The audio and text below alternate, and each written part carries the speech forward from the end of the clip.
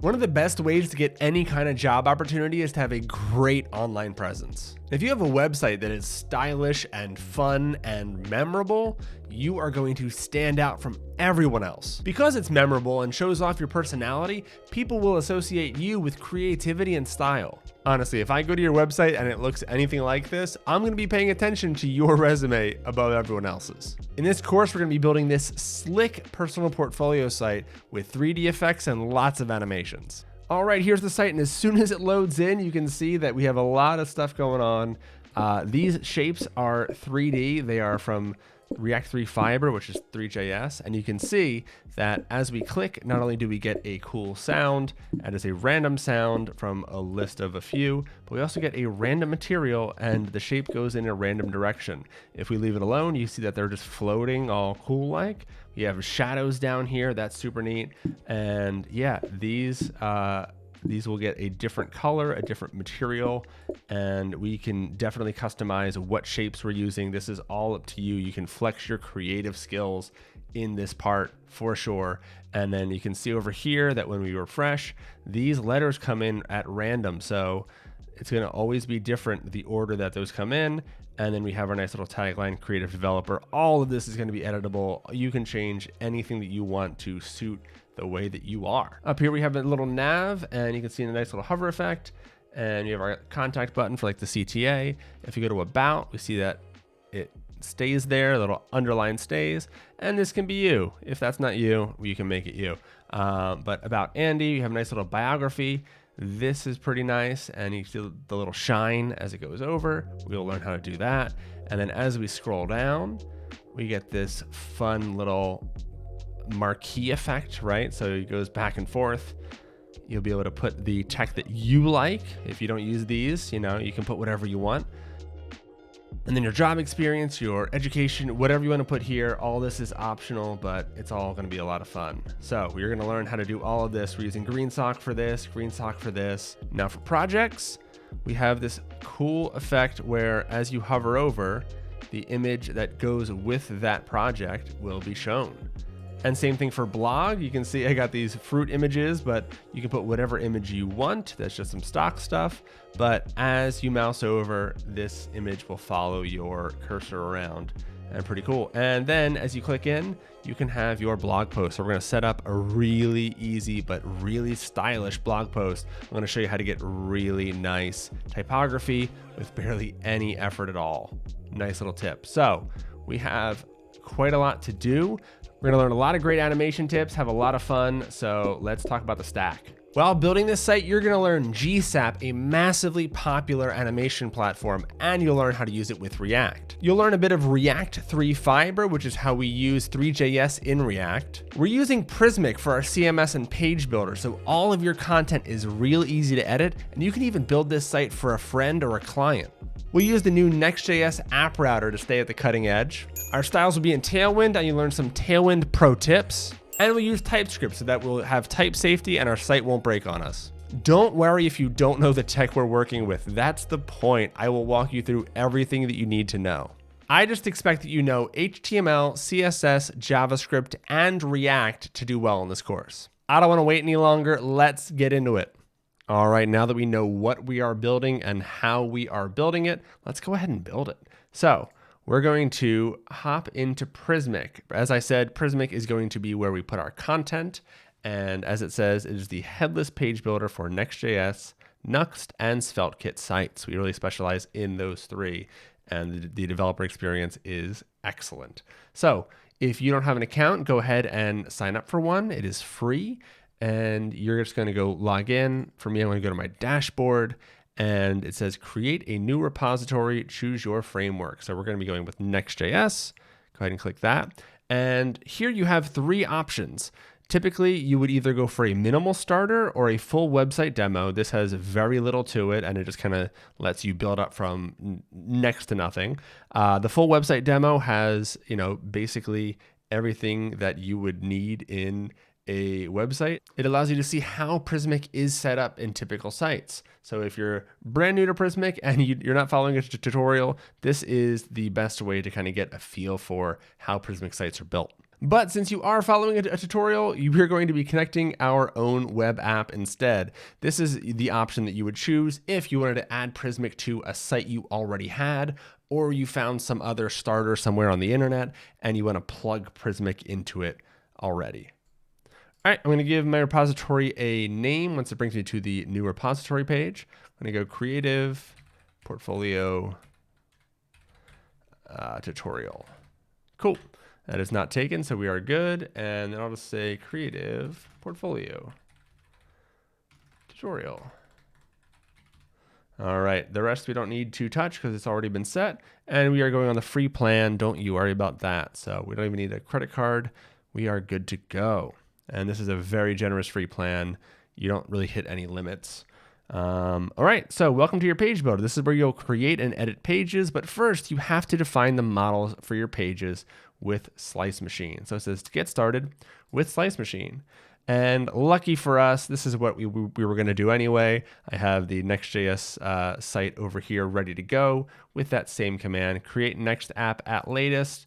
That's exactly what we're doing. And it is even giving us the title for our folder. So if we already had a project, we would just click here, but we don't. So go ahead and copy that. And now I'm opening up Visual Studio Code. That's going to be the IDE that I'm using. And I like to use the terminal that is built right into Visual Studio Code. So if you use a separate terminal, go for that. That's fine. But I am in the folder that I want to create this project in. So I'm going to go ahead and paste that and create next app at latest. And then this should be custom to you. All right, it's going to ask me a few questions and I'm going to say yes to all of them, or I'm going to use the default. So would you like to use TypeScript? Yes. Would you like to use ESLint? Yes. Tailwind? Yes. The source directory? Yes. And the app router? Yes. Would you like to customize the default import alias? I do not want to do that. I'm just going to leave it as is, and it's going to go ahead and install Next.js for me. All right, great. It is all set. Our project has been installed. So now we're going to actually move into that folder. So cd creative portfolio should be tutorial. There we go. And I am inside. Now I'm going to open VS Code in this folder. Code period should do it for you. If not, go ahead and just manually navigate to that. So I can go open folder and navigate to there.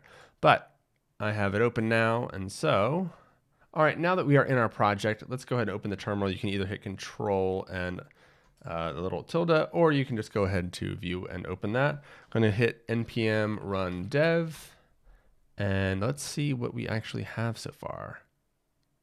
All right, so we have this page. It loaded great. It's gorgeous. Next.js installed perfectly. So let's get into adding Prismic. So if we go back to our Prismic repository, we'll hit continue, and it says set up Slice Machine. So now that we have our project, we're going ahead and copy that. Oh, we don't need to copy that because that is taking us into the folder we already went into.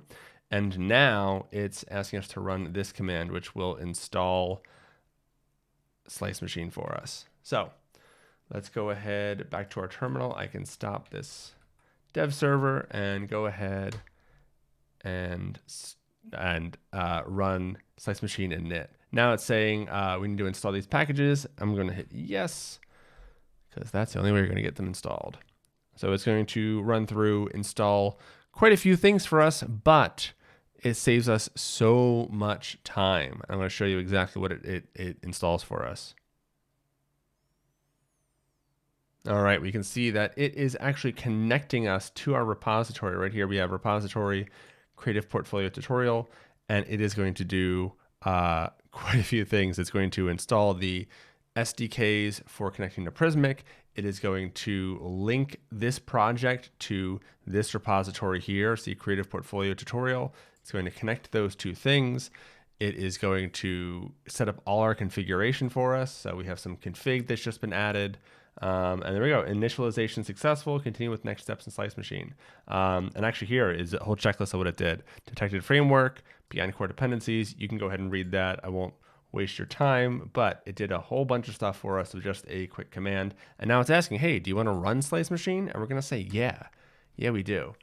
because that is how we're going to get started in this project. So Slice Machine should start running here, and I'm going to actually hit this little plus sign. If you're in a different terminal, go ahead and open a new tab in that terminal. But I like having two terminals running at once because Slice Machine runs one dev server, and I'll show you what Slice Machine is. It's how we build our models with Prismic. And then we're going to run our Next.js dev server on another terminal, and then go in a second terminal, run npm run dev. So I'm actually going to name this one because I'm a little bit fancy. Let's put sm, and then this one can be next. So remember, SM is Slice Machine. That's Prismic's tool. All right, cool. So we have our dev server for Next running, and we have Slice Machine running. It says to open it at 9999. And so I'm going to click on that. And oh, here we go. So blank page. Welcome to Slice Machine. Your journey starts with your first page type, the model that you will use to create pages for your website. So we have one option, and it's clicking this button. So you're going to go ahead and do that. For our very first type, for our page type, we are going to go ahead and create our home page. So we're going to click single type, and we're going to come here and just type home page, just like that. And I'm going to click create. And page type successfully saved.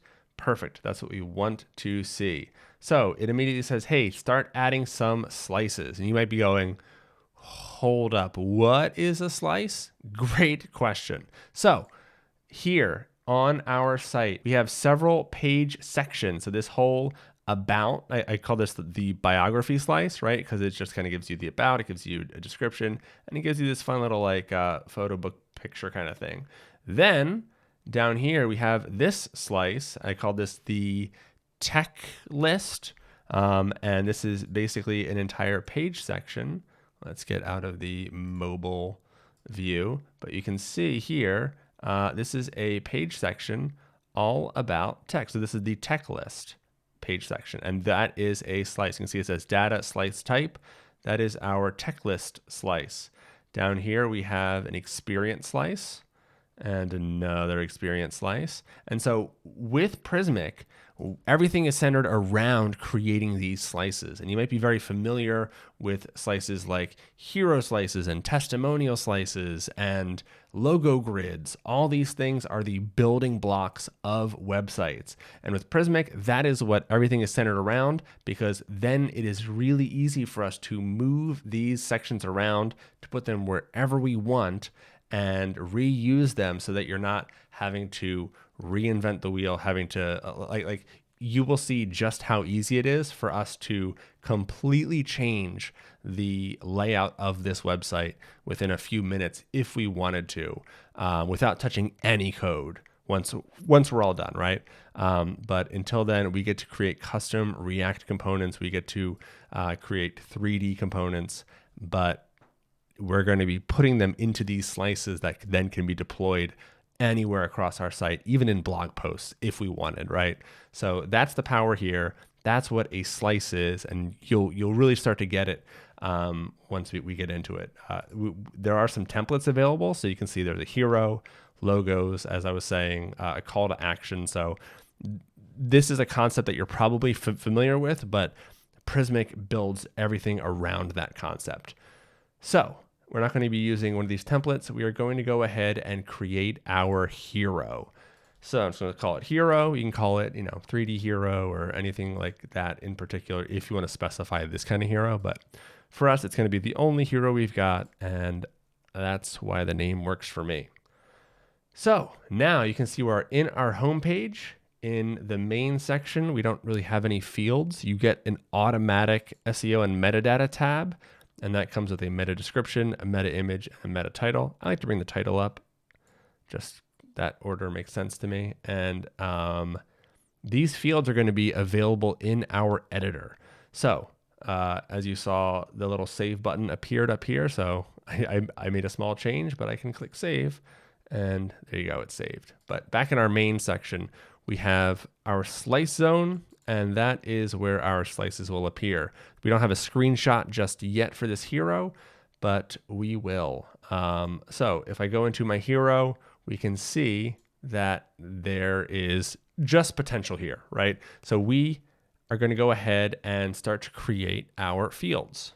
So let's check our final site, and we can see that on this hero, we really just have a couple pieces of content that we will be able to change. So Andy, Bryant, and then the tagline. So first name, last name, and then the tagline here. So I'm going to go ahead and I'm going to choose key text. Oh, and make sure you do it in the non-repeatable zone. If you wanted to, have names that could repeat over and over and over, you could put it in the repeatable zone, but we just want one first name, one last name, and one tagline. So go ahead and choose key text. So first name, just like that, hit add a new field, key text, last name, and last but not least, tagline. That's just the creative developer or, whatever you're going to put there. But add those three, and just like that, we have our fields for our hero. So we see over here that we have some changes. We have a new homepage type, and we have a new slice called hero. No screenshot just yet. Don't worry about that. But we can go ahead and push our changes.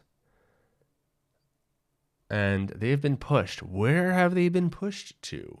Well, if we click this arrow here, it'll bring us back to our, and it's still walking us through, but I push my models and then, it'll reload and it'll say, there we go. What are you writing in? Go ahead and choose your language. I'm writing in English, and we're defining that as the main language for this repository. And like I said, if you were to click that arrow, it's a nice quick way to bring you back to the same spot. So I'll close that tab. And now let's go ahead and create that homepage. I kind of want to have that pop up. So you click create new. It's not going to give you the option for homepage because that's all that you can create. It's your only type. But let's go ahead and let's add a slice. What slice should we choose? We have one. We're going to go ahead and choose that hero. And we're going to say first name. I'm going to go Andy. It's not my name, but it's a name. Put your name there. Go for it. I'm going to say creative developer. I'm going to hit save. And just like that, we can hit publish. And this is going to be a lot better soon, where we're going to be previewing our slices in real time. Get the live preview. I'm going to show you that in just a second. So now that our homepage is published, let's change the name up here. Like, it just gives an automatic name, but I'm going to say homepage. And that allows us to view it back here in our document list. So we have our homepage, but this is not, looking like this at all. So how do we get this looking a little bit more like what we're expecting? Well, we need to go ahead and gut everything that we have in our source app page right here. So we've got quite a bit of cleanup that we want to do. And we've got a couple of other spots that we also need to clean up. But let's focus on page.tsx. So we have a lot to clear out of here. And you know what? We're just going to go ahead and erase the whole thing. And I'll show you why. Because if we go to our page types in Slice Machine and click Homepage, up here we have this thing called a page snippet. Go ahead and click that, and it says create your home page's page component. We are using the app router. If you're using Pages router, you would click there, but we're not. And it says to add a new route there. We're actually not going to put it there. Slice Machine doesn't know that we're making the root file, but we're going to go ahead and copy this right here, and we're going to paste right into our page, and we're going to hit save. Remember, this should be at page.tsx inside the app directory.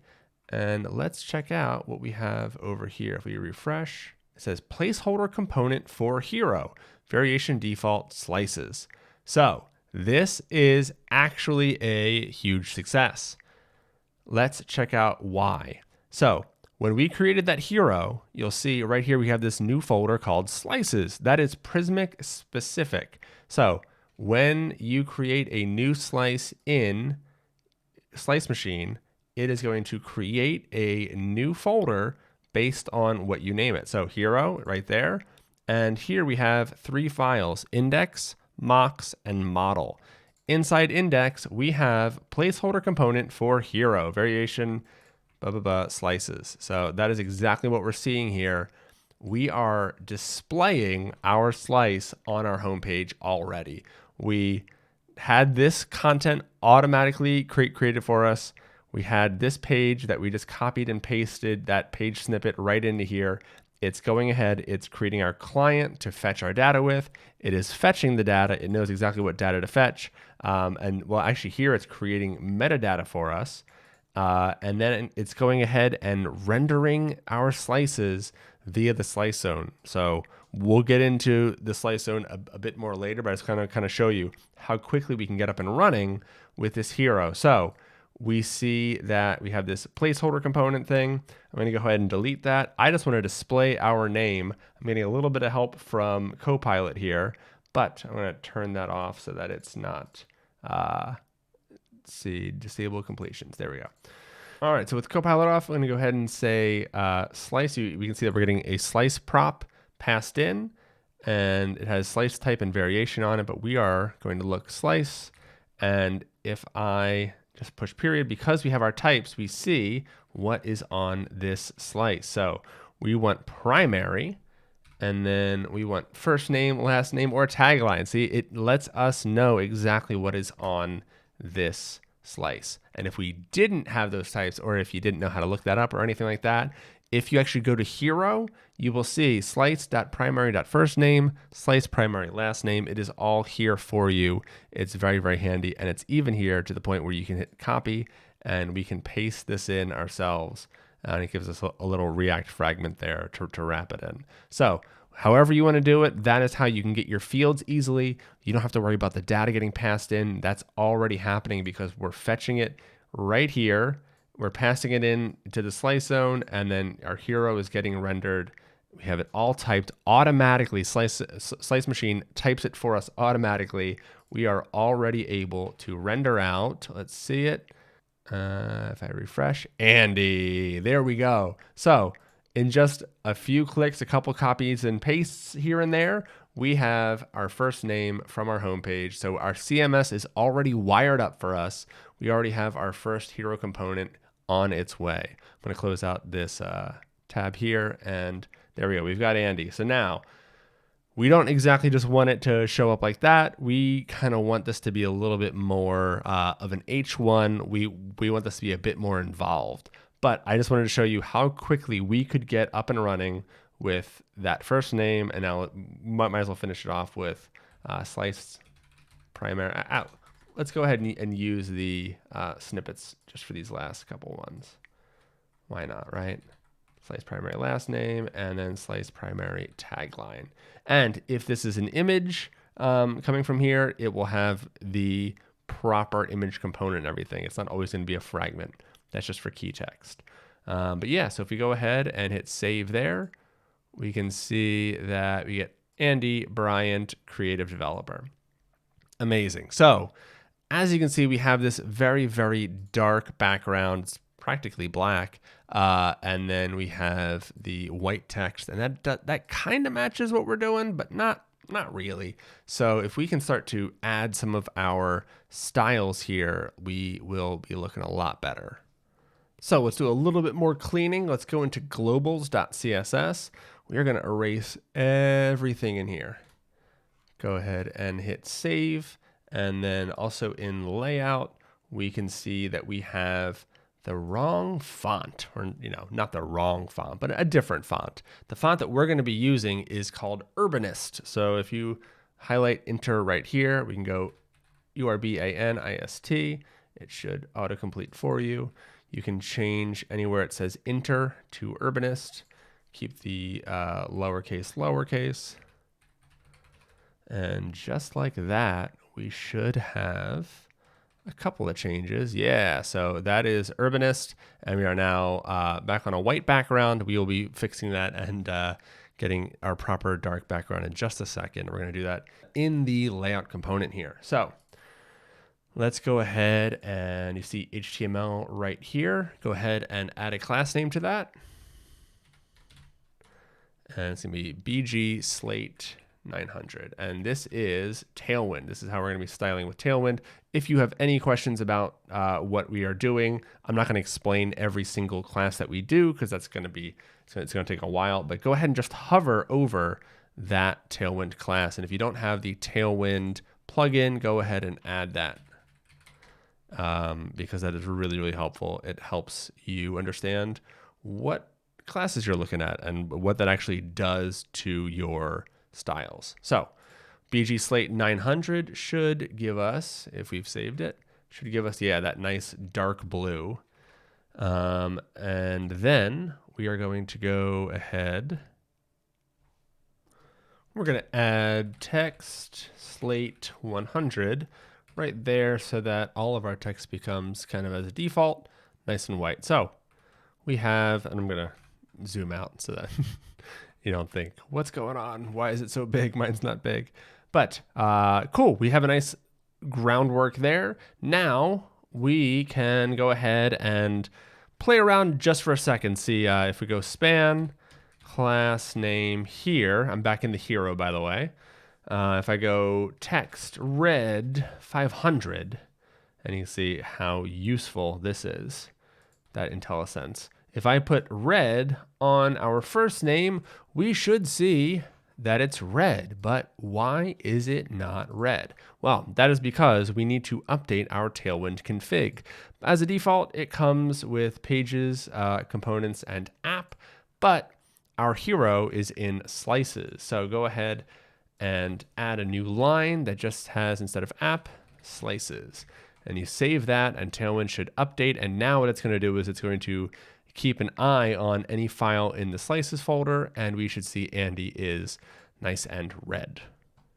While you're in your Tailwind config, you can also remove the bit here that is also from the default Next.js site, so it's not going to change anything. So you should have slices there, and we are set to go here. Now, we don't have any heading or a header or a footer, but let's go ahead and build out this hero component.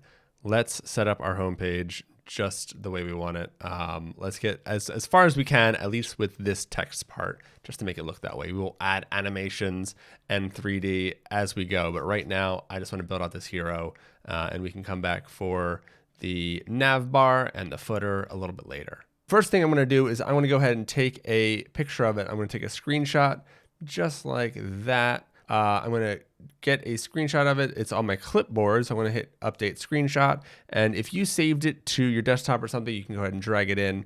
For me, I'm just going to hit paste and allow that to the clipboard. And there we go. So that at least gives me a good idea of what that slice looks like. And that's going to really come in handy as if I push that change up to Prismic, you'll see that if I go to add a slice, let's see if it works. Yep, it already has the thumbnail there. So as I accumulate more and more slices, I can use my like finished version, and I can continue to paste those slice snapshots in. And that already looks a lot better than just that blank white thing.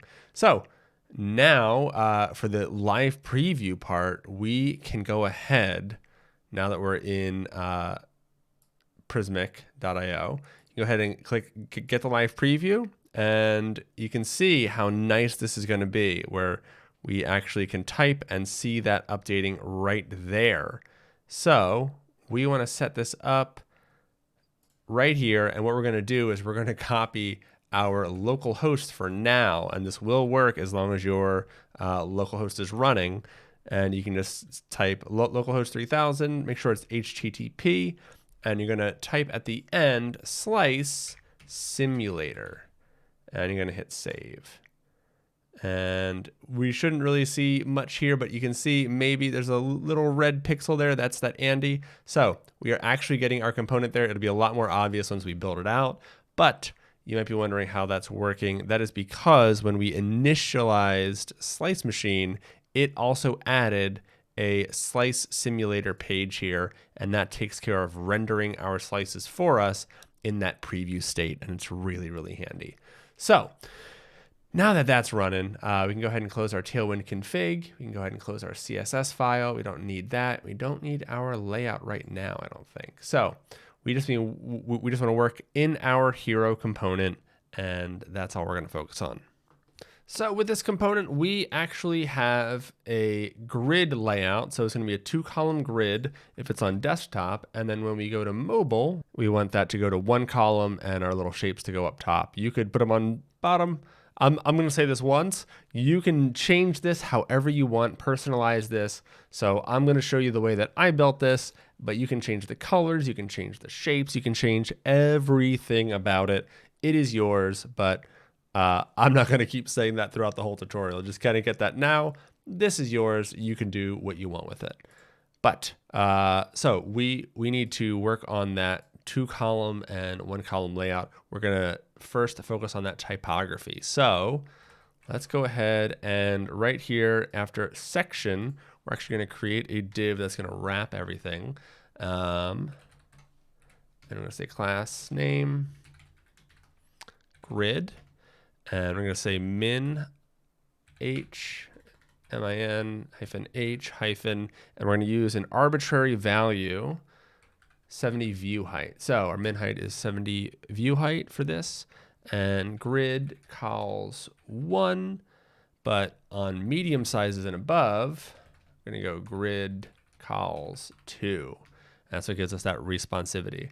And items center. And I'm going to open that div up and wrap all of our text in that. And so right now it's going to look a little bit funky, but stay with us. And we are going to now make another div to wrap our text. Our shapes are going to be its own component that we'll come to in a little bit. But right now we're going to go div, and I'm going to wrap that text in there. And that's going to say call start. Oops. Sorry, we need a class name. Call start 1, but on larger screens, we're going to also have a row start 1. So medium screens and above, and that will get that attribute so that it doesn't get pushed down. It will make sense as we get there. So now the H1 is what we're going to be wrapping everything in. We're going to be doing some cool effects here so that we can get this individual letter effect, right? Because you can't animate individual letters unless you do some tricks to it. And we are doing that by breaking each single letter up into its own span. And that might seem really annoying, but we are going to write a function that handles that for us. We don't need to worry about that. But we do want to wrap everything in an H1. And you can see here we have an ARIA label so that if someone's using a screen reader, they don't get it spelled out for them, because that is an absolute nightmare. So they just get the name and it's all taken care of. They won't have to listen to all these letters. So we're going to do some cool text effects here in the sense that we are going to use a little bit of CSS clamp to make sure that our text stays a nice size the whole time. It's going to be responsive text. So class name, MB8, text hyphen, which is an arbitrary value. So like I said, clamp 3 rem 20 v min. That is a responsive value based on the size of the window or the size of the viewport. And font extra bold. Letting none. And tracking tighter. Great. If we hit save there, we will see some changes on our site. There we go. We have nice big text. And that's looking a lot like what we're looking for. And then as we shrink it down, as that gets smaller, you see it does scale with the rest of the page. So if we go responsive, it's going to shrink and grow along with the rest of the page. That's exactly what we want for this big header. Lots of big typography on this site. That's kind of my thing. I enjoy it. So now we can get right to that ARIA label. As I said, ARIA label. And that's going to be inside curly brackets. And we're just going to do quick string concatenation. So slice.primary.firstName plus, put a space in the middle, plus slice.primary.lastName. Great. And that will give us exactly what we saw on that demo site. So now we have spans inside, and that's what we're looking for. I'm going to get rid of this text red, we want block, and text slate 300. And for the next one, we're going to put another span in there, class name, and that's going to be, so we're going to do minus, or hyphen MT hyphen, I'm going to go point to M. And that minus up front makes it so that it actually becomes a negative value. So we're going to have a negative margin top of 2M, and that's based off of the actual size, the current size of the text, so that it'll scale along with our responsive text. So block and text slate 500.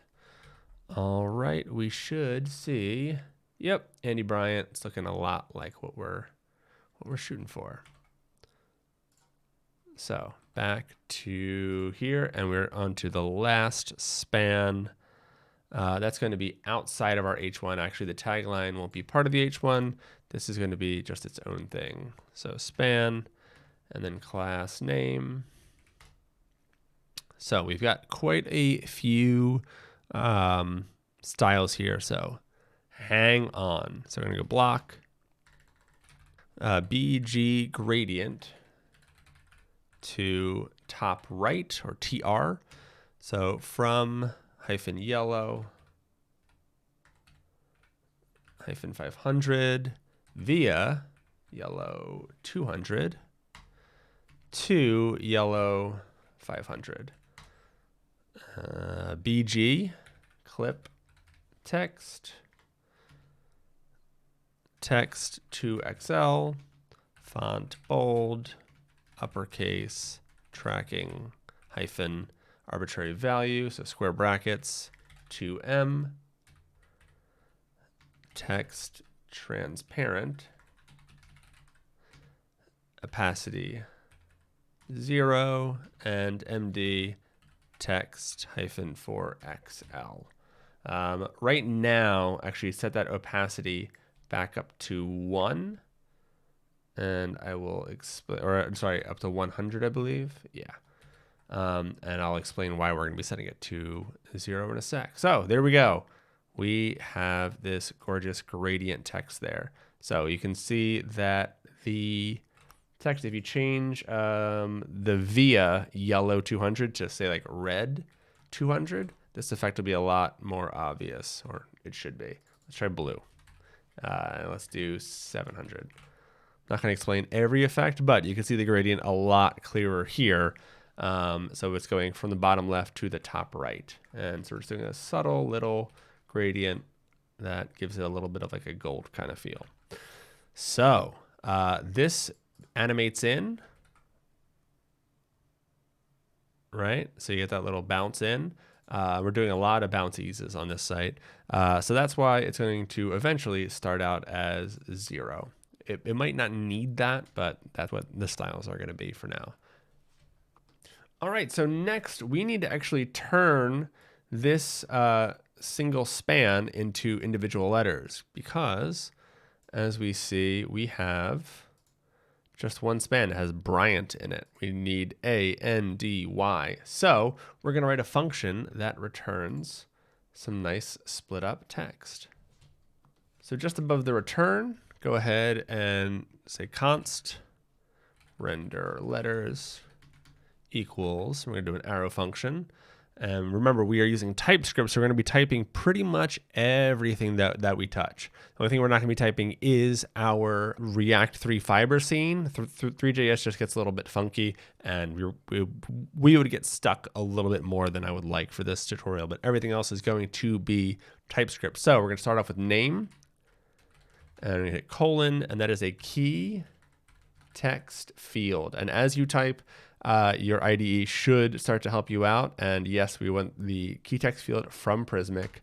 Go ahead and hit enter, and you'll see at the top, key text field was imported for us. So that's really, really helpful. And then key is going to be string. Now, go ahead, arrow, curly brackets, if name, return.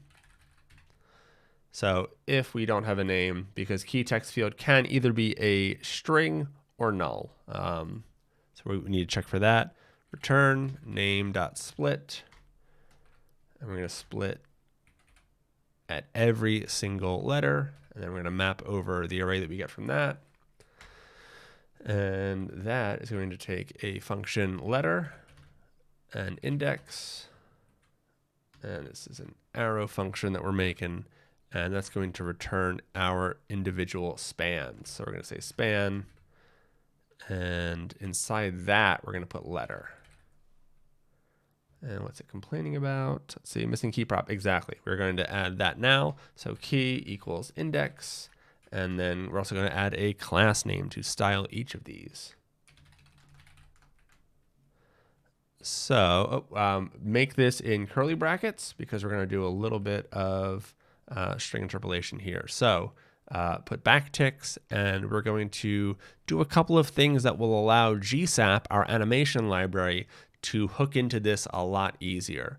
So I'm going to go ahead and say name animation, and then name animation hyphen $ key. And that last part isn't truly necessary, but it's helpful if you want to do any additional tricks to it. So inline, block, and opacity 0. So you can see we're setting the opacity for this text to 0 as well. And so now, well, we don't call this just yet. We can call this down in our brackets here. So come down to your first name and last name, and we're going to say render letters. And we're going to put this parentheses around it. Render letters, expected 2 arguments, we got 1. Yes. So we're also going to say comma, and I'm just going to say first.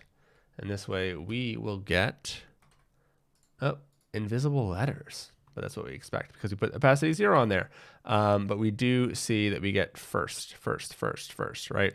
It just makes it easy so that we are able to specify which of these we want. So if you want to animate the first name a little bit differently than the last name, that key is going to help us out. Otherwise, it won't really be able to distinguish from that. So let's do the same thing down here. I'm just going to copy the entire thing and paste it. I'm going to highlight first, hit Control-D to select both, and type last.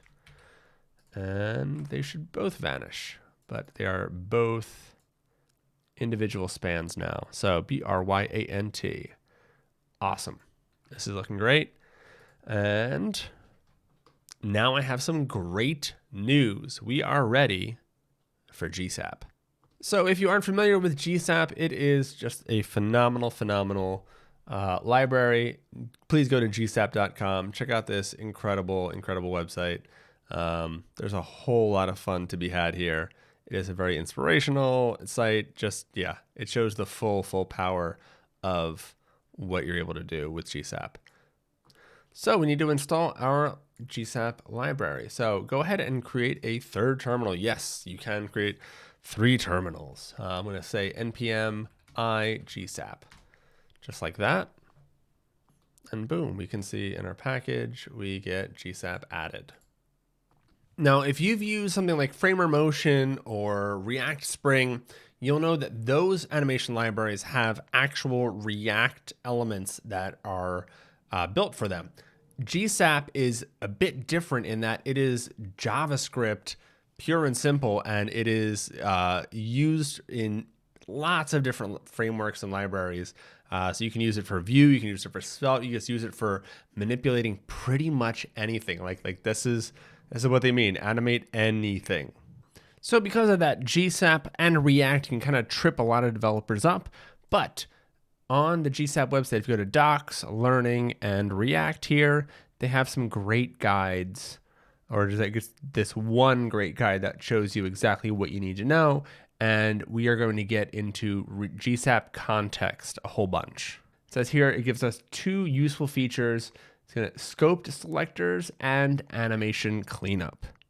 So with GSAP and React, we're going to be using a lot of refs, a lot of use effect and use layout effect, and a whole bunch of GSAP context. This might seem like a lot of overhead, but GreenSock gives us a ton of power, and GSAP allows us to take the animation skills that we learn here and bring them pretty much to any other framework, any other site that we ever work on.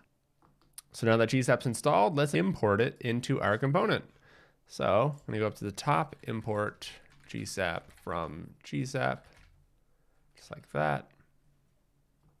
And we also want to import use effect and use ref from React.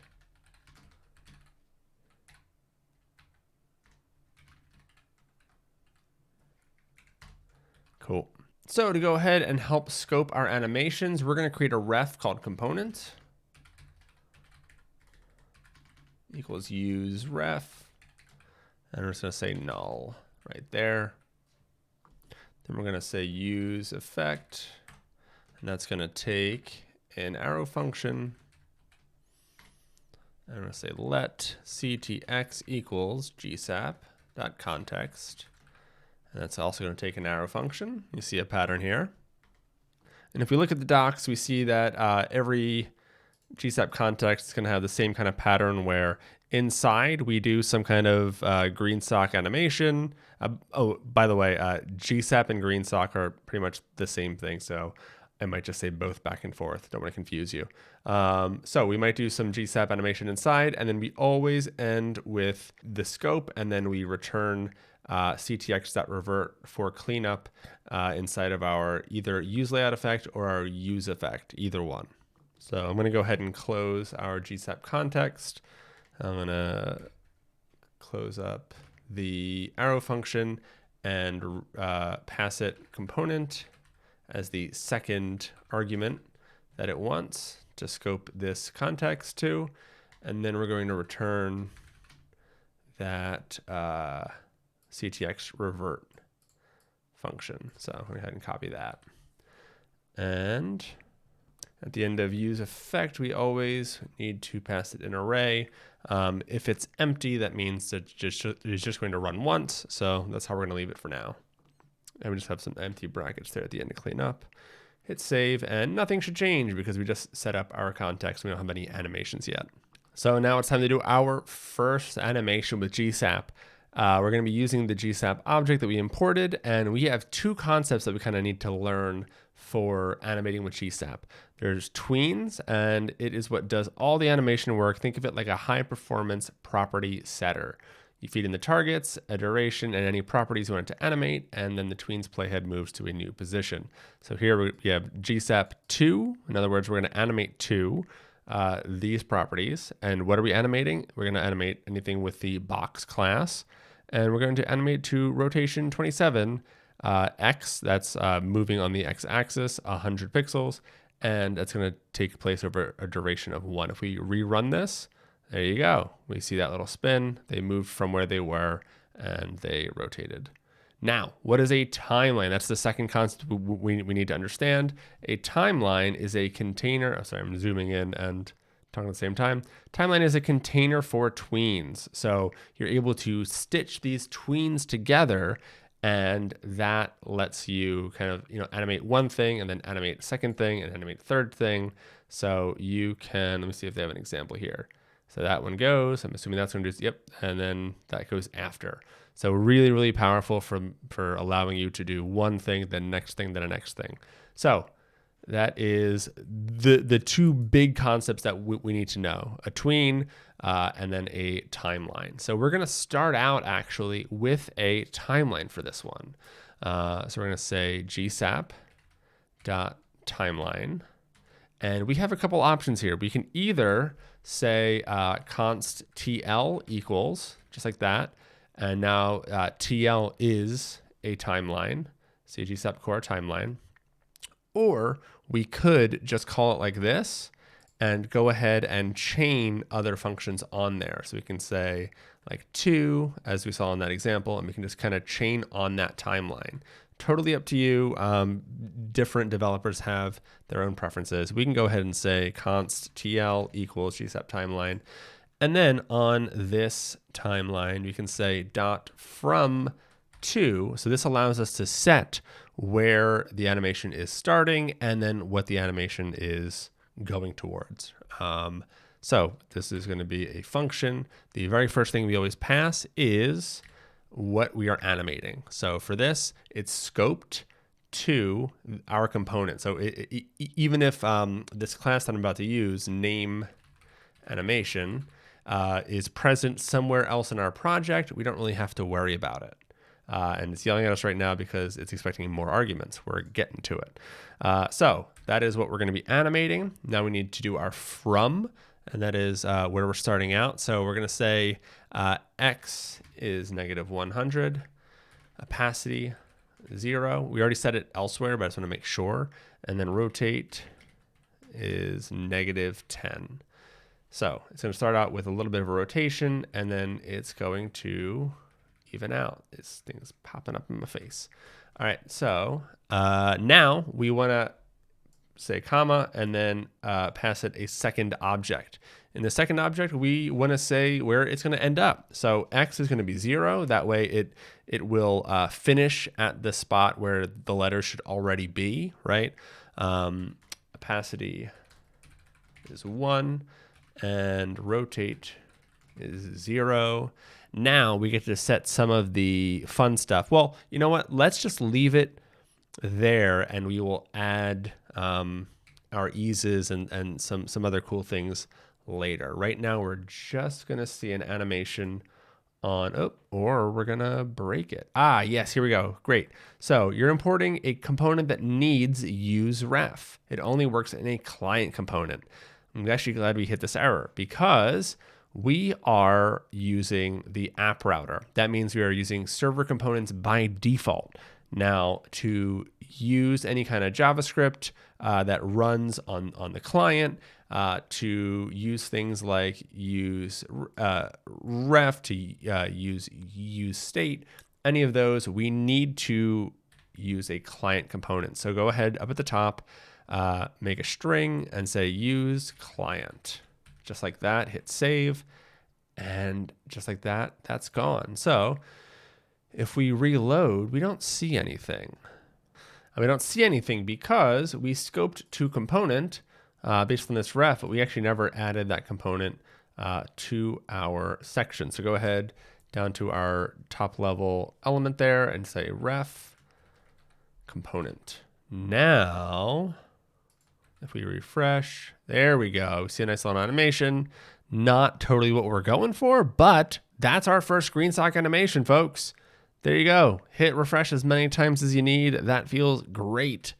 All right, so we got a nice little the rotations there. They kind of slide in all at once. Pretty cool. Now we can make it even cooler. One of my favorite things to do with GSAP is eases. Easing, there we go. So this ease visualizer, it's docs v3 eases, or you can just search GSAP ease in Google and it'll come up, I promise. I'm here all the time. This lets you see how something's going to animate based on the ease, and you can customize the ease. So if you look at this ball animating from bottom to top, you'll kind of see how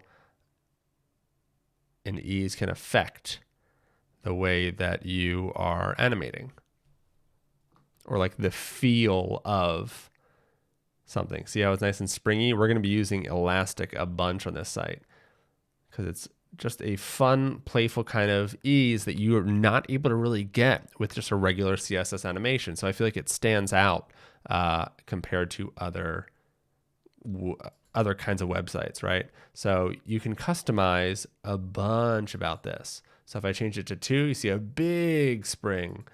And then if I change that to 7.5, you see like it kind of has like more weight to it. over here to 0.1. Whoa, like no weight, right? Like that is a very light kind of feel. So we have these different eases. Go ahead and play with it. You can pause this video and find what you want yours to feel like. And yeah, you can kind of use that all over your site. But for me, we're going to be using elastic, not that elastic, but yeah, that's what we're going to be using. We're going to be going with 1 and I think like 0.2 or something like that. Perfect. All right, so back in our GSAP animation, we're going to go in the second object, and after rotate 0, we're going to say ease. And you can go ahead, actually, one of the best things about this is, I'm actually going to change it to 0.3. You can go ahead and copy that right from the site, and then you have it right there. And so ease elastic out, 1, 0.3 is what I have, duration, so 1 second, transform origin. This just says, where is this animation going to take place from on that element? So it's going to happen from the left and top of each letter that it's animating. Small detail, but these things can kind of make a difference.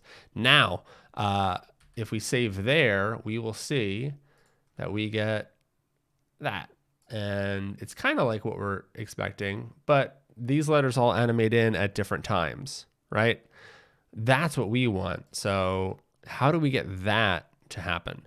We use a little property called stagger. So that means that each letter is going to, be staggered one after the other. So what we can do is we can say each, and this is the separation in seconds between each of the animations. So if I just say 0.1, that's our nice kind of quick animate in, and it's already a much smoother effect than it was a second ago. Now we can keep it like that, totally up to you. I'm going to keep saying it apparently. Or we can say from random, and that is going to choose a just a random assortment. It's going to basically mix up the array of how it animates them in, and we'll get that little effect. So that is how we get that effect. Now we want to chain, or I guess we could say timeline again. So that animation is done. Congratulations, you've finished your first green sock animation. It's looking pretty slick. Now let's do the job title. So I'm going to say TL again, and I'll say from to, and we're going to say dot job title.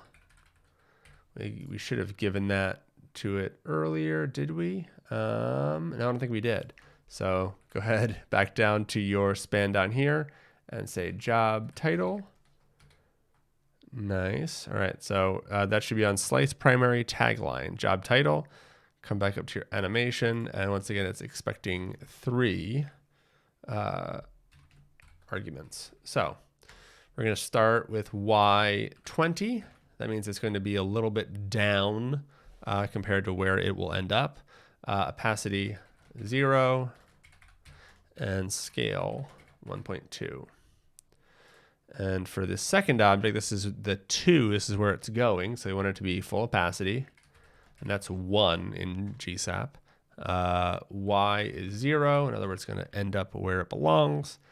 Duration is 1 second. Scale is 1. And ease, I'm just going to copy that ease from over here. Actually, yeah. I was going to do a kind of a fancy thing, but we will do fancy things later. Don't want to make this too much right now. Boom, creative developer. So you can see that it's there and then it disappears. If I reload the page, see how it's there, and yeah. So that's why we need that opacity 0. So go back down to your job title 1 and change the opacity to 0 on that tagline. And so now it'll animate in. Nice. If you would like, you could even add a delay on this so it doesn't animate in right away. So if we go here and we say delay, you can say like 0.5. So that's half a second. So yeah, that actually feels a little bit better. You don't want to make your users wait too long, but that was animating in real fast. And you can always tweak that later. So looking good. You already have 2 green sock animations under your belt. So you can see it is a little bit different from how you might be used to animating React components, but it is a really, really powerful way to animate things. And I'm a huge green sock fan. And yeah, we're gonna be having a lot of fun with it. It works for React 3 Fiber. It works for pretty much anything. All right, so now we have our animation coming in. That's looking nice. And now we just need to do a couple things to get it to this final hero version that we have. The first thing we're going to do is we're going to create the boundary that holds it, from going too wide and centers it and everything. And then we're going to get into our Three.js. Don't worry, we're going to get to that stuff very soon. But first, let's create a components directory. So go back to our code. In the source folder, say components. And then inside components, we're going to create a new file called bounded and .tsx, just like that. All right, so this bounded element is going to take the place of our section here. And because we are passing a ref in some of our components, we're going to need to use React forward ref. So come on into your bounded component, say const bounded equals React dot forward ref. And that is going to, we're going to type that. So I'm going to take an HTML div element, just like that, and bounded props, just like that. And we're going to create that type in just a second, don't worry.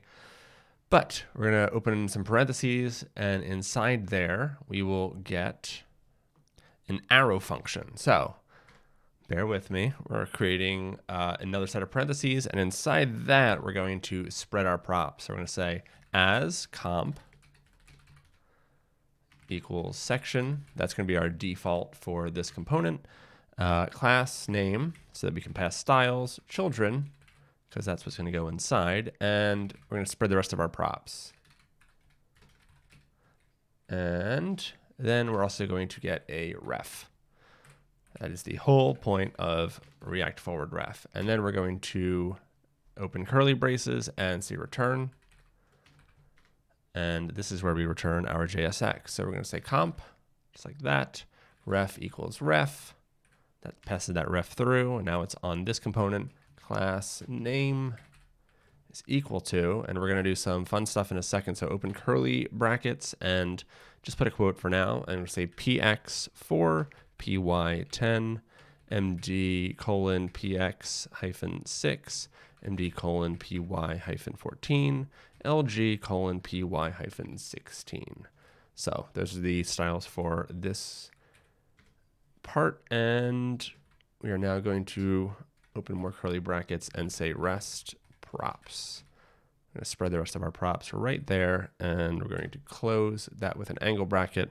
And inside comp, we're going to put our children, but actually we need to put another div inside just to be the thing that centers the elements. And so we're going to say div, and that's going to get a class name. And I know it's yelling at me right now. Don't worry. We will fix that in a sec. Class name is mx-auto. That's for margin X with full max W7XL. And then I'm going to put our children inside that. So yours should look kind of like mine. I know it's very hard to read with this red. Let's go ahead and take care of that right now because we have a name here, but it wants a display name. So when using React forward ref, we need to say bounded, or the element that you have, and then display name equal to bounded. And now it is happy. And then we can say export default bounded, just like that. But we don't have React, so we need to say import React from React, just like that. And we don't have bounded props, so let's go ahead and create that. So type bounded props is equal to, open up curly brackets, and we're going to type this. So as is optional because we have a fallback to section react.element type, just like that. Class name is also optional, and that is a string. And children not optional. And we're going to say react.react node. Just like that. So we are almost set here. Last thing we need to do is add a library called CLSX. So in your third terminal, we're going to say npm I CLSX, just like that. All right, installs nice and quick. And then we can go ahead and say import CLSX from CLSX. Just, put quotes around the second CLSX. So now in our class name here on comp, we're going to select everything, we're going to wrap it in parentheses and say CLSX, just like that. And what CLSX does is it takes any number of inputs and it combines it into one string, because with Tailwind, we just want one string at the end of the day. And so we can also say class name. So if any classes get passed, this will get added together and handled for us. We don't have to worry about it. So that should be good. Let's go back to our hero slice and change this from a section to bounded. Just like that. By hitting enter, I auto imported it from @components bounded. And let's just make sure, there we go. And we should, there we go. So now we see, let's inspect it. We see that we have, dock this on the side. We've got grids there, but we actually want to see our section. There we go, there's our section. So we have our styles, and then we have that MX auto inner div that holds onto it. So when our screen gets real big, it's going to contain it. Don't mind the silliness there, but yeah, we can see it's doing its job, and it leaves a little bit of padding on small screens. That's exactly what we want. Great, let's keep going. So as I said before, in order to create these 3D effects in React, we're going to lean on a phenomenal library called React 3 Fiber. If you search for React 3 Fiber in Google, you will come up with this. The website's a little bit tricky to type. It's pmnd.rs. I think it's Poimanders. I'm not sure exactly. If you know how to pronounce it, let me know in the comments. But basically, you want to find this here because it has the handy npm install for you. So it's going to be npm install 3 @types3 and @react 3 fiber. So we're going to copy that, and we're going to go over to our third terminal, and we're going to paste that right in there. And that's going to install 3, which is Three.js. It's going to install types for us, which is really handy. And of course, React 3 Fiber. Now you can read all about it. It has no limitations. It's not slower. It's just a wonderful, wonderful library. But before we leave these docs, head over to Dry and go to the documentation here, because we also want some of the helpers that this fantastic library, also put out by the same folks, will give us. So we're going to go to npm install react 3 dry right there, DREI. And a lot of these are just helpers that really just make it so that you can do so much with so little time and so little effort. But go ahead and install that, and you'll see exactly what we're going to use it for in a little bit. And that should be it in terms of what we need to install here. Now we're just ready to create our component. So because it's going to only be used in the hero, I'm going to co-locate it right there in our hero slice folder. I'm going to call it shapes.jsx. So remember I said we're not going to use TypeScript for this one. It's just going to be a little bit too much. Now, right off the jump, we're going to be using GSAP in this. We're going to be using use effect, use ref, and use state. So we're going to be saying use client at the top. This is going to be a client component. Let's get a few of our imports squared away. So we're going to say import asterisk as 3 from 3, just like that. Import, and it's be a named import, so canvas. Oh, and I think it was helping me, yeah, from React 3 Fiber, perfect. Import contact shadows from React 3 Dry. Also going to say float and environment from that same package. And we're going to import suspense from React, also use effect, use ref, use state. That's all we're getting from React. And last but not least, we got to have GSAP. So import GSAP from GSAP. Notice in the other library, or in the other component, we didn't do a named export. We just did the default. I'll check and see which one we should do. All right, I just checked it out and import GSAP named. So let's change real quick this one. So go ahead and wrap that in curly brackets. It might not change much, but it's just good to have the accurate thing that was in our hero slice. So going back to shapes.jsx, we're going to go ahead and we're going to export a function called shapes. And we don't need to worry about types for this one, so we're just going to kind of keep rolling. Not that it's not going to take any props. It's going to be a complete standalone thing, but just good to know. Return, parentheses, and then we're going to start with a div, and then that div has a class name, and it's row span 1, row start 1, negative, or just, hyphen MT 9, aspect square, MD call span 1, MD call start 2, MD MT 0. Go ahead and close that div. And then inside here, we are going to use canvas. And let's go ahead and close that for now, but we're going to give that a class name. And we're just going to say z-0. We'll explain in a little bit why we're giving that a z index of 0. Also, this is going to have shadows. We're going to say gl equals double brackets and anti-alias false. So just some styling for the WebGL aspect of this. DPR, and some of these we're just getting from examples off of the site. So we're not going to get into the technical aspects of this because that could be a whole video. But then the camera, this is going to be kind of important in a little bit. We're going to say that that is at double curly brackets, so position.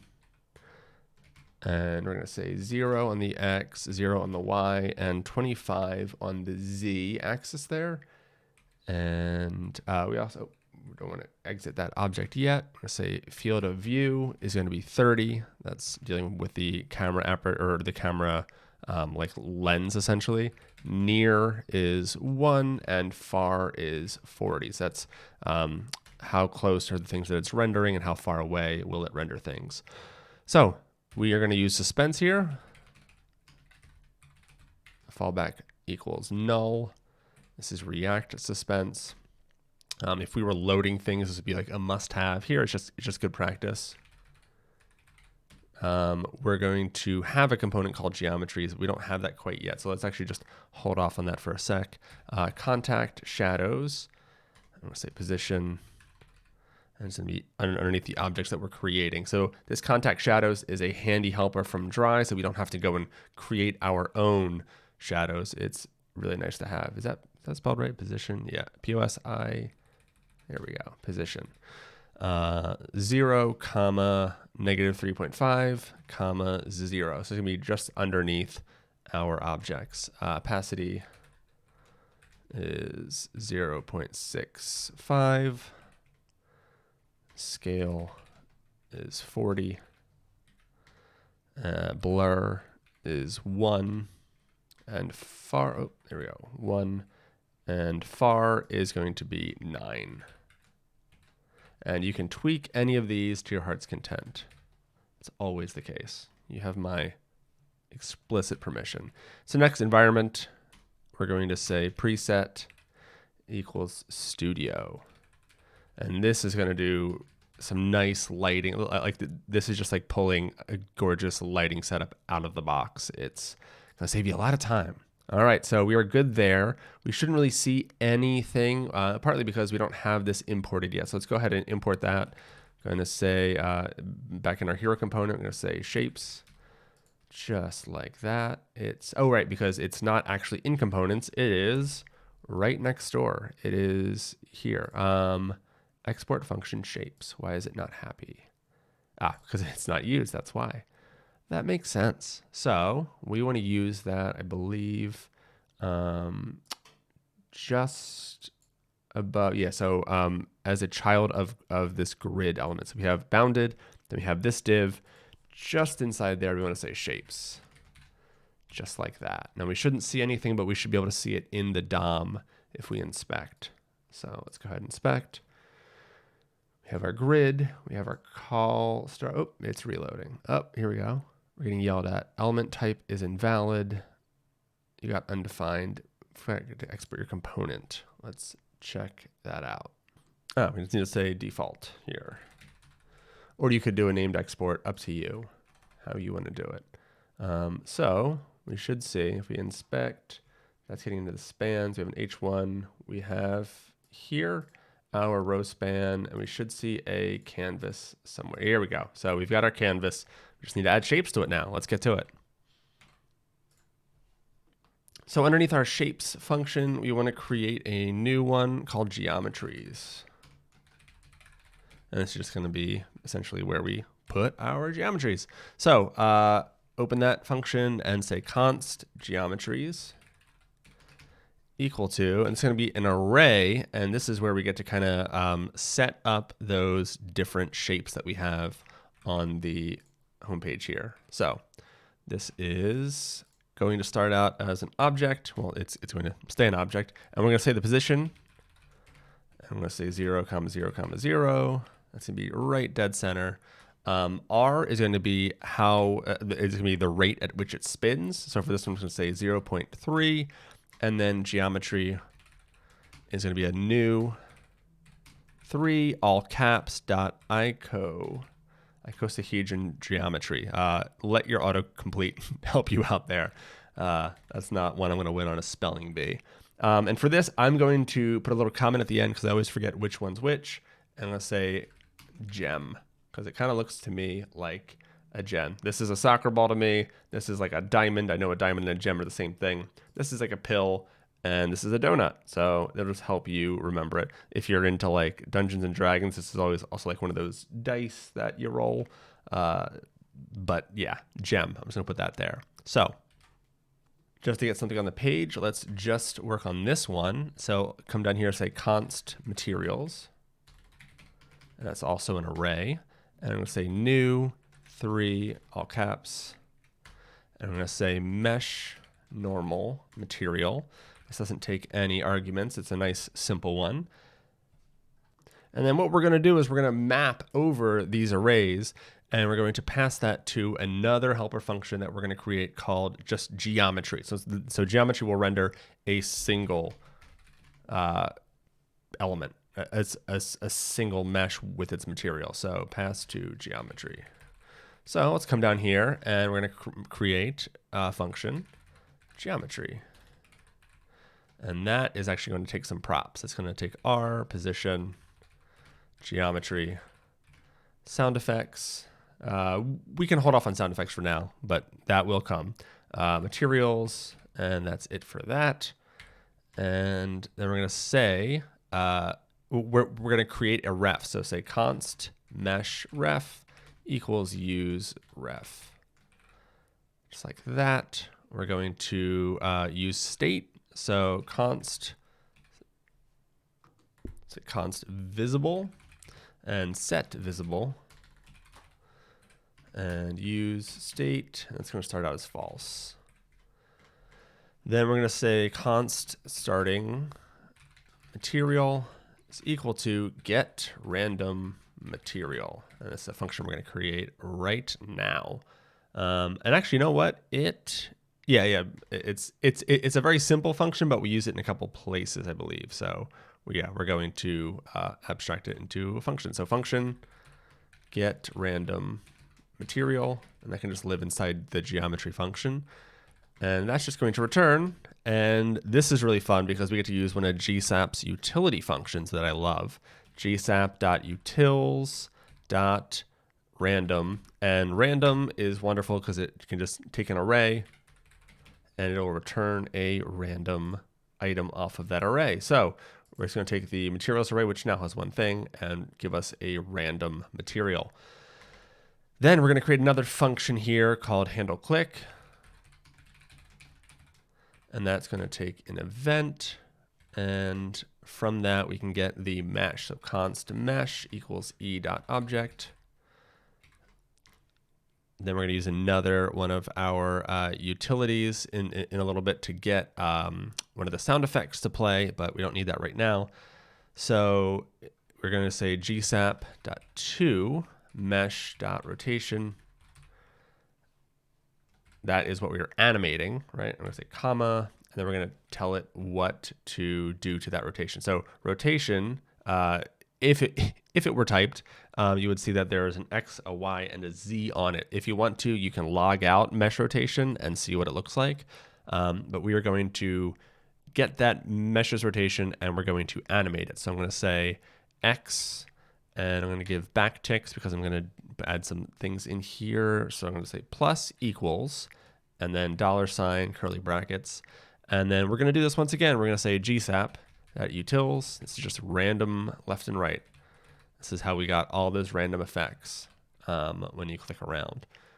And yeah, that's really all you need for that is random 0, 2. So it's going to pick a random float between 0 and 2, and that's why it is rotating by 2 degrees in any of the directions. I'm going to copy this and paste it 2 more times. And instead of XXX, I'm going to say Y and Z. So that is how our shapes are rotating on those 3 axes kind of in a random way. Sometimes it'll be 0, so it won't rotate on the X at all or on the Y at all. See how like that kind of got like 3 zeros essentially, but that one got, at least a couple 2s. And because it's radians, it's not actually going to be degrees. 2 is a lot more than you might think. And now we want to add some time to that. So duration, that's going to be 1.3 seconds. Ease, we want to do our elastic dot out 1, and then in parentheses 1, 0.3. That's the ease that we've been kind of using. And yo-yo is true. Yo-yo, let's see if does it give us. It does not give us. Oh, that's not what I wanted. There we go. Yo-yo true. I don't think it tells us what it is. But basically, it makes it come back to where it started. Let me see if we actually need that though. I'll check it out later. That might be unnecessary with our current setup. We will see. But now we want to create a random material for our mesh because this was clicked. We're still in the handle click. So we're going to say mesh.material equals get random material. That's us using it one more time. Then we also want to encourage the user to click on it because if it's just a pointer, they might not know that it is clickable. So const handle pointer over. It's just being an arrow function. And this is going to be anytime they mouse over, we're going to say document.body.style.cursor equals pointer.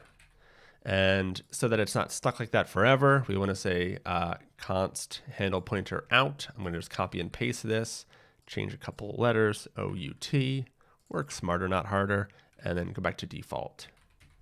Just like that. So handle pointer out and handle pointer over.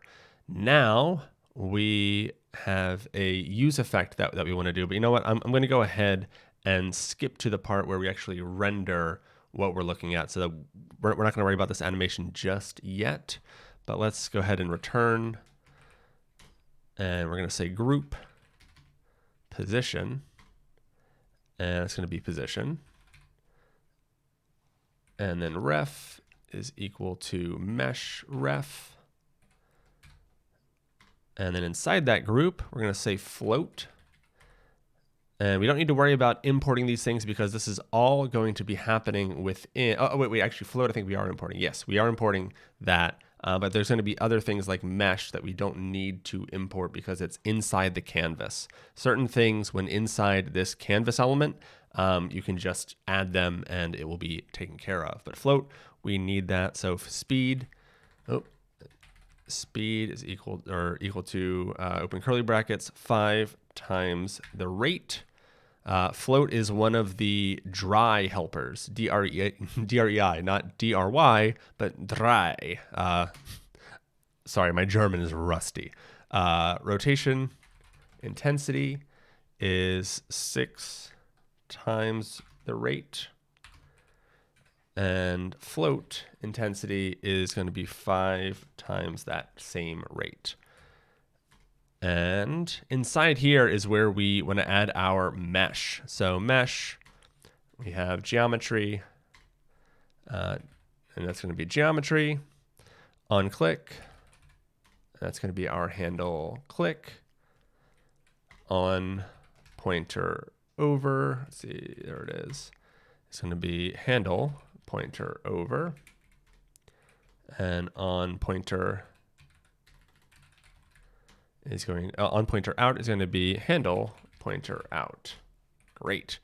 And visible is going to be equal to visible. See how easy we made this for ourselves?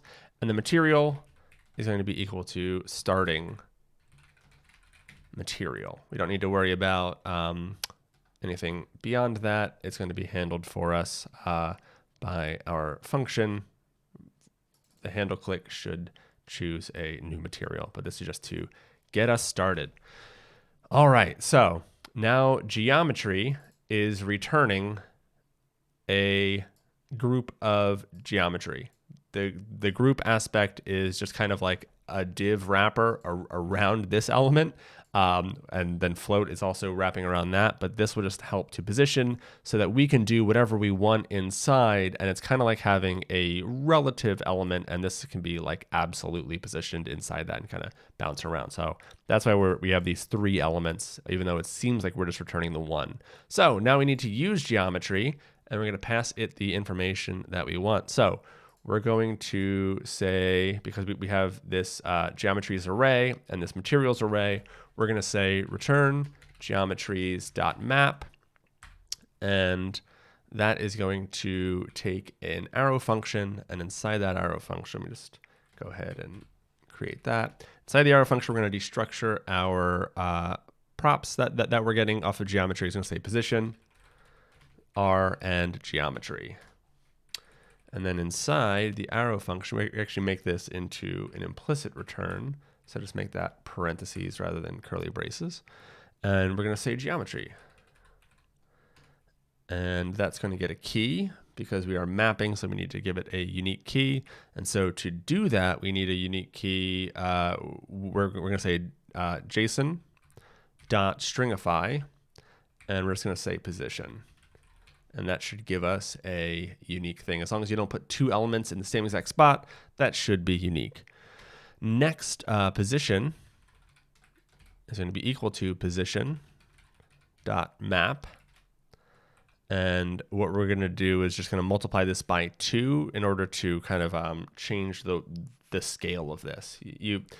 It's not a big deal, but just you can try with and without and see why we're doing that.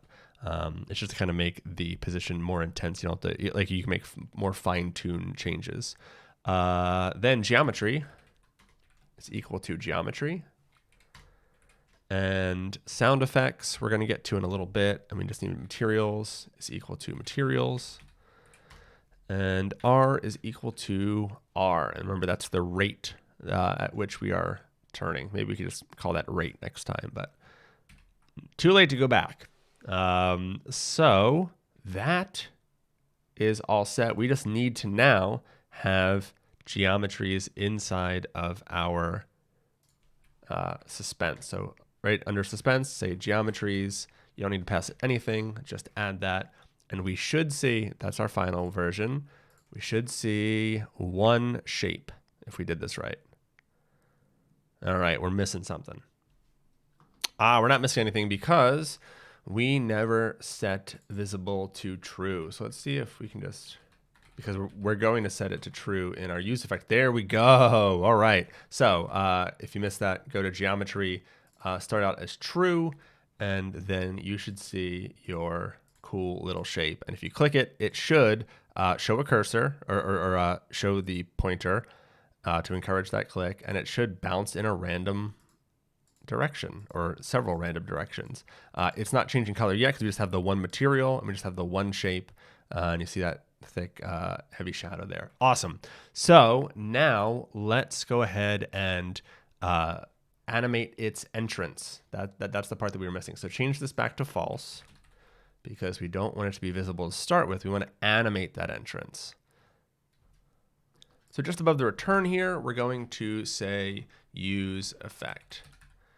And that's going to take an arrow function. And inside that arrow function, we're going to make a GSAP.context. And that's going to take another arrow function. I know it's lots of nested contexts and use effects and everything, but that's how you do GSAP with React. So now we're going to set visible to true in here. And we're going to say GSAP from meshRef.current.scale. That's what we're going to be animating. And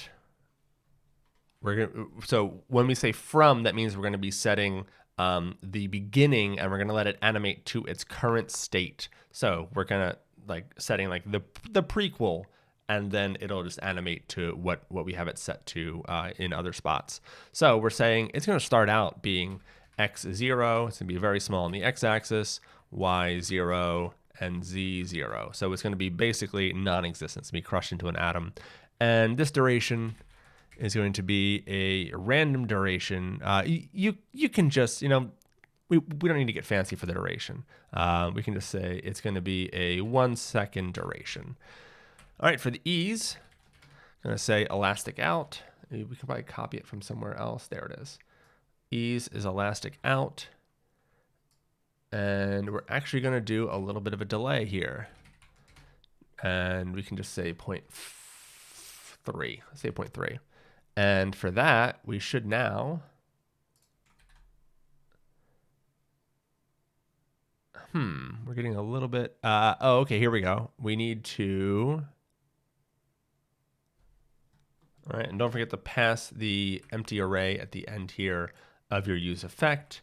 And with that, we should have our bounce animation in. There we go. Perfect. That's so awesome. And actually, we should say let ctx equal GSAP context. That way we can do our cleanup at the end. So inside the use effect, we want to say return. And I'm going to say arrow function and ctx.revert. And that will do some cleanup. Awesome. Let's make sure that's still working. There we go. Now, as we navigate to another page or do anything like that, we won't have that kind of sitting and taking up memory. All right, let's go ahead and add more geometries and more materials so that we can really start to see this kind of get fleshed out. First, I want to start with materials because that's just easiest. What we're going to do is to this array, we're going to add another item, and this is going to be a new 3 mesh standard material. And this takes a couple of properties because the mesh normal material is mainly to show the shape of something, see how it really accurate, well, not accurately, but it's clear what shape this is. That's what a normal material is great for, but also it just looks cool. So we can keep that in the mix. But then every other material that we're going to use is going to be a mesh standard material. And the way you can do colors in Three.js is really interesting because you do 0, then an X, just like, or what is it even an X? Yeah, it is an X. I wasn't sure if that was a multiply sign. And then the hex. So that is actually just a hex right there. And you can go ahead. I have a site that I like to use. It's called flatuicolors.com. It just has a bunch of nice colors. And so I go into one of these palettes and I grab one of these and I just paste it in and remove that hex code. And it works just great like that. So I'm going to revert to what it was. There you go. And we're also going to pass it roughness of 0. We can edit both of these values to get lots of different results. So I'm going to go ahead so that we're not just typing this out. And I'm going to let you choose the colors that you want. And you can also mess with the roughness for each of those colors. So remember, these are all hex values, just have 0x, and it's going to be 3 mesh standard material. And let's give that a save, and I can click through and see how that's looking on our shape. So already we have that purple, we have green, have a different kind of green, orange, and we should get back to that mesh normal material at times. Cool, so we've got a few different materials in the mix. I've got a couple more where I actually added a third value, and that is metalness. I think as a default, metalness is set to 0, but if you set it to 0.5 or even 1, it gets it just looks very different. I'll comment these out and we'll set these to 1, and you can see just how metal we can get. So there's our normal, but there you go. So it's really picking up the environment around us, right? That's like a black. It is what it kind of ends up looking like. So, and for those, you want to have the roughness down. I guess you could turn it up. But anyway, that's what I'm going to add in there. We have quite the variety here now. Totally up to you what kind of color palette you want to add. You don't have to have all these random colors. If you want to set like a specific color palette, go for it. This is your oyster. But we definitely need more geometries. If you go to the Three.js docs, you'll see that they have a bunch of standard geometries that you can grab and just invoke just as you need them. So this is the capsule geometry, kind of like a pill. They have circles, so cylinder is fine. The ones that I think are kind of cool are these. That's the dodecahedron, icosahedron, we're going to be using that one, octahedron, and a couple others. We have a torus, that is our little donut. You can also do a torus knot, that's pretty cool, but I thought that would steal the show a little bit. But go for that if you want it. And yeah, we've got some good ones. You can do a box. So these all come out of Three.js natively. You don't have to like download a whole model or anything, and they load super fast is the other thing I like about them. So we're going to be using these. So back in our geometries array, I'm going to copy the geometry that I have. I'm going to make a few clones and make 4 more. So that's 2, 3, 4, 5. I have one that's kind of like the center and then the 4 around it. So the next one we're going to do is the pill. And that's going to be capsule geometry, and that takes 3 arguments. I think it's like radius, length, something else, and something else. But I'm just going to give you values. You can go here and check out what you want, and you can customize it how you want. So I'm not going to take too much time on that. 0.5, 1.6, 2, and 16. So we're going to put that in the right position. So we want 1, comma, negative 0.75, and on the Z we want it to be at 4. The rate can be 0.4. I want the ones that surround the centerpiece to be a bit faster, just because I think bigger things should kind of move slower and smaller things should move a little bit faster, and they're all going to be a bit smaller. That 3 is the radius for that icosahedron. Next, we are going to change this to a dodecahedron, and that is also going to take just one value, so it's 1.5, and we're going to say that that's a soccer ball. If you are not in the US, please change that to football, and leave your hate comments below.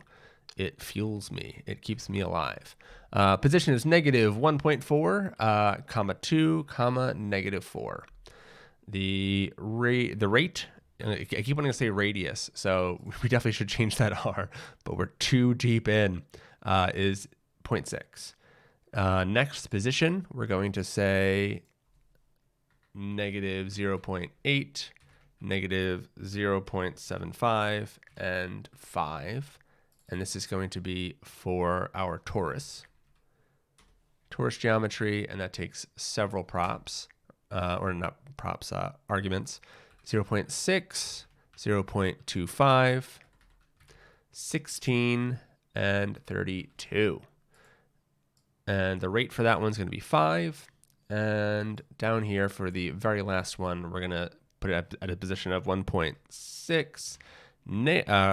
Also 1.6, so 1.6, 1.6, and then negative 4. The rate is going to be 7, and this is going to be an octahedron geometry, and that is going to have the radius of 1.5. And this one is a donut, and this one is a diamond.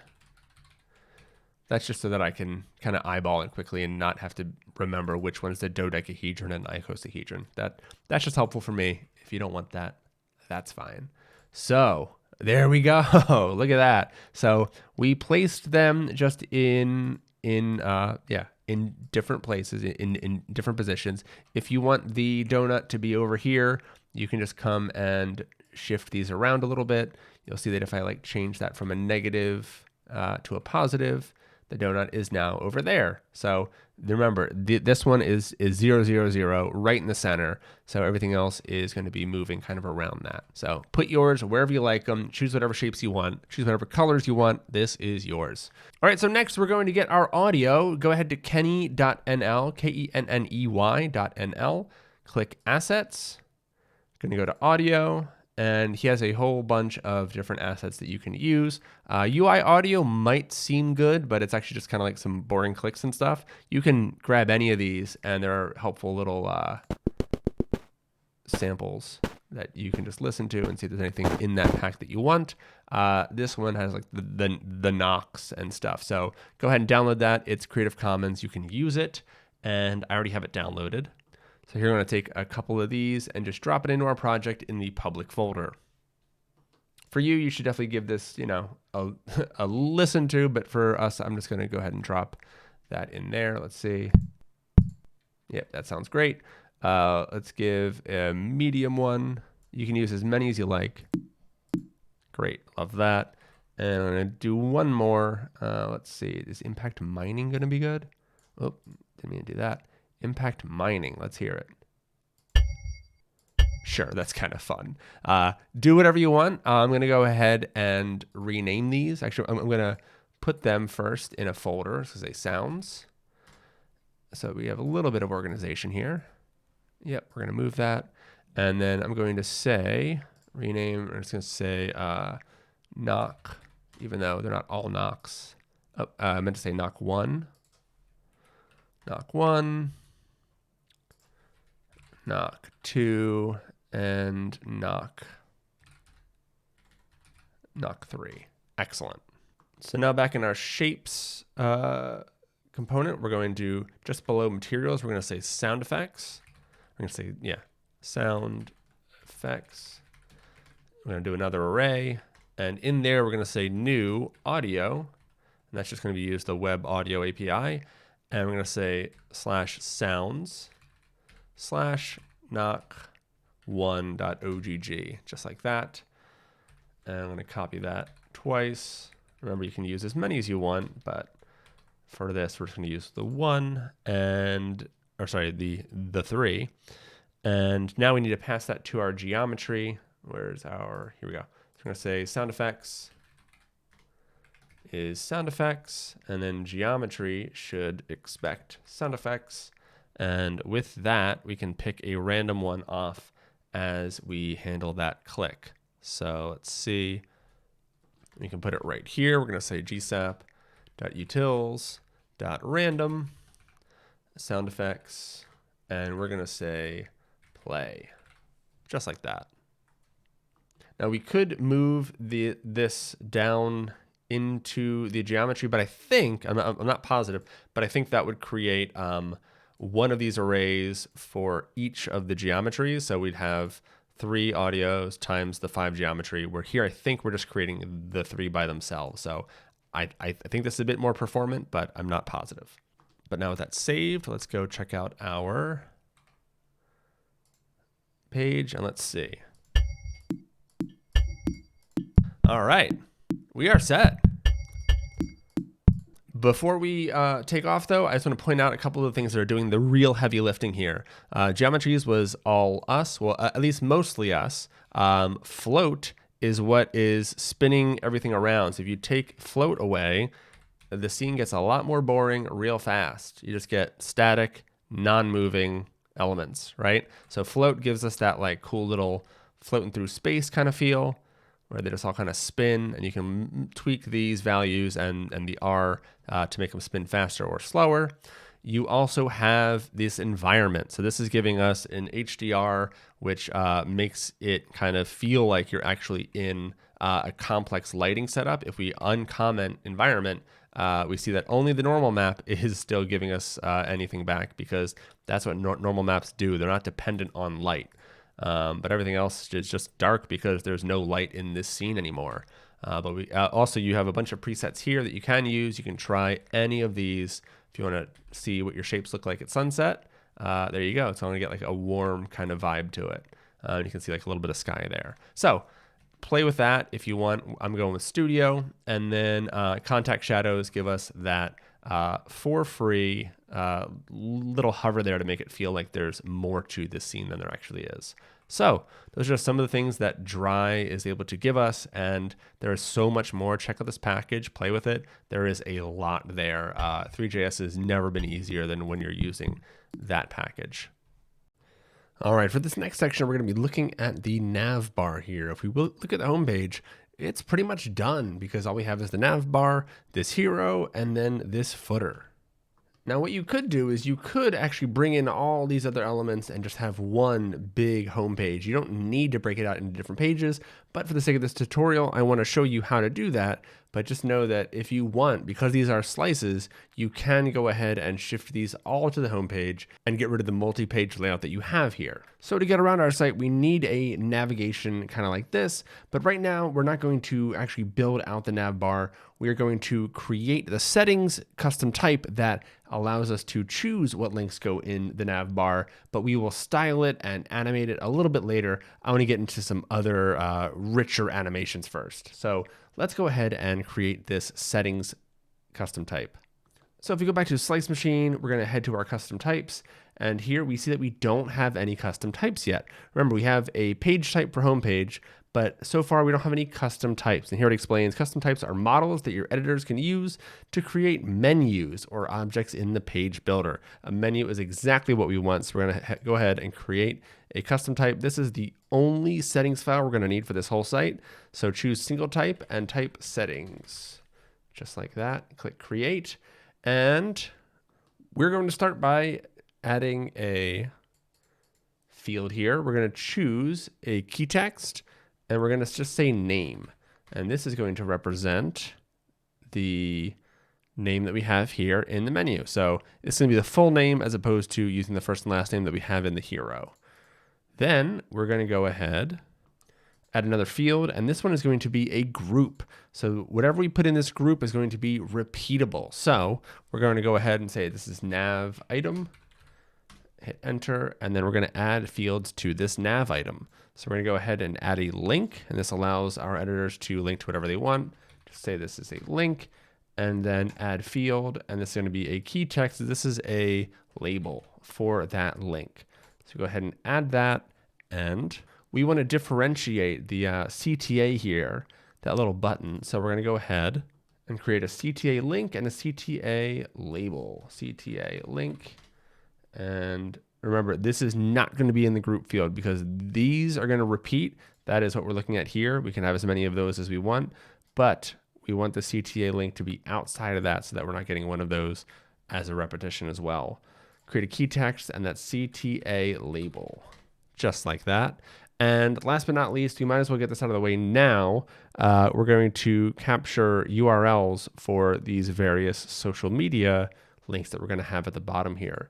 So I'm going to go ahead now that I'm in here and just say link, and I right clicked. I'm going to say Twitter link. If you want to call it X, knock yourself out. That's fine. Another link. We're going to say GitHub. And if you want to add any thing that matters to you more than LinkedIn, go for that too. But I think LinkedIn and GitHub and Twitter are probably safe ones to have. You won't have to fill these out, but they're good to have there. So I'm going to hit save, and then our custom type has been created, or rather it's been saved. And last but not least, we're going to go ahead. We have our main tab already. Create a new tab. We'll call this metadata or SEO and metadata. Just like that, we're going to go and create a new field. This will be called meta title. Another key field, and this is meta description. And last but not least, we want an OG image. Now, if this were a page type, we would already get these for free, but this SEO and metadata is going to be what controls kind of the fallback. It's going to go in our layout file a little bit later. So go ahead and hit save there. We should have those 3 fields there. We should have quite a few here. And you'll see in our changes, we have to push those changes. Go ahead and push, and we should be set. We're going to create our second component. Go ahead and create a new component called header.tsx. All right, so here I've added some kind of default code where we have import React from React. We have import create client from Prismic.io, and we have our client here, and we are fetching our settings just like we're doing in our page, in our home page. But this time it is a get single for settings. Then I'm going to add some basic classes to pin this to the top. So I'm going to say top 0, Z50, MX auto, max width 7XL. And then on medium screens and above, we want that to be sticky, and then MD top 4 as well. All right, here we're going to say nav and an angle bracket just like that, because we're going to use Emmet actually.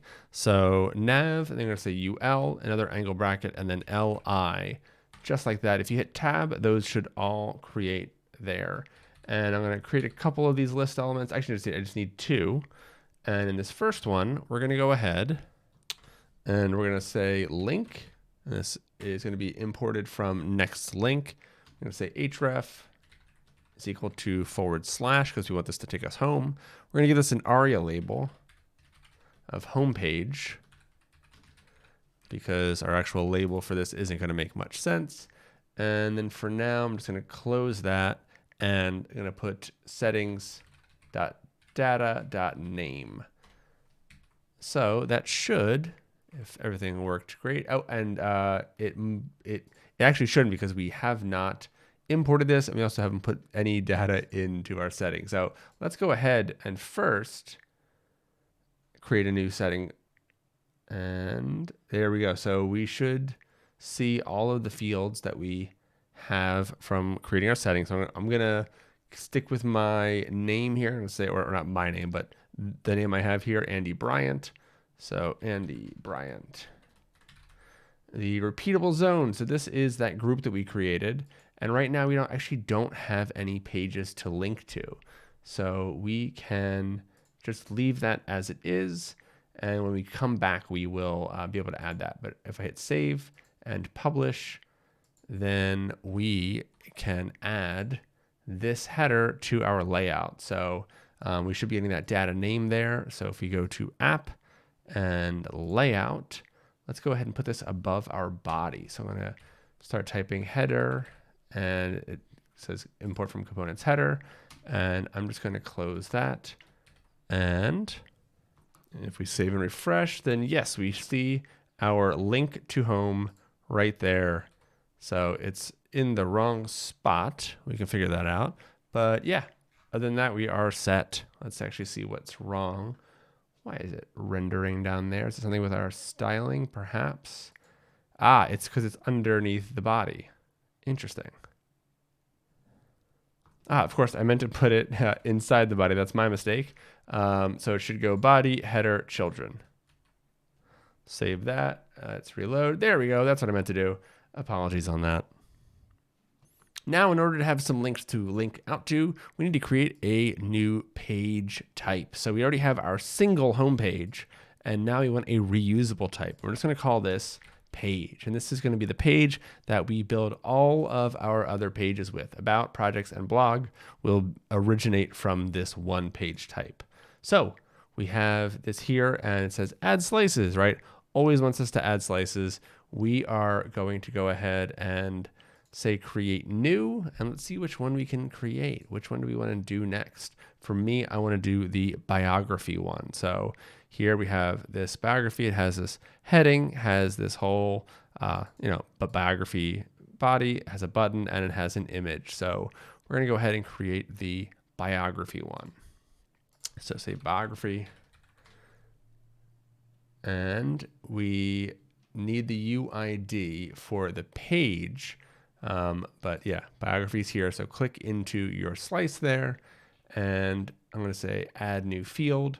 I'm going to start out with this title. So I'm just going to add a key text because we're going to wrap it inside a heading. So title, sorry, heading is actually a better name for this. So go ahead and say heading. All right, add new field. We are going to now bring in our rich text body here. So I'm clicking on the wrong thing. So rich text, we want that right there. I'm going to say body or description. You can say description. We also have a button that we want to fill out. So we need a button text for the key text and a button link. Oh. Great. And no, I don't want to simulate. It pops up a little too easy. And then we want avatar for an image. Great. So now we can hit save. Perfect.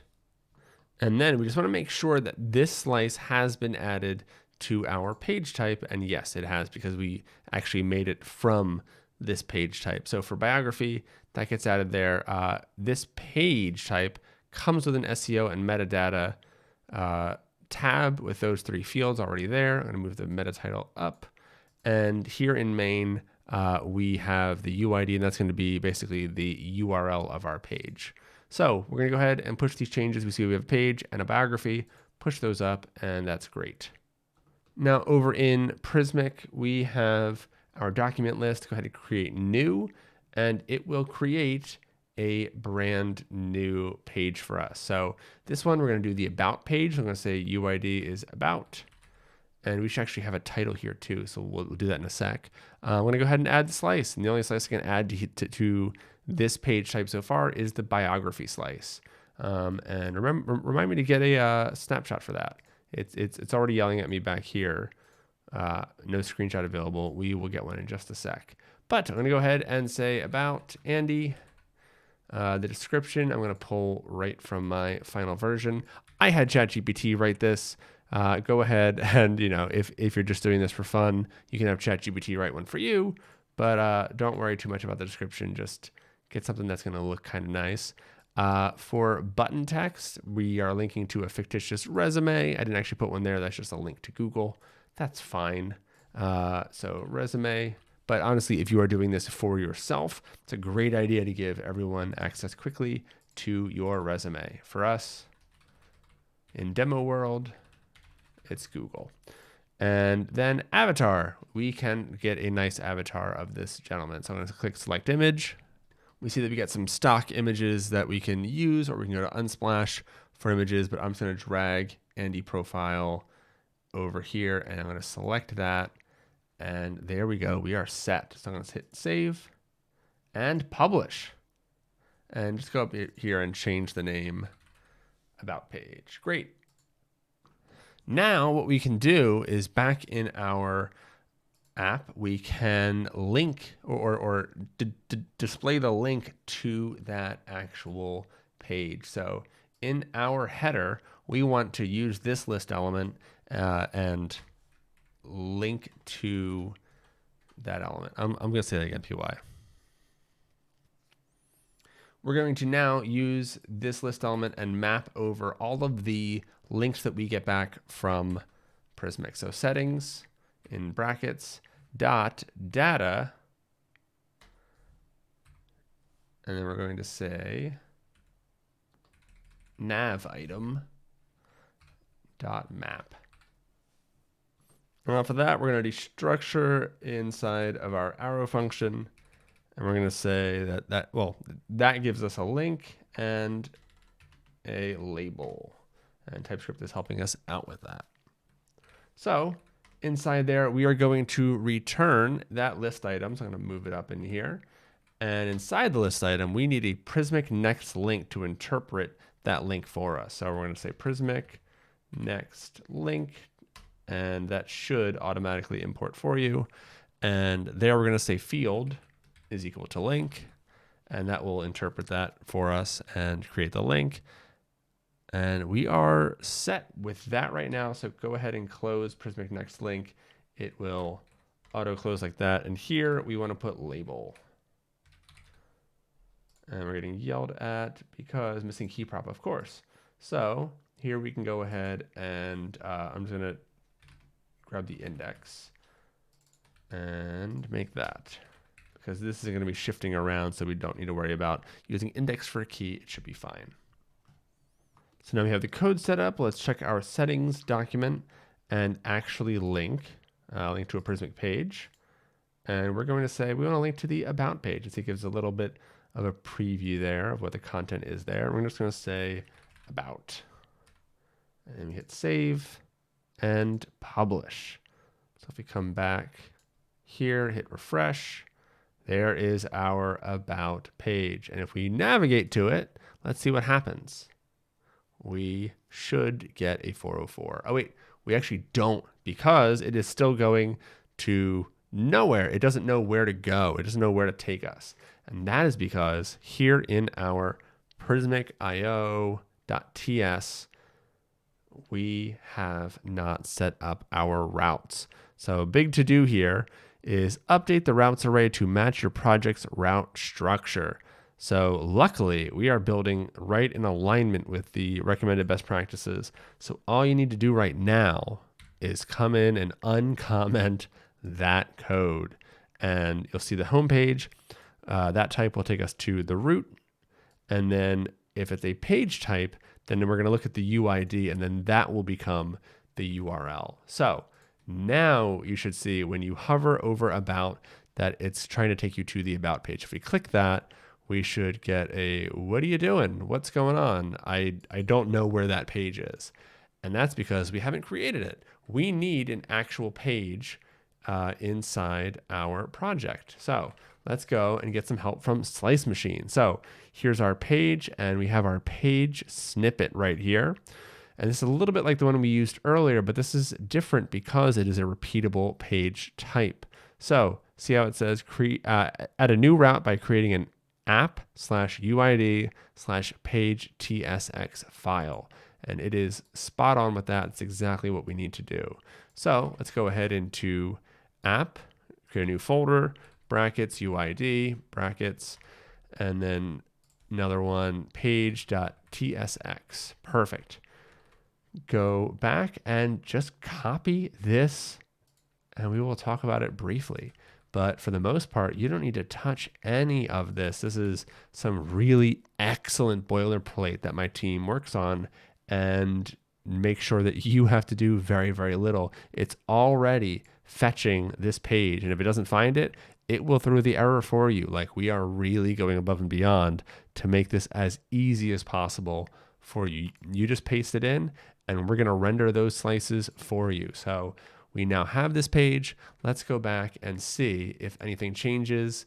And it already has. I was going to refresh, but it already changed. Placeholder component for biography. So we now have an about page. It's not much to look at, but it is there, and it is working because we know we've added a biography component to our about page, and that's great. So let's get to work working on that about component, because we do have some data in here and we want to render that. So we're going to work on that in the next section. For now, just celebrate the fact that we now have a way to navigate around our app, if only it's, a little bit ugly, but we will get to it.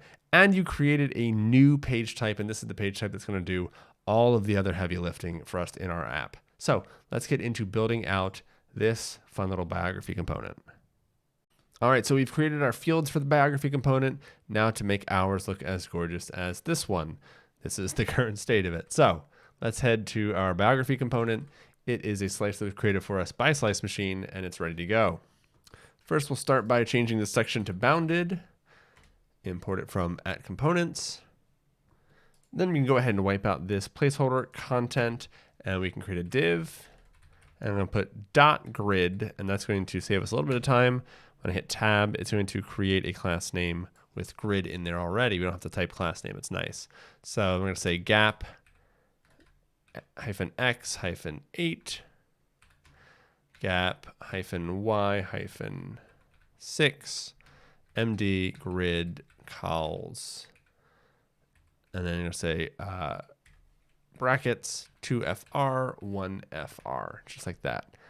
So we're getting some special kinds of grid columns here thanks to arbitrary values. So inside this component, we're actually going to be using quite a few custom components that we will be creating. Let's go ahead and in components say new file. I'm going to say heading, different from header.tsx. And because this is actually a component that we've built in a previous course and it's pretty straightforward, we are going to go ahead and copy it from the GitHub repository that should be linked down in the description, but also you can just find it here at github.com, a-trost creative portfolio. And we're looking in source components heading.tsx. I'm going to go ahead and select this whole thing and paste it in here. And you'll see that there isn't a whole lot here that is new from what we've done before. The types just have it as a union, so you're able to pass any of these headings. We have the default coming in as an H1. We have different sizes, and those sizes determine which classes will get added. You can see how CLSX is really handy here. It allows us to do this kind of logic and return those styles based on what is chosen for the size. It takes children, and we have a class name of string. So this is our heading component. Go ahead and paste that in, or you can pause the video and type this in if you would like. But honestly, let's focus on the fun animation stuff that we're really here to make great. So let's say heading as equals h1 size. I need to import this. Let me do that real quick. Quick fix, add import from components heading. Cool. Now TypeScript will help us out a little bit. So we can say XL for this one, and I'll say class name is equal to call start 1, because that'll help us position it within this grid here. And we want to close that, and inside we want to say slice primary.heading. Excellent. And just make sure that's closed, so that looks good. So we have the heading in there now. Let's go ahead and create a new div. I'm just going to say .pros, and this is something we actually need to install. So hit tab, and we see we have this little pros div, right? I'm going to say pros XL, pros slate, pros -invert, and call -start -1. So most of this isn't actually going to change anything, but as soon as we install this plugin, it will. So inside, we're going to say Prismic, or angle brackets, Prismic rich text, and we're going to say field is equal to slice.primary.body, or no, sorry, description. There we go. And we will, I meant to close it just like that. Excellent. And let's leave it there, and let's see the difference that pros will give to us. So if we go to our live site, let's see what we have. All right, doesn't look too bad. We do see that the styles for the heading took effect, and that looks great. But I mean, the type looks okay. Luckily, Tailwind is a phenomenal ecosystem, and they give us a typography plugin that will help us throughout this entire site to make our typography great. So if you search either on the Tailwind site or just Google for typography, for Tailwind typography, you will find this library. And you see that all you have to do is put pros on any of your text, and it will make it better. So go ahead down here to npm install Tailwind CSS typography and copy that and run that in your third terminal. We love this third terminal. We don't have to quit any of our other dev servers. Next.js is smart enough to know when something's been installed and reload what it's working on. So I ran that, and it's going. And we also need to add the plugin to your Tailwind config.js file. So I'm going to copy this bit in the plugins. I think we should have a plugins array already, so I'll just copy that. And down here in a Tailwind config, plugins as an empty array, for me at least. And I'm going to paste that in, and let's see the difference. Okay, so looks really good. Let me just comment that out so that you can see the difference. I'll put it side by side so that you can see. Oof, right? Look at that huge difference. So much nicer. So that is what Prose does for us. And so the reason we do invert here is that allows us to kind of be like in a dark mode. Because our site is essentially in dark mode, that is what we're going to be putting every time we put Prose. Slate tells it what color theme we want, and we're using Slate everywhere. And then this is the size. So Prose and the typography plugin is a really wonderful thing. I highly recommend it. They did a great job of just making typography really easy, and they have a whole bunch of styles there. So we're done with the typography for the site, at least in that sense. So next we need to create this link button. It's not an actual button, but it is a link button. For the sake of this site, we're just going to kind of call it a button. But go ahead and create the new component called button and .tsx. And here we are going to start out by creating the button props for what this is going to take. So type button props is equal to link field. And that is a link field, believe it or not, right? Very surprising. Label is a key text field right there. We have show icon, and I'll show you what I mean in a sec. That's an optional field, and that is a Boolean. And we have class name, that's optional as well. And that is a string. Great. So now we're going to say export default function button. And we're going to spread its props. And in there, believe it or not, we have link field, label, show icon, and class name.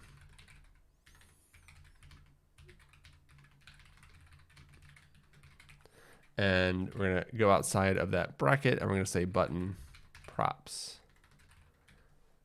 All right, so open some curly braces and type return, parentheses, and we're going to say Prismic next link. Essentially, this whole thing is going to return a style to Prismic next link, and it's just going to allow us to use it anywhere we want. So field is equal to link field. And class name, this is really where we are doing most of the heavy lifting with this component. Class name is equal to CLSX. I need to import that. Did automatically, great. And open parentheses, and we're going to have a string in here. Now, this is going to be a bit of a long string.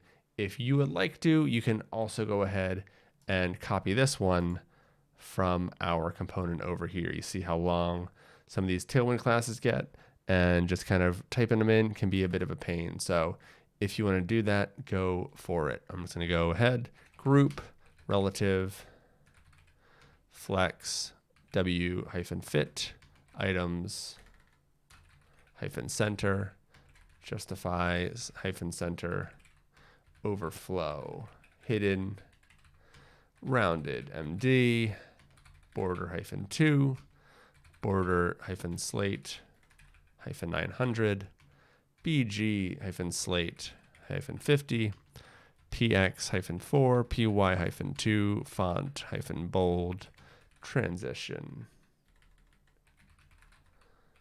-transform, ease out, and hover is scale -105.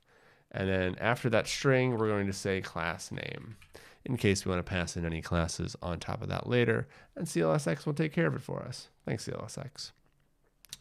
And with that, we're going to go ahead and create some angle brackets, and that will give us something to put inside Prismic next link. Now, here's the thing. We want to make this cool little effect. Let me go back to the page. You can see, hopefully, there's a little bit of the yellow at the bottom. It's like a little, maybe like a 5-pixel line. And then as you hover, we get a few effects where it grows, but also the yellow fills the button and it goes back down when you stop hovering. So we are going to be using a span to create this effect.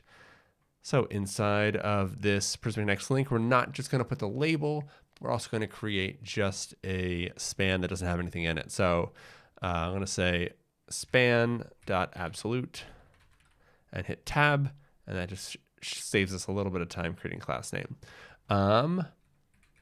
Inside absolute or alongside absolute, we're going to say inset -0 z-0 h full translate y-9 bg-yellow -300 transition -transform duration -300 ease in out group -hover and that's colon group -hover colon translate y0. All right, so let's see if that is working just yet. We're actually not even importing it anywhere, but I just want to get eyes on it. So let's go ahead to back to biography. And I'm pretty sure we are just going to go ahead and type button and import from components button, pass that link field, and it's going to be slice.primary.button link, just like that. And then label is slice.primary.button label, or sorry, button text. And you got to close it. You got to close that button. So with that, let's see what we've got over on our example. All right, we've got this button doing some weird stuff, right? That is because I think it's lining up in the grid, not in the way that we really want. So for now, I'm just going to remove this grid just by kind of like, I'm going to add a character to it so that I don't forget about it, but it does break it in Tailwind. So now Tailwind doesn't know what grid 1 is, and it's just going to basically stack everything here. So we see kind of what we expect in that there is no text inside it, but we do see our little yellow effect working. So that is a good sign, and I'll show you how that works in just a second. But if we go back to button, we still need to add our text here. So go ahead and create another span. This one be with class relative. So span.relative, hit tab. And inside here, we're going to have label. And we're going to also check to see if we are showing that icon. So show icon. And I'm just going to say like, I'm just going to have a string here that's just like an arrow. We will install the React Icons library in just a second and make it proper. But for now, if that's there, then go ahead and show that little arrow. Meanwhile, on this span, next to relative, we're going to say flex, items, center, justify, center, and gap is 2. So if there's a show icon, then there'd be a little gap between label and that, or at least, yeah, there would be. And one thing we forgot, we also need to put a text color here. So I'm just gonna pop it here, text -slate, and we're gonna go 800. So now, there we go. We see resume. As you hover it, it fills up. So let's kind of dissect how that little hover effect works. If we remove or just mess up overflow hidden, I'm gonna throw a little 1 on there just to break the overflow hidden. You can now understand this effect a lot better. We have a little span that is the exact size of the button. It moves all the way down if it is, or just about all the way down if it's not being hovered. But if it is being hovered, or rather if this group is being hovered, then we translate this, we move it completely to where it belongs. Just like with GSAP, 0 is kind of home base, and the span, like this is home for it. And if we move it off, then that is Y9. That's just at the very bottom. So let's bring back our overflow hidden, and there we go. Nice little effect. One thing we forgot, show icon needs to default to true. So let's do that. And we do see our crappy little arrow. Cool. We have an arrow there. That is not the arrow we are looking for. So we're going to use another one of my favorite libraries. It's called React Icons. And it is really great. Go ahead and copy, first go to reacticons.github.io or just search Google for React Icons. This will come up, and grab that. Open your third terminal. So we install everything and just install that. It is wonderful because you get access to all of these icons, but because we're using ES6 imports, it allows you to only include the icons your project is using. So you have quick, easy access to just about every icon packet I care about, but you only load in the ones that you actually are going to use. So with that said, that specific icon, I think, is called, it's from Material Design. There we go. And it is called Arrow Outward. There, right there. So you can go find whatever arrow or whatever icon you want, but I'm going to go ahead and import this and use it. So they have little copy buttons there. Going to import MD Arrow Outward and then use it right here. And I'm going to give this a class name of inline block. Oh, that's not how we do Tailwind -block. Great. So now that should look better than this, at least. There we go. That's what we're looking for. Great. So that button is set. And you'll see that this is the same button that we use in the nav, so it's a nice reusable component for you. All right, so back in our biography, we're going to go ahead and bring in this image in just a quick kind of way. So I'm going to go Prismic, next image, and we're going to say, let's see, what does it want us to do? Field is going to be slice.primary.avatar. Excellent. And then we can give this a style. So class name is equal to row -start -1. So this is going to save us from that weird long button that we saw a second ago.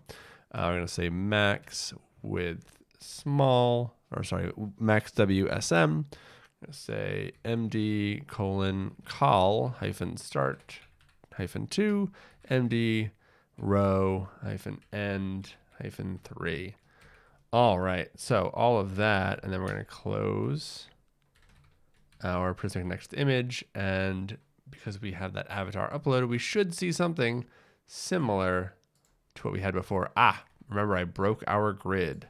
So let's fix that grid and cross our fingers, and it is lovely. This looks great. This is exactly what we are kind of looking for. Only thing is we don't have our cool little sheen effect there, but the rest of it, spot on. So to get there, we're actually going to create a new component. You can go ahead and create it right here next to biography. You can hit new file, and I'm going to call it avatar.tsx. And I'm going to come back here and I'm going to grab this Prismic next image, and we're going to go to avatar and start to build that out. So we'll start by saying type is avatar props. That's equal to image, and that's going to be an image field from Prismic client, and class name, which is optional, and that's going to be a string. Great. Now go ahead and create that function avatar, export default function avatar, and we're going to say image class name, and we're going to say that that is an avatar props type. Open those curly brackets, and we have some work to do here. But first, we're just going to return that component I got from biography here. So avatar, we don't have it, so we're going to import it, and it says I don't know what the slice is, so we need to just grab image and render that instead. Now that we have that, we're going to go back to this, and instead of presenting next image, just say avatar import that from just dot/avatar because it's co-located here in biography. I'm only ever going to use it in biography. And then avatar is expecting image and class name. So let's change field to image and we are set. Let's see how that's looking. And it is the same. That's good. That's kind of what we're expecting. We don't have any fancy stuff on it yet. I just wanted to refactor that image out to avatar and we're looking good. So we're going to wrap Prismic Next image in a couple of divs. First, we're just going to say div, and then I'm going to actually do a child div. And now we have those two divs. Let's bring Prismic Next image up inside those. And on the most parent div, we're going to say ref is equal to component. And that's because I need to create a ref here and import use ref from React. So we're going to say const component is equal to use ref, and we got it to autocomplete for us, and or rather auto import. And we're going to start off with null there. But we will use this when animating with green sock in just a few minutes. So class name is equal to, we're going to use CLSX and parentheses, quote, relative height full and width full. The reason we're using CLSX is so that we can use that class name if we need to pass anything in. All right, now down to this div, we're going to say class name is equal to avatar. You'll see why in a second why we're giving this a specific name, not just using Tailwind classes, but for animating with green sock, it's going to be a little bit handy. We're going to say aspect is squared. We want this to always be in the 1-to-1 aspect ratio. So aspect square. I'm going to say overflow hidden. Remember, this is the parent component, or yeah, the parent div that's going to wrap around that. I'm going to say rounded. 3XL, border -2, border -slate, -700, and then opacity. Actually, I'm going to say opacity -0, but I'm going to mess that up with like a character at the end so that it's still visible, but we're going to turn off opacity when we go to animate. Now for our Prismic Next image, we actually want to get rid of these classes right here. That's not what we want for this image. We want to bring that back to biography if we didn't already, but it is there. So just make sure that your avatar here has row start, max width, small, all that good stuff, while your actual avatar component with a Prismic Next image here, we can get rid of that and say avatar image height, or H is full, with W hyphen full, and object fill. A little bit different there. Fill is that one. And then imagix params. So if you're using Prismic, all of your images come through the imagix CDN, and that allows us to do some really cool stuff with it. So we have the power of imagix, which is similar to like Cloudinary or any kind of image CDN that you might be familiar with. So we have a whole bunch of different things that we can do. That those are not them, actually. Thought those might be. But we are able to pass an object, and I want to say that the quality should be 90%. So that's going to be a nice high quality image. And we'll just leave it at that for right now. Let's see if our avatar is looking any better. Let's see, you're inputting a component that needs use ref. Yes. So because we're using use ref, it's saying, hey, that should be a client component. So please go make that a client component. Let's do what React says. So go up to here and say use client. And that's good because we're going to be using green sock and doing lots of client-based stuff. So no worries there. All right. So nothing too fancy just yet, but we do see that some of our styles have landed, and it's looking pretty good. Now, let's quickly build that little highlight that we pass over the front when people get close. So I'm going to say dot highlight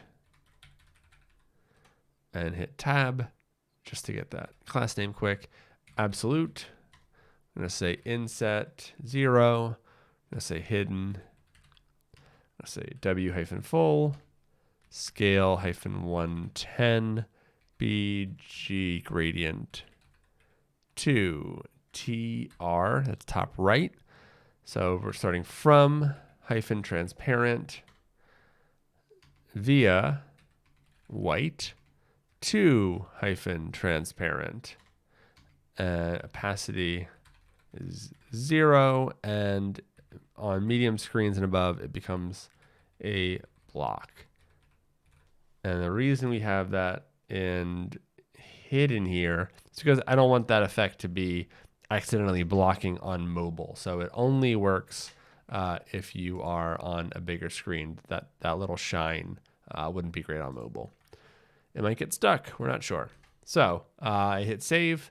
And so far, did anything happen? Nope. Let's remove opacity 0. Let's just mess it up a little bit. Hidden F. And let's see. Did that do anything? Doesn't look like it. Where are we missing it? So 0F, too transparent. That's fine because that's part of the gradient. Hidden F. We should be seeing this, I think. Interesting. All right, it might be behind. It might be something weird might be going on. So we're just going to keep trucking and not worry about it too much. Yeah, even opacity here is fine, and that should be, yeah, hiding it. All right, so we're going to keep going. We're going to be handling the animation of the mouse moving back and forth with GSAP, obviously. So we are going to come down here after your component use ref. Go ahead and create a use effect. You might need to import it from React. Open up the parentheses and create an arrow component. And I'm going to say let ctx is equal to gsap.context. Have I imported GSAP yet? No, it's my first time. That's not what I meant to do. SAP. There we go. GSAP from GSAP. Remember, they like it to be a named export. So wrap that in curly brackets. And I'm going to say gsap.context. And that also takes an arrow function. So it's just the best way to do it. So gsap.from2. And we're going to use that avatar. So .avatar. And remember, it's a from2, so we pass 2 objects, one for how it starts, one for how it's going to finish. So opacity is going to be 0, and scale is going to be 1.4. In that second object, we want to say scale is equal to 1, opacity is equal to 1, duration is going to be 1.3, and then ease is going to be, quote, power3.in out. All right. So that is going to be what animates our avatar, but that's only going to handle it appearing, not so much moving back and forth. Let me fix some of these things that I broke intentionally and see if that GSAP is working. Get rid of hidden 2. All right. Let's see. There we go. It has a nice little fade in. Gorgeous. That's looking really, really good. So now we want to give that mouse over kind of effect some attention. So we're going to go ahead and go back to our code. After the use effect, not inside it, I don't think. No, still inside it, and still inside the GSAP context. We want to open that up. And we're going to say window. And remember, because we're in a use effect, it has to be on the client. So on mouse move, we're going to say that's equal to this arrow function. Say E inside and return or open the curly braces if parentheses exclamation mark component dot current. Basically, if we don't have a current component, return, because there's nothing to do here, my man. Next, so const component rect, and that's going to be equal to parentheses component dot current as HTML element. And on top of that, we're going to chain that to get bounding client rect. And with that, we're going to say const component center x is equal to component rect.left plus component rect.width divided by 2. Awesome. So that is our center for the x. We're going to say let component percent equal to open curly brackets and then x e dot client x. Talk about component. I'm going to copy paste this. Having trouble typing. And that's going to be divided by component rect.width divided by 2. All right, so that component percent is set. Now let dist from center equal 1 minus math.abs component percent dot x. All right. So we have a much better idea of how far our mouse is going to be away from the center of the element itself, not of the screen. So typically a GSAP timeline is going to, play with normal time, but we can also have it so that other things can handle the way that it animates. So it's kind of like scrubbing on a YouTube video and making it go forward, go backwards, that sort of thing. So we're going to go ahead and say GSAP.timeline, and I'm going to chain on top of that in a second. But first, we want to set up some defaults. So pass it an object, defaults, colon, so duration is going to be 0.5, overwrite, that is a bit of a performance boost, is going to be auto, but only for certain situations. And then ease is going to be power 3 out, just like that. And we have that closed up. Now we want to say dot, so we're going to chain on top of this timeline. I'm going to say dot 2, and we will say quotes dot avatar. And we're going to pass that for its second argument in object. In that object, we have rotation, and we're going to use one of the GSAP utility functions. I don't think we've used clamp yet. I'll show you what this does. So rotation is going to be gsap.utils.clamp. And that's going to get -2, +2, and 5 times component percent dot x. All right. And for that, the duration is 0.5. And this is really important that we do this. At the end here, right after the second object we pass, we're going to just put the number 0. That is the position parameter. That tells where we want this timeline to start. We want this specifically to start at 0. All right, next, after this .to, we're going to chain another one. So .to, and I'm going to say .highlight. And we're going to put a comment in there because we need a couple more, or at least one more argument. So open an object inside, say opacity. That is going to match distance from center x, dist from center. Fix opacity, distance from center minus 0.7. The x position is going to be -10 plus 20 times component percent dot x. Explain that in a little bit. Component percent, that looks good. And then last but not least, duration. It's going to be 0.5. It's going to be how long it takes for it to run.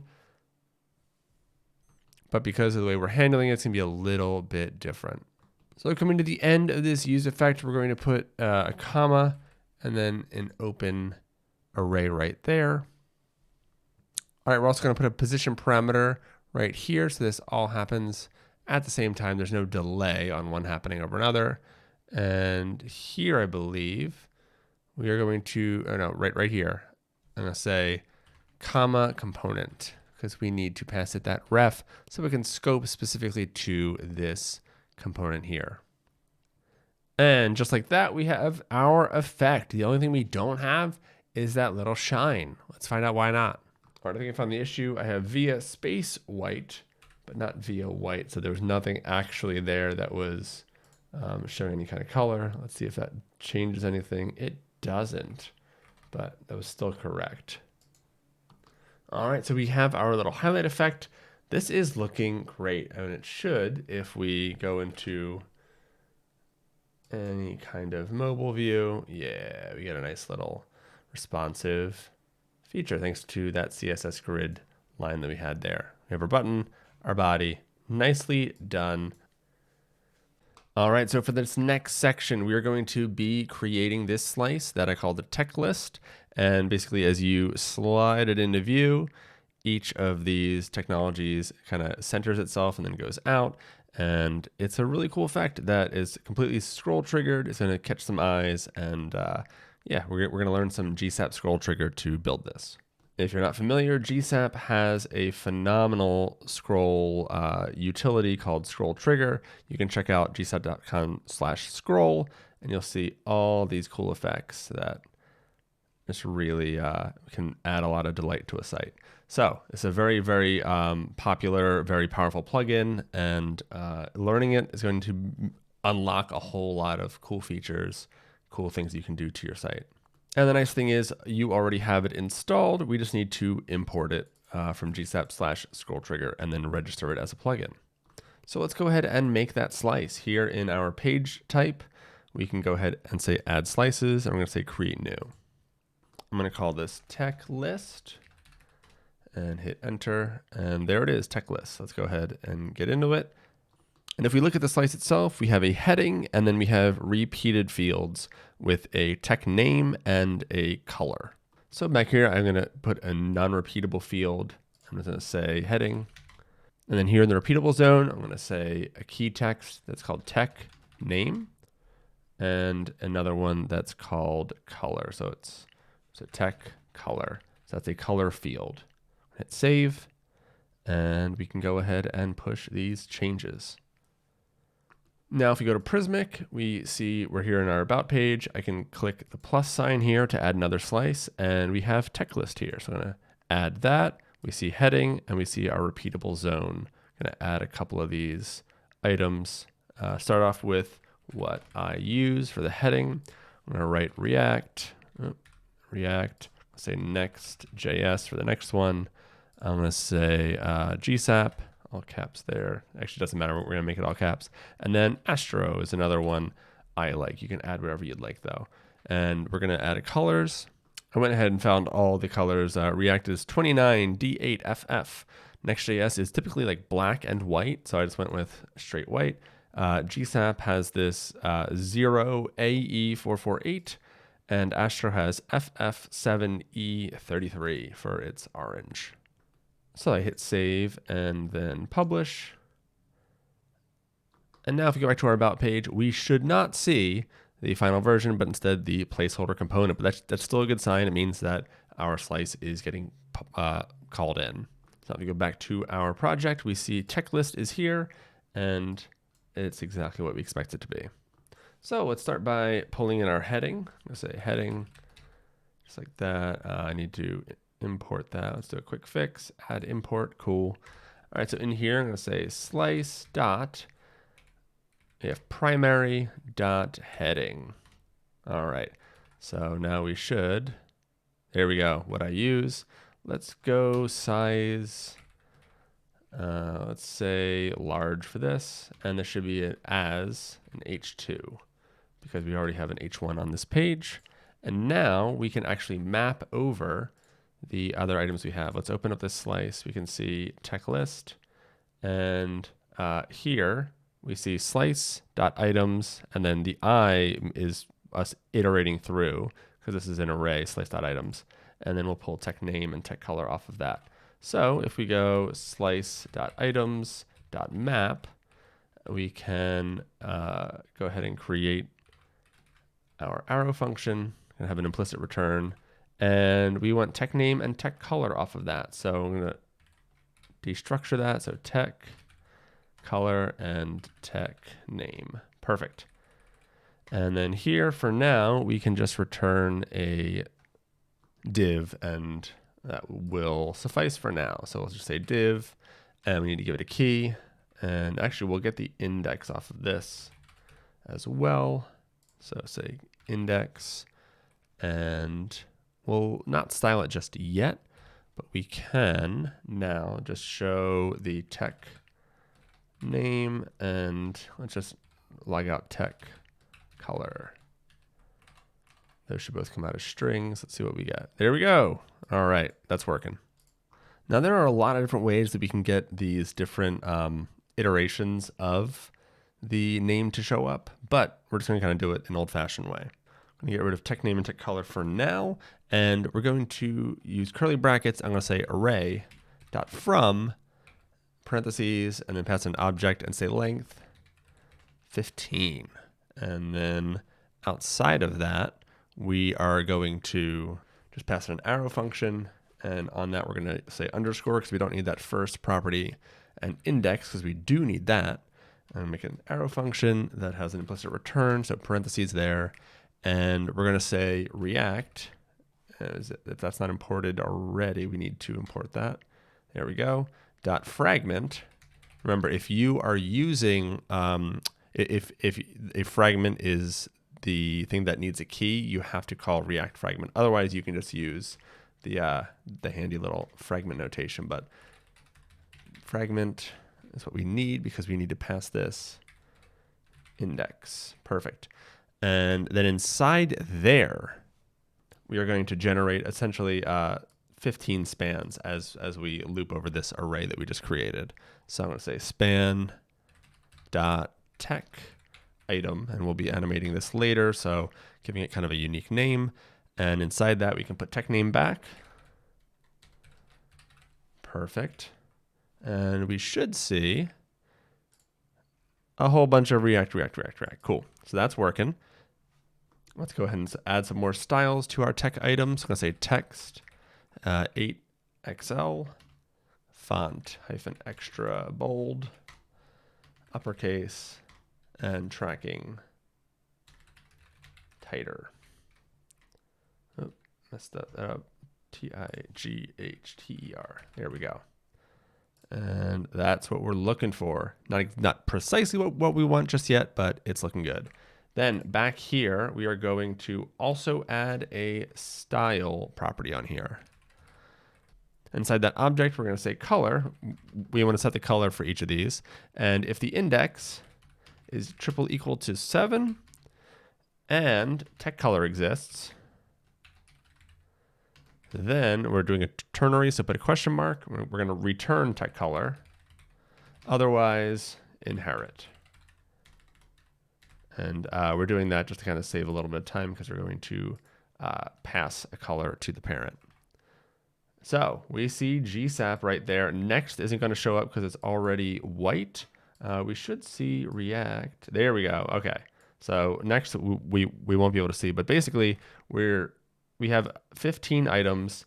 The 7th item is going to get the color applied. So that is why we have these like that. And then what we're going to do up here on this div with key index, we're going to give this a class name, and we're going to give this some styles. So go ahead and first say tech -row, because we're going to be animating later. We need that. MB is 8, flex, items, center, justify center, gap 4, and text slate 700. So that is looking much better. those kind of fall to the background and these pop out nicely. Now we just need the little circles in between each one. And for that, I'm just going to use a icon from React Icon. So I got the material design circle. You can say quick fix, and it is helping me import that. So import MD circle from react-icon/MD, and we're just going to put it there in a span and give it text 3XL. And you should see that, yeah, we have a nice little gap there now in between. Now, I do want to point out this is the only one where we are not bringing in bounded as the parent component. That's because if we do, I'm just going to show it as an example real quick and fix this at the bottom. If we bring in bounded, we immediately get this issue where it's trying to center things. And if we add the class on this that we need, class name equals wrapper, or actually we can leave that off, overflow hidden. If we add that, we don't really get the effect that we want because these are going to be continuously centered and we're going to run into some issues as we try to animate. So instead, we're going to change the, we're going to leave this as a section, make sure that changed there. And we're going to actually add bounded just around our heading because that's really what we want to align with everything else. I just care that this lines up with the rest of the things. This is kind of its own full widescreen kind of thing, though. I want that to trail off, but I want the alignment for the rest of it. So just bound it around your heading. Everything else is nice and open. Only thing we need to do is that this shouldn't be a section, so we're going to say as div. And actually change this heading to an XL. And we also want class name MB8. Give it a little bit of space. And there we go. So now we just need to animate it because it is static, but we have the styles down exactly how we want them. But just before we animate, let's add a little bit of accessibility because we don't want screen readers to read out React, React, React, React over and over again. So up here, let's add aria label on this div here, and we're going to say tech name, and we're going to get yelled at, I think. Oh, wait, it's not yelling at us. Interesting. Oh, wait, why is this div? So yeah, no, it is yelling at us, just not where I thought it would. So basically it's saying, hey, that's a key text field. That could be a string or null. We're expecting a string or undefined. So we're just going to say tech name. And if there's no tech name, we're just going to pass an empty string. Or actually, let's say undefined. That's even more appropriate. So that's what we want. So now it should read out the tech name just once for everything in here and not React, React, React over and over again. So if we go to the top, because we're going to be running client-side JavaScript on this, we need to put use client right at the top there. We're also going to import GSAP. So import GSAP or GSAP from GSAP.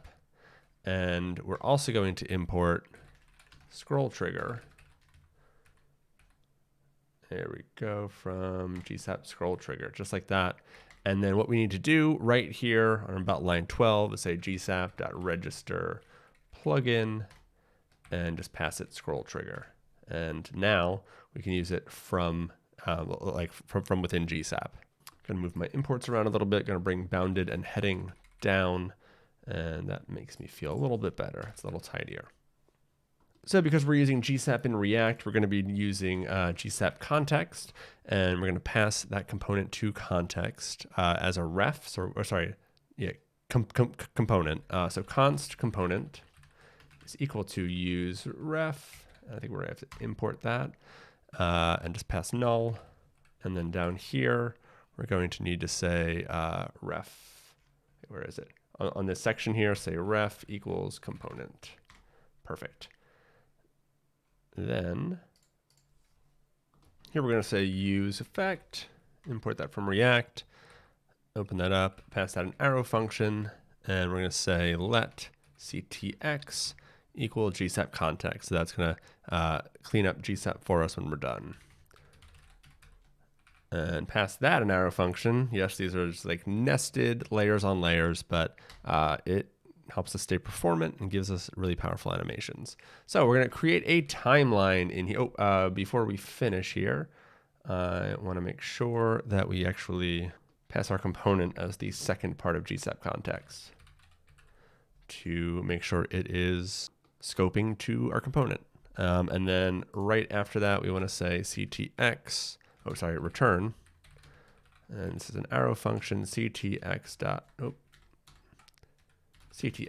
dot cleanup or revert. And that is cleanup. So inside of our use effect and our GSAP context, we're going to create a timeline. So const TL equals GSAP timeline. And that's going to take an object, and anything we pass to the timeline is going to be defaults. So for this entire timeline, we want to add scroll trigger to this timeline, and this is how we're going to do it. So scroll trigger, and it is typed, so we get a little bit of help there. Scroll trigger takes an object, and that is going to give us access to quite a few properties. Here on the scroll trigger docs, you can see we have a whole bunch of different things that we can pass to scroll trigger. So no matter what you are doing, scroll trigger is going to be able to handle it in some kind of a way. There are a ton of properties that you can scroll through on scroll trigger and see everything that you need to you need to be able to manipulate or change to do your effect. These two right here, start and end, are really important to learn about. Top means when the top of the trigger, and we'll get into that a little bit, hits the top of the viewport, and that's just, essentially your window. So that's the trigger, and that is the viewport. Let me kind of show you with a really handy property that you should add called markers true, or just markers. And I'm going to say true. This is something that you want to take off if you're launching it to production. I've done that, but it'll allow us to see exactly what we're working with. All right, we want to add a little bit of space underneath so that we can see the scroll effect when we scroll out of view. So I'm just going to pop to the layout. I'm going to put a quick div here and class name in here. I'm going to say just height is, I'm going to give it an arbitrary value and say 500 view height. And that should give us just a bunch of space underneath our component. Cool, so now we got a whole bunch of space there. That looks good. Back in our scroll trigger object, we're going to pass it a start and an end. So we're going to say start. And when the top of our trigger element, which is the actual element that we are animating, reaches the bottom of the viewport, we want it to start. And it's going to end when the bottom of our trigger element hits the top of our viewport. That'll make a little more sense in a second. And then scrub for. And if we look at the GreenSock docs, scrub is for smooth scrubbing, takes 1 second, or the property that you pass, to catch up to the scroll bar. And we can see it with and without scrub in a second, but right now we won't really see any effect because this is just setting up our scroll trigger. We need to actually pass it an animation on this timeline now. So let's go here, and we're going to say TL for timeline, right? That's what we named our timeline. TL, and then we're going to say from to, we're animating, the before and the after. So tech row, remember that is what holds one of our techs, so this is the row for React and the row for Next. We're going to animate tech row, and we're going to pass that an object, and we're going to say X. Now here's the thing. We can do a function as a value with GreenSock. Another hugely powerful thing here, because I want to animate every other row a little bit differently, right? I want this one to go left and that one to go right as we scroll. So let's find that out specifically. I can pass this a function, and in here I get index, and every other one I want to have it go the other way. So I'm going to say return index modulo or %, 2. So if it's even, then, and we're doing a ternary, so question mark, GSAP utils random, and we're going to say between 600 and 400. And we're doing this so that there's always like a little bit of an offset. I don't want these to line up perfectly. And otherwise, we're going to do negative numbers. I can go to gsap.utils.random and say negative 600, negative 400. All right, and it should format it just like that for me. It's still saying, hey, give me another object, please. So we're going to animate it from that. I'm just going to copy this object and paste it here because we want to do the reverse. So we're going to say that this is now going to negative 600, negative 400. So if it is even, right, then we're going to animate from positive numbers to negative numbers. And we're going to do the opposite if it is an odd number. So if we hit save there, let's see if we're seeing what we want to see. Aha, yes, we are. So we see that as I scroll, it takes about 4 seconds for it to come to a stop. So if I scroll and go 1, 2, 3, 4, right? If we change this scrub value down to 1 or even 0, it's going to be a lot tighter. It's not going to have that same like slow momentum. If you change it to 11, we're going to be here all day, right? So it takes a much longer time. So change that to whatever you want. I liked 4. It gives it a nice kind of like, it gives it a bit of weight without it taking forever. I like that. And last but not least in here, I'm just going to say ease is equal to power 1. It actually helps us here. It's typed in out. It's a small difference, but it'll just give it a little bit of a different ease. Nice. All right. Now, the only issue we have is that the trigger is actually the entire viewport. So you see up here, it says start, and we go all the way to the bottom, and it says end. And that means that we aren't really going to be able to control how this acts. If there's a whole bunch of stuff above it, it might already scroll too much. But so we want to change the trigger to be just this element, just this slice. So I'm going to come in here. I'm going to get, well, I can keep markers true. I'm going to say trigger, and it's going to be component.current. And now we see that these markers get moved to the start and the end of our slice. And then when we're pretty much in the middle of our slice, they all align. And then as we scroll away, they go away, and so on. If you don't like how fast these are moving, you can definitely change them. Or you could adjust how much they move. So up to you to tweak it how you like. But yeah, that's the effect. And now we can remove markers now that we don't need them anymore. But if you want to check it out, you see scroller end, it will stop animating right there. And it'll start animating, if our window was a little bit different. It'll start animating as soon as scroller start hits that start, and they start moving already. You can't see them because they're off screen, but yeah, that lines up real nicely. So remove markers true, and we are set there. Last thing I want to do, I'm going to take a picture of our good version, but I'm going to go ahead and screenshot that. I'm going to go back to tech list. I'm going to say for screenshot, I'm going to update the screenshot, paste that in. All right, I just reloaded, and we have tech list. I'm going to push that change, and then we should be able to see it when we go to add a new tech list. There we go. Nice. That looks a lot better. It gives our editors or, yourself a good idea of what you're looking at. And then here with biography, we can quickly do the same thing. So I'm going to just take a picture of this.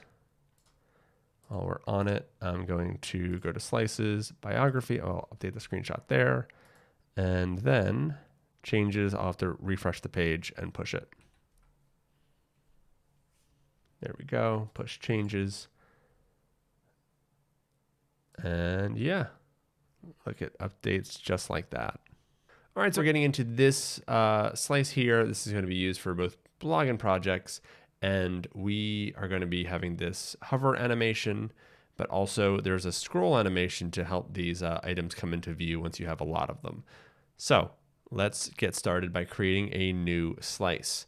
So if we come over here, we are in our page type. You can also do it in slices, wherever you want to create the slice. But I'm going to do it right here, add slice, create new. And this one I'm going to call content index. Content index, just like that. Hit create, and then we're going to open this up. Since we're here, let's go ahead and just create the thumbnail for it now, and that way I won't forget later. Screenshot, let's go update screenshot and paste that in. Cool. So let's look at what we actually have here. So we have this heading, we have this description, and then it looks like we have more fields that we would add to this slice. But in actuality, this is referencing a blog post. So we need to create a couple of new types. We'll start out with blog, but we essentially need to create blog posts like this, and we need to create projects like this so that we can reference them in this list. So in our content index slice, we're going to create a new key text in the non-repeatable zone and say heading.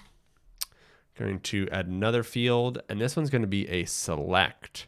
So I'll explain this in a second, but basically we're going to call this content type. And for us, we have two types of content. We have blog and we have project. I'm going to leave the use first value as default unchecked. There's a little bit of a bug there sometimes, so we're just going to leave that unchecked and we'll set it manually. And then I also want a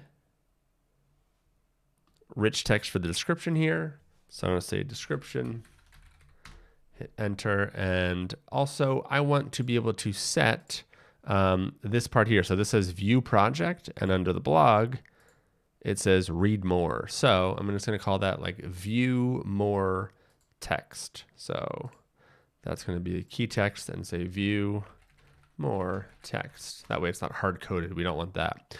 And last but not least, I'm going to add a fallback item. We're basically going to have this image come from the blog post or from the project, but just in case you forget to add an image, it's nice to have a fallback image there. So we're going to say fallback item image here in our non-repeatable field. So fallback item image, just like that. Let's go ahead and hit save. And we can go ahead and push that change. Over in Prismic, we can see that, we now have a content index, but we're not going to add that to our about page. We're going to create a new page for that. And let's say create new. And we are going to call this the blog page. And here I'll just say blog and add slice. I'm going to go ahead and choose our content index and give this a heading of blog. Basically going to make it match this. Write about what I've learned so others can benefit. And content type, I'm going to choose blog. The description is that. The view more text is read more. You can put whatever you'd like. And fallback item image, let's just find a cool tech kind of fallback image. That works for me. Nice. So I'm going to hit save and publish. Great. So now, because this is a page type and the UID is blog, we should be able to go to blog. Let's type it manually. And there we go. Placeholder component for content index. We got it there. Let's get this added to our nav up here though. So to do that, we're going to go back to our settings. And I'm going to add a new item in group. Once again, I'm going to do a link to a Prismic page. I'm going to choose blog, and the label will be blog. Save and publish. Great. So now we should see it there. Yeah, it's overlapping, but we will fix that in just a sec. In your slices, you have a content index. Go ahead and there. We're going to do what we do best and change this to a bounded element, just like that. That should be good. We're going to bring in that heading just like that. And we're going to say inside slice.primary.heading. We're going to say this is a size XL, and class name is going to be margin bottom 8. All right. Now we want our description text to be optional. You don't have to fill that in, but it's nice to have it there. So what we're going to do is we're going to actually import is filled from Prismic client. So go ahead and import that there. And we're going to say dot, because we need to tell it what type of field we're working with, rich text. And then we're going to pass it the description field, slice.primary.description. And if that returns true, say and parentheses, we're going to pass that, or we're going to return a div with the class name of pros XL, pros invert, and margin bottom MB 10, just like that. And then inside there, we're going to say Prismic rich text field is equal to slice.primary.description. So we check to see if that is filled in. If it is, we go ahead and return a div that contains that item. Why is it yelling at me? I didn't close my Prismic rich text. That's why. All right. So that's looking good there. Let's see if we have our result here. Looking great. Excellent. So now we want to go ahead and make our content list that contains all of our elements. But what we're going to do so that we can have a use client component, we're actually going to create a second component. And that's when what's going to do all the animations and things so that we can statically render everything else. So I'm going to go ahead and say content list.tsx. And it's similar to content index, but this is what we're going to reference here. I'm going to create, I have a little snippet for a React functional component, and I'm going to go ahead and create just basic functional component there so I can import it here. So I'm going to say content list. And this content list is going to get a few things passed to it. And the reason why we don't want to make this into a use client slice is because we're going to be doing some fetching from within this slice. And it'd be much better if that happens on the server than on the client. You'll see what I mean. So for now, I'm just going to close this content list, and we'll be passing it things shortly. But for now, we see that we have our content list there. So we need to not only get the slice that is, what we automatically get in for every slice. We already get the data that we input, but we need to fetch blog posts and projects from our Prismic repository because we're going to be displaying all of those.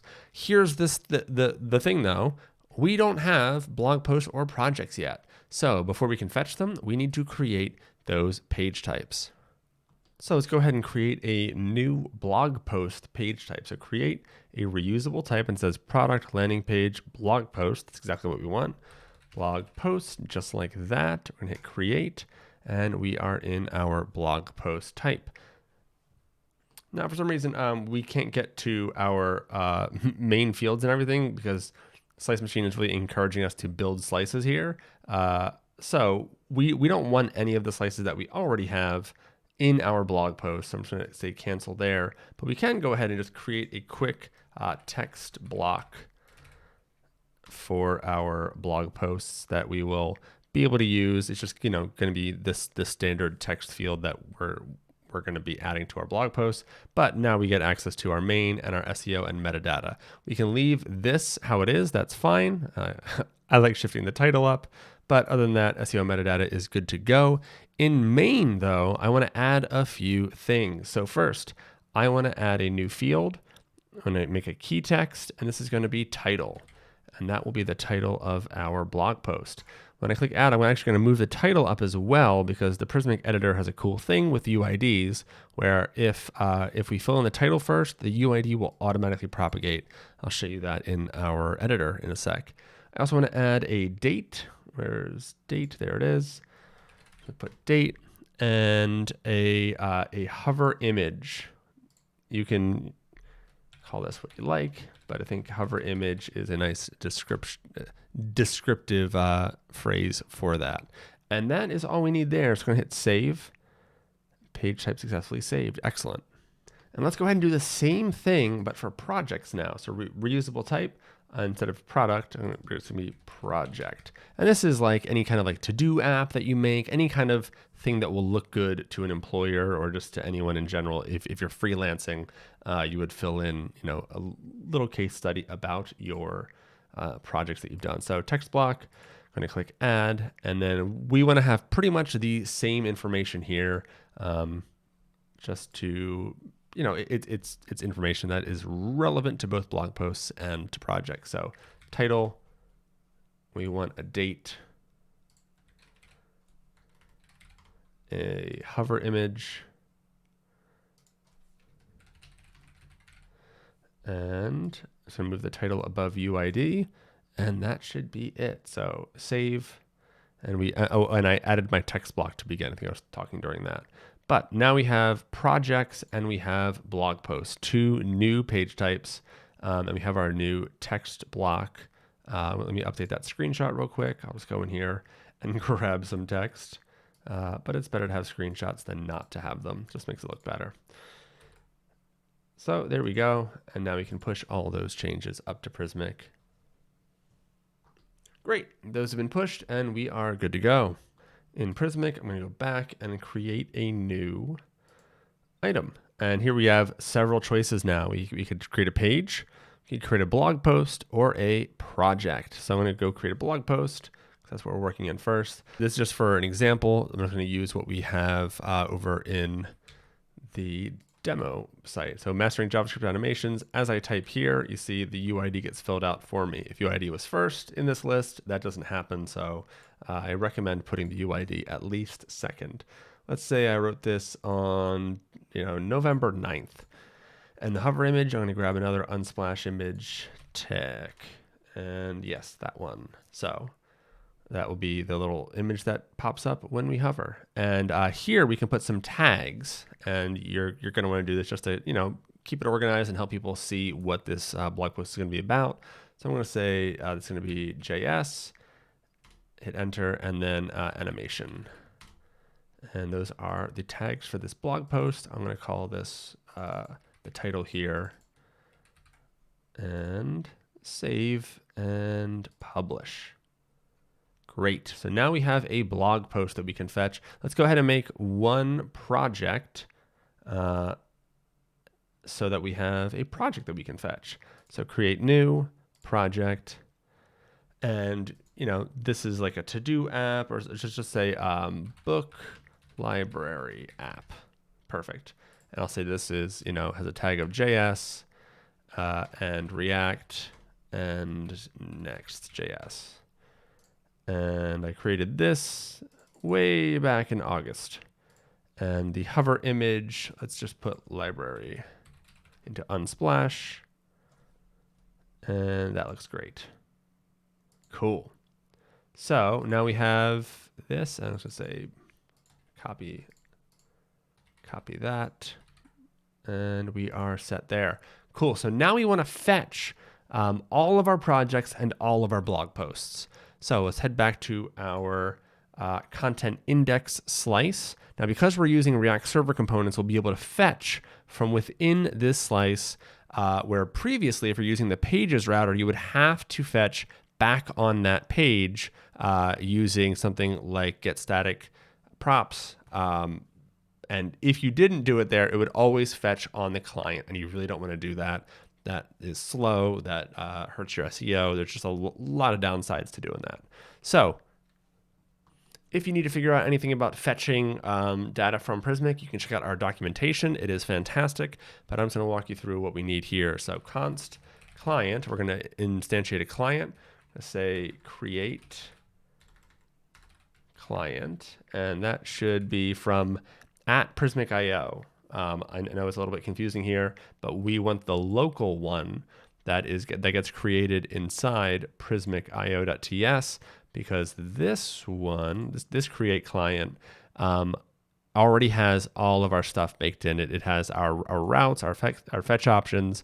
It knows what repository we are fetching to. So all we have to do is just call create client, just like that. Make sure you put the parentheses at the end to call that. Now we have a client, so we're going to say const blog posts equals await, and we're going to get yelled at, I think, but that's fine. Client.get all by type. And we're going to say, get me all of the type blog posts. And see, TypeScript, the auto types that Slice Machine generates are so handy. It's saying, what's going on? You can't await inside of a regular function. This content index is just a typical function. So we're going to go here just after the equal sign and say async. And the other thing is you can't create async use client, or yeah, you can't create async client components. So another reason why we want to fetch here and have this content list be a client component. And here it's saying, whoa, this is not a JSX element anymore. So you need to say promise angle brackets JSX element. So it's a promise that returns a JSX element. All right, and copy this line, and instead of blog posts, we're going to do projects, and same for here. Great. So this will be an array of projects. It says const projects any, but that shouldn't be the case. All right, I just needed the types to rebuild, and they did. So we have our blog posts and projects. So now we have our content type that we want to get off of this slice. I'm going to say const content type is equal to slice.primary.content type, just like that. And I'm going to say if no content type, right? So if it comes back as undefined or null, we just want to return null, so that this won't continue to render anything. Actually, even better than that, so we don't have to change our types. Let's just fall back to blog. Say or blog. There we go. So we're either going to take what we enter, or we're just going to fall back to blog and display that as a default. So now we want to get the items between blogs and projects that we want to pass to our content list. So I'm going to say const items equals slice.content type is equal to blog. Oh, had it there. If content type is equal to blog, then we return blog post. Otherwise, we return projects. Great. So now we can pass this items array to our content list. I'm going to say items is equal to items, just like that. I'm also going to pass the content type through so that we can route properly with our URLs. So I'm going to say content type is equal to content type. We also want to pass our view more text, and that's equal to slice.primary.view more text.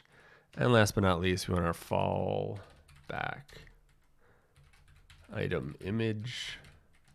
That's equal to slice.primary.fallback item image. Great. Now it's yelling at us because, hey, this content list doesn't have any of these types on it. That's fine. We're going to add them in just a second. So in our content list, we can go ahead and remove that if you had it. I mean, if you have the snippets, go for it. And we're going to create a UL. We're going to type UL angle bracket LI angle bracket A angle bracket div, and we can stop there. Now hit tab, and all of those should generate for you. Now this parent div here, we could turn this into a fragment if you want. I'm just going to leave it as is here, and we'll get the styles in a second. But just after the UL, go ahead. Oh, actually, we need to import our items first. So let's get our props. We'll take in items, content type, fallback item image, and view more text. And for that, we can just put a default of read more in case someone doesn't fill it out, in case you forget, right? Like we're already defaulting to blog, so that's fine. Now we want to create a type up here for content list props. That's going to equal an object, so say items, and that's going to be, we're going to say content. Yes, I'm going to import that from prismic.io.client or /client, content.blog post document. That is auto-generated for us. That's not like an official thing from Prismic. That's just one of our auto-generated types. We're saying that items can be an array of blog post documents or content.project document array. So it can be an array of either of those two things. All right, next line, content type is going to be a content index slice. I'm going to put square brackets there and say primary, and then another set of square brackets right after that with a string that says content type, just like that. And once again, TypeScript is helping me out a bunch. All right, next is fallback item image, and that's going to be another. I'm going to go ahead and copy all this. It's going to be primary, and then fallback right there. Fallback item image, just like that. And we can do the same thing with the view more text, VIEWMORETEXT, view more text, just like that. And we're getting yelled at here because we haven't said that these are content list props. Perfect. So now we know what each of these are. So just inside your UL down here, now let's map over the items. So I'm going to say items.map, parentheses, I'm going to pass this an arrow function, and we're going to do structure, or we're just going to take the item and then an index, just like that. And then we're going to return this li. So bring that down and wrap that li. We can say the key here is going to be index. And here next to our div, or now next to is important. So I'm going to say next to that div, we're going to make a span. And this is going to be the view more text. I'll put that right there. And inside this div, let's open this div up. Now inside this div, we're going to create a span, and that's going to get our item dot data dot title. Perfect. And just after that span, let's go ahead and create a container for our tags. I'm going to make a div, and inside that div, we're going to loop over our tags. So item dot tags dot map, and that's going to take an arrow function, and it'll be tag comma index, and here we're going to return a span, and that span is going to give us the tag and also have a key of index. All right, let's see what we've got over in our page. So mastering JavaScript animations, we're not seeing any tags there. Wondering if that's an error on our side, but we do see this read more, and that's looking good overall.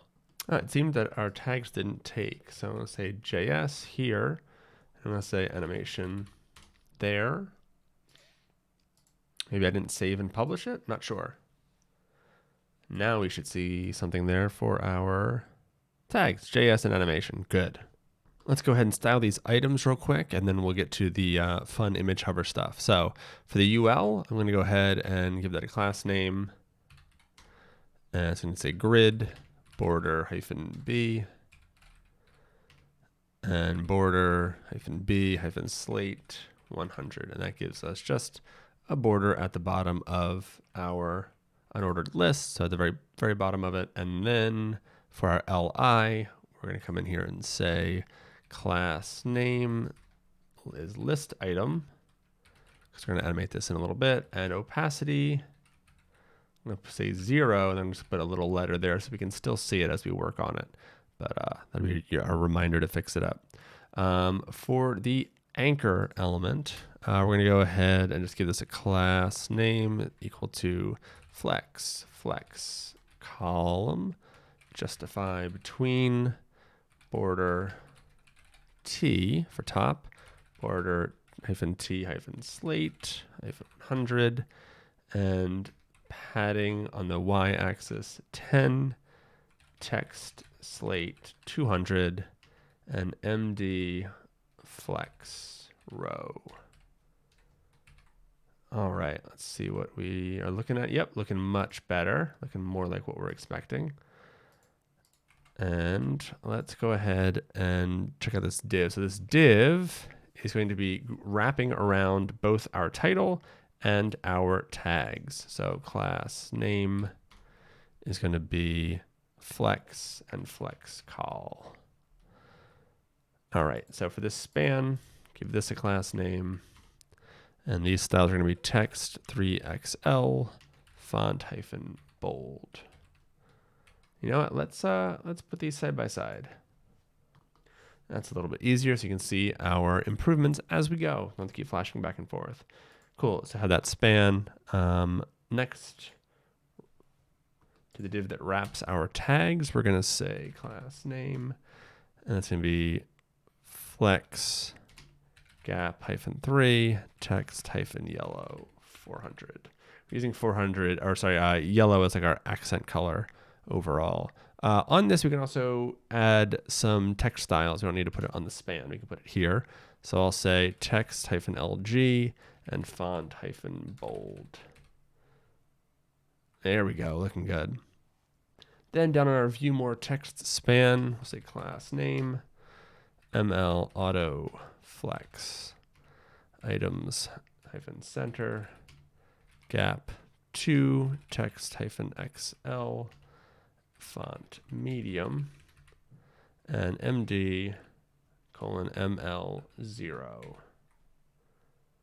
Excellent. And we just want that little arrow effect there. So we're going to grab that same arrow that we had from before. So we're going to say MD arrow outward and import that from React icons, or sorry, from React icons /MD. So it should look just like that. Next, we're going to get the URL prefix that we're going to link to. So I'm going to say const URL prefixes equal to, and then say content type equal to, and I'm going to say blog. If so, then our URL is /blog. Otherwise, it's /project. I'll change this from prefixes to prefix, just like that.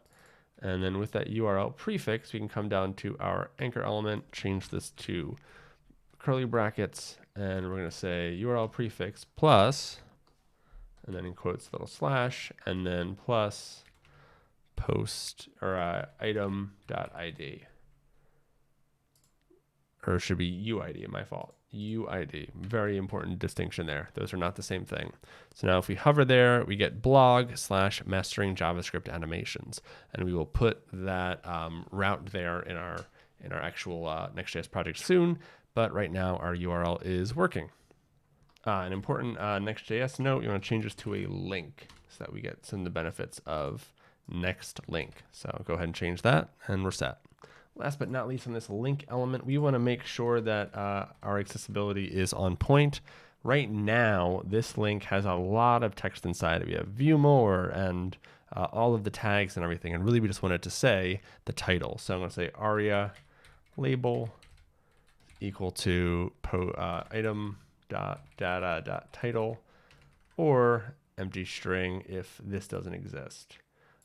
Really, actually, you know what? Instead of doing empty string here, let's catch this before this even happens. So let's come up here and make this a fragment, just like that. Yeah, it's not happy, so let's move that fragment underneath the list item. And we're going to say is filled, import that from Prismic client. And this is going to be a key text. And we're saying item.data.title.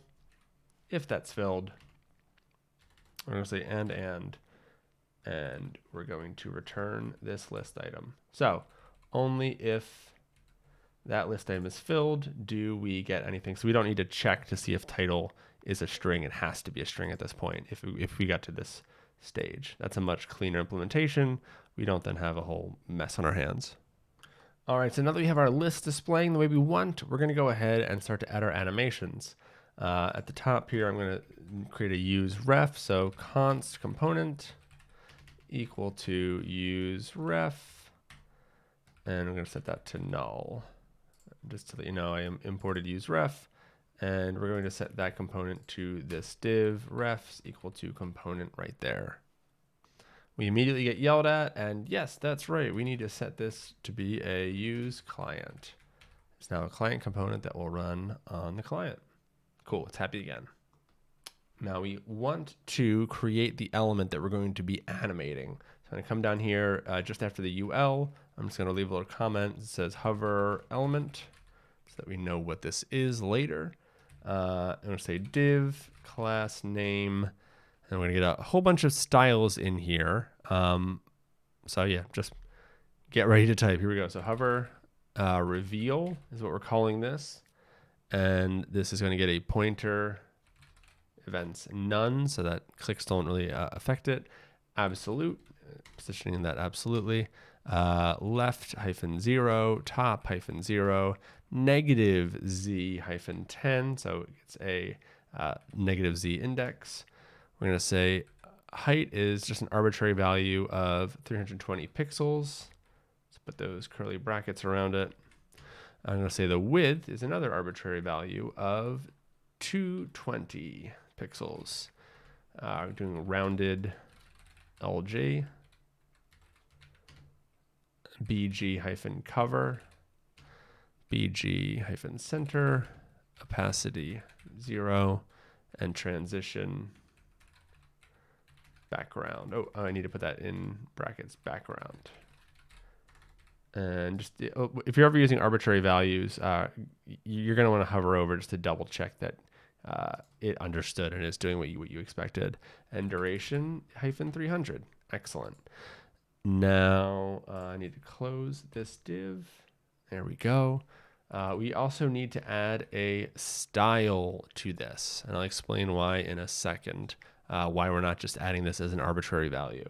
So style is going to be equal to an object, so double curly brackets, background image. And we're going to say, we'll say this is an empty string for right now because we need to do a couple of things for this. But the reason why this is going to be a style rather than like a BG image here that we just do an arbitrary value on is because if you are using Tailwind, you can't have dynamic strings passed to it that it hasn't seen before. So we couldn't like make this a $ kind of thing and just say like image, because Tailwind needs to be able to process those styles ahead of time. We won't be doing that. So we're going to lean on style, and it's totally fine. But what we're going to be using here is an array of images from each of these either blog posts or projects. So we need to create an array of images, and we also need to understand what is the current image being hovered. So to do that, first we're going to come up here and create a little bit of state. So I'm going to say const, and I say current item, comma, use, or sorry, set current item. That's going to be equal to use state. And that's just going to start out from null. But we need to type this because it's going to be able to be two different things. So between use state and the parentheses, we're going to say null or number. So current item is going to be the current one of these that is being hovered over. And we have that. Now we want to create that array of images. So we're going to say const content images is equal to items.map. I'm going to do an arrow function. I'm going to say item. Then in here, we're going to say const image is equal to, we're going to use our is filled helper. And I'm going to say .image. I'm going to check to make sure this is that this exists. So item.data.image. And if it does, we're going to use that for image. Otherwise, we're going to use our fallback item image that we set in our in our slice. So we're going to say item.data.image or fallback item image. Perfect. Then we are going to use a great helper from the Prismic SDK called asImageSource. So I'm going to say return. So we're going to add to the array asImageSource. You'll see it here from Prismic client. We're going to pass it the image, and then we're going to pass it an object that has some properties on it. And this allows us to use the transforms that ImageX, the image CDN that Prismic uses, to change the way that our actual image looks. So it's kind of like having Photoshop in an object. So we're going to say fit. It's going to be crop. We're going to say that the width, W is 220. Height, or H, is 320. And we're actually going to darken the image a little bit.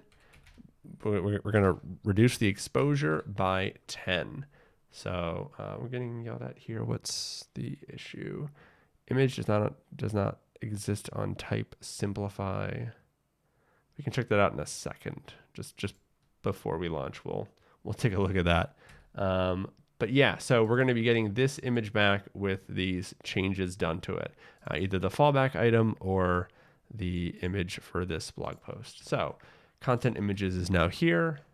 We can go down to our background image and change this from just an empty string. We want to check and see, is current item null? And if it is null, we don't want to show anything. Otherwise, we want to show our image. So I'll just say current item. Let's just check, is it not equal to null? If it's not equal to null, we'll say backticks URL parentheses, and inside there, use $ curly brackets, content images, and then in square brackets, we'll put current item, and that's gonna be an index. I forgot the word null here. There we go. Still an issue, : expected. And then otherwise empty string. Great. So right now this will always just show nothing because we aren't setting current item just yet.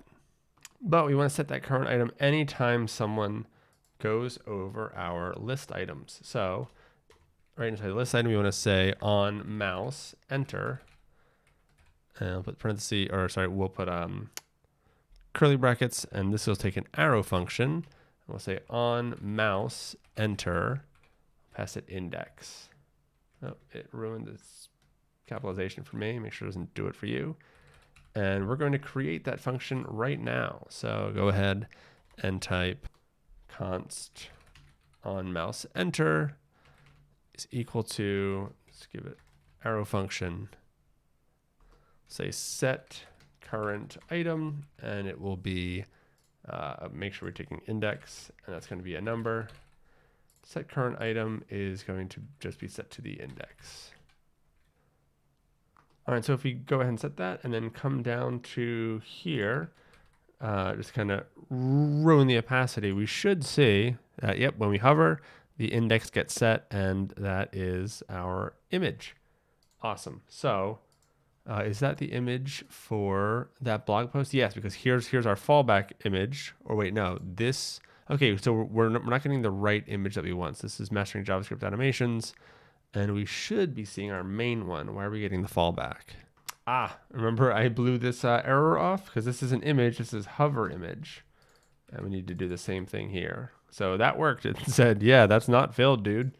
So I'm going to go back to the fallback item image instead. There we go. That's the graphic we want. Cool. So it's not following us yet, but it is working. But now we want to also remove or set the current item to null when we leave. So I'm going to say const on mouse leave equal to, it doesn't actually matter what our index is here because we're just leaving, and we're going to set current item to null. So we're not going to put that on the list item because as we jump between list item and list item, we don't want to set that to null. We want it to shift to the next index. Instead, we want to call that only when we leave the entire list. Let's say on mouse leave, and then we're going to pass that. We can just pass that directly. We don't need an arrow function because we're not passing anything. So it should, stay up there. Oh, there we go. That's exactly what we want. And if we had multiple, we would see them all changing. All right, so to make this animation, we're going to need a couple things. We're going to pull in GreenSock, obviously, so we're importing GSAP, but also we need to know where the mouse cursor is. So we're going to be using some of the web APIs for that. So right under URL prefix, let's go ahead and create a use effect. If you don't have that already imported, go ahead and import that. And I put square brackets. So inside use effect, we are going to be getting this mouse movement. So we're going to say const handle mouse move, and that's going to be equal to an arrow function. I'm going to say e, and that's going to be a mouse event arrow. And inside here, we're going to get const mouse position, or POS, equal to x e dot client x and y e dot client y plus window dot scroll y. And this is just so that as we scroll, the images follow our mouse. Otherwise, they would stay stuck up above. Cool. After mouse position, we're going to calculate the speed and direction by which our mouse is moving, because we need to figure out like the velocity and everything to kind of judge that. So to do that, we need to add a ref right up here. I'm going to say const last mouse position, POS, equal to use ref. And inside, we're going to start out with x equal to 0, y equal to 0, just as kind of our defaults. So now that you have last mouse position, come back to here. I'm going to make this big because we're not going to be seeing a lot of changes right now. When we're styling, that makes sense, but right now it doesn't. So we're going to say in a comment, calculate speed and direction. So const speed is equal to math.sqr for square root, and then math.pow. And don't worry, I have a little bit of understanding of this, but for the most part, this is just kind of the magic that makes this work. And then last mouse position dot current dot x. We only care so much about the x to change the way that this goes back and forth. If we move up and down, you see the card doesn't really tilt. But as we move back and forth, we want it to tilt more if we're going fast. So that's why we're caring about the x here. And so current.x, comma 2. So I think it's to the second power. So now we need to use our GSAP context. So let ctx equal gsap.context. And that takes an arrow function. And inside here, we're going to say if current item is not equal to null. Oh, I put too many equal signs. So if current item is not equal to null, then we can continue. So const max y. So now we want to set a boundary on our image so that we don't get scroll bars on the side. You might be able to see that as I get closer to the edge, this stops moving. And that's because I have this max x and max y value. So we're going to implement that. Max y is equal to window dot scroll y plus the window dot inner height minus 350 pixels. And then the max x is equal to window.inner width minus 250. So once again, this is just accounting for the scroll that's going to happen. Then we are going to create a GSAP animation or a tween. So GSAP 2, and we need to give our item or our image that we're moving around its own ref. So I'm just going to copy this and call this reveal ref. And I'm going to add that to this hover element div. So right there works. Ref is equal to reveal ref. Come back up inside here. So GSAP 2, the item we're moving is reveal and ref.current. And we're going to change its X to gsap.utils.clamp. And I can explain clamp in a sec, but well, I'll explain it as I type it. Basically, we are going to clamp the value between 0 and max X.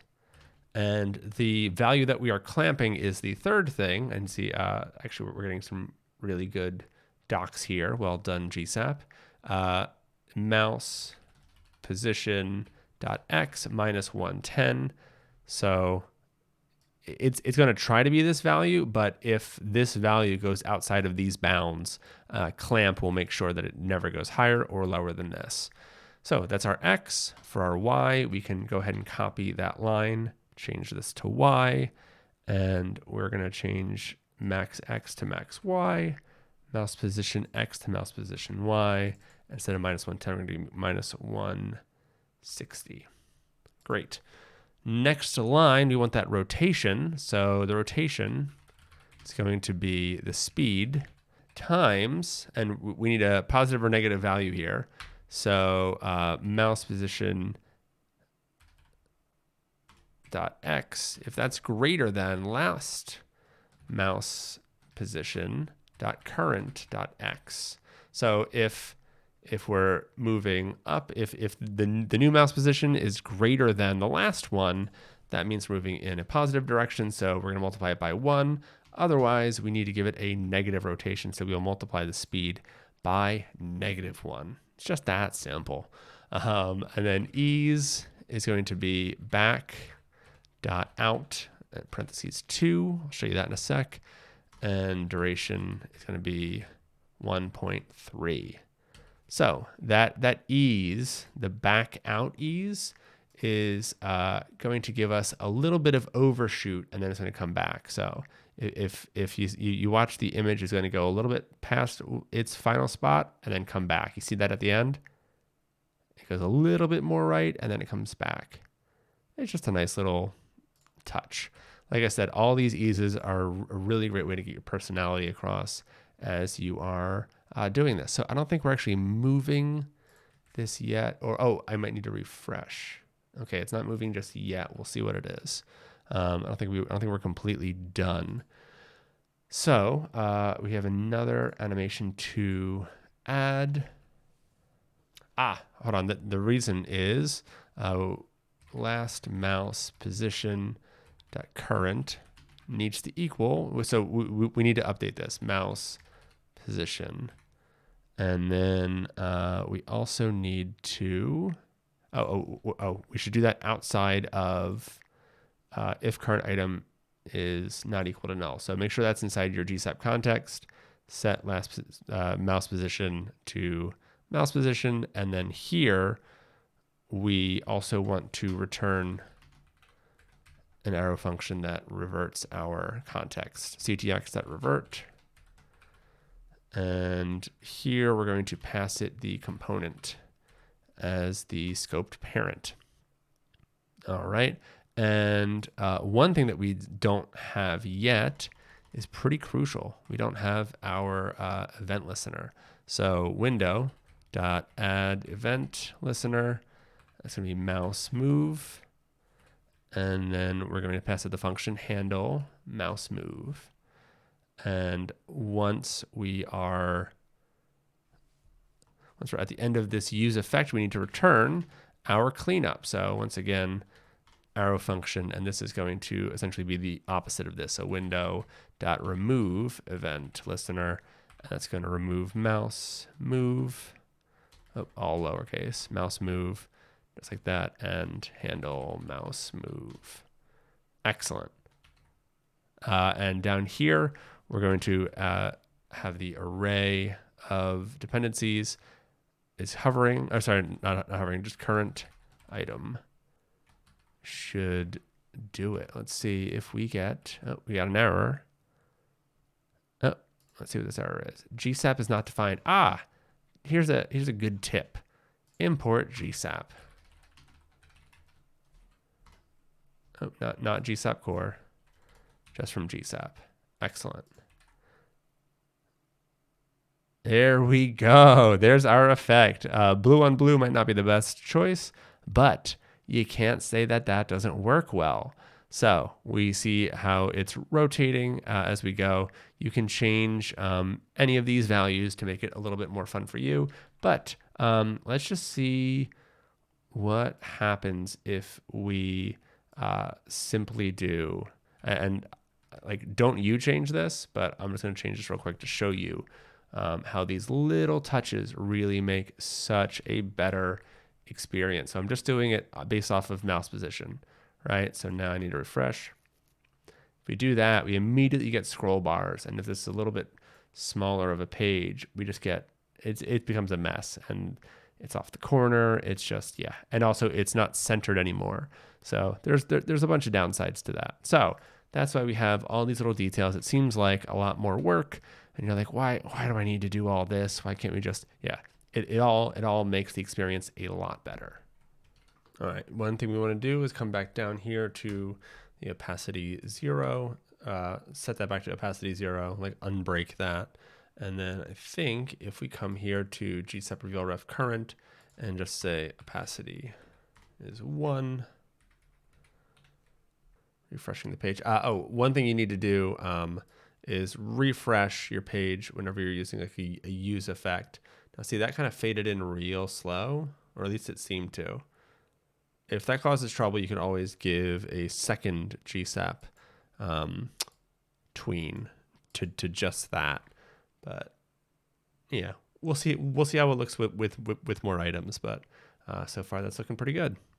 All right, real quick, I want to go in and I want to add another blog post so that we can make sure that our transition from one blog post to another is nice and smooth. And then we're going to see about animating the whole list. So I'll say like making cool CSS art. And I'll type CSS, and that'll be it for that one. Date, let's just pick any day. And then select image, just say art. Paintbrush, perfect. All right, so save, and we're going to publish that. And normally we would have, some actual text in this blog post, but that's fine. For our purposes, this is more than enough. So now if I go back to my blog, I should have another blog post. I forgot tags. Oh, wait, no, I didn't. I think that's just a bug of some sort. Adding tags doesn't seem to always catch. This page builder is new, so if you encounter any bugs, please let us know. But I'm sure we'll have this ironed out very soon. There you go. So that's looking really cool. I like the red on the blue, and then that transition's really satisfying. Excellent. So now let's go in and we're going to do a little trick to get suddenly a whole bunch of blog posts in our list so we can work on an animation. So go ahead and find items, and just for right now, we're going to delete that and put square brackets. I'm going to go ... items, comma, and copy that a few times. Every time you copy that, we'll get 2, 4, 6, 8, 10, 12 blog posts there. But that's not the only place we need to do it. We also need to do that for our content images. So go ahead and copy this whole array that you made so that you know you have the same amount. And just like that, we suddenly have a bunch of blog posts. We are prolific authors now. So with that, we have, nice. That's looking good. So now we can animate the way that they come in as we scroll. So above your first use effect, or wherever, use effect, make another one, because this is going to be a little bit different dependency. We don't want this to run more than once. So we're going to say let ctx. You can go ahead and copy this, honestly. Paste that right there.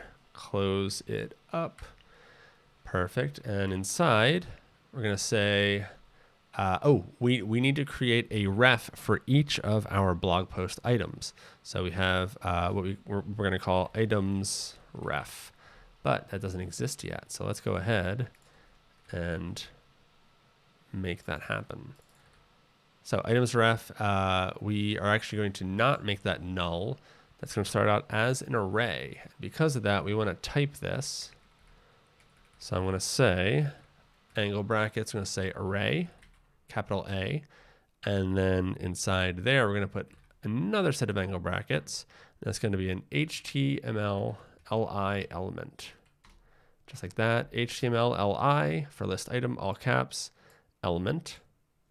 I messed that up. And then it's a union type. So we're going to say, a pipe and then null, just like that.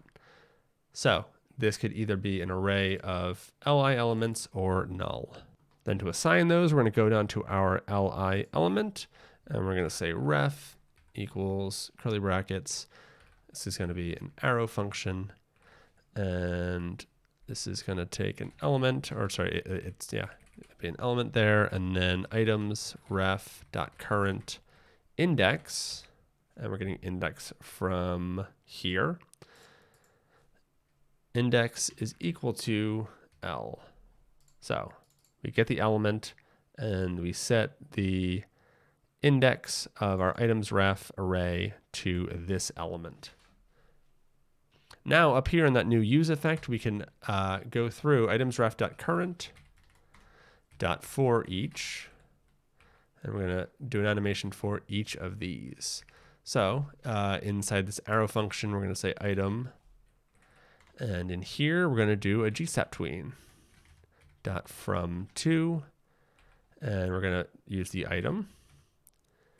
And we're going to go from opacity 0 and y20. That's our first object. Then our second one is going to go to opacity 1, y0. Duration 1.3, ease elastic dot out parentheses 1 comma 0.3 close parentheses. Now we're going to use the stagger value, which will automatically separate out each item of this array. So stagger is going to be 0.2. Oh, actually, we might not need stagger here. I'm going to leave it there for a second because this isn't technically an array. This is just a bunch of items, but we'll see. And then scroll trigger is key here, which means we actually need to import it and register it. So let's do that real quick. Import scroll trigger from GSAP / scroll trigger. And then GSAP.register plugin scroll trigger. Excellent. And here we go. So scroll trigger, that takes an object, and that's going to be trigger is item. So we want it so that when this item comes into view, that is what triggers the animation to go. And we're going to say start. The start of this animation is going to be when the top of the trigger hits the bottom of the viewport, but minus equal 100 pixels, and we'll see what that looks like. So end is going to be when the bottom of this trigger hits the center, but that'll already have finished by then, so we should be good. So toggle actions. Let's see if it gives us a description of that. Yeah, no, it does not. Okay, play. And that's none, none, none. So kind of a funny prop here, but basically these set what happens when you scroll back through. We don't want these to disappear and reanimate and keep going. Once it's in the viewport, we just want it to stop. So you can look this up, but we're not going to get into toggle actions too much right now. All right, that was a little funky. There we go, just that once. And then as we scroll, there we go. We got our next one and our next one and our next one. And if we change this value, like if you got rid of it entirely, we would, oh, it's gonna be a little bit funky just because of the re-rendering of React on our dev server. That won't happen on production. But you'll see that these start to render in way too soon. See how it's rendering in before we even see it? So that minus 100 makes it so that there's a 100 pixel buffer until it actually starts to load in. See how it's now waiting a bit long? Oh, wait, why is it not? Okay. There we go. Cool. So that is our little load in animation. And that is set now, actually. I don't think we need stagger though, because it's all based on scroll triggers. So I'm going to remove that. Cool. Slides in, and there you go. As you go down, it's just a nice little effect.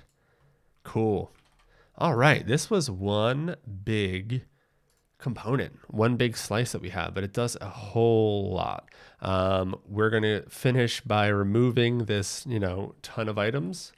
Change that back to just items. And where's our other one? Here. Change this back to just items. And that should just give us the 2 blog posts. And before we finish, let's go ahead. Do we have a project? I think we do, right? We created our blog page. We don't yet have a project page, so create new. It's going to be a page, not a project, but it's the project page, right? A little confusing, but stay with me. Projects, and it's going to be projects. Create your page, add slice, doing this content index, but instead of blog, we're going to say projects, and content type is project. The tech projects I've created. View more text is going to be view project, and then the fallback item image can be, let's see what Unsplash gives us. Projects, perfect. All right, hit save. And now, once we hit publish, there should be a working page at /projects. Let's add that to our settings. Forgot the order. Okay, about projects blog. Let's try to match that order. Here's our, oh no, I'm in the wrong tab. So I'm gonna go choose link type, link to Prismic page, projects, label is projects.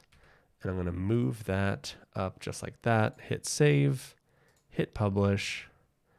And if we go back, we should see Andy Bryant about projects blog. Let's check out projects. And there it is. There's our book library app. Getting a little bit of a funky re-render there. Maybe that is an issue. I don't know. We'll keep an eye on that. Yeah, there's something going on there. Okay, let's diagnose this real quick. I got so excited by our animation that I forgot to do all the proper stuff at the end. First off, it's a use effect. So you gotta pass it that empty array. Then we also have our GSAP stuff where we want to pass it the component for context. And right before there, we want to clean up. So return arrow function ctx.revert.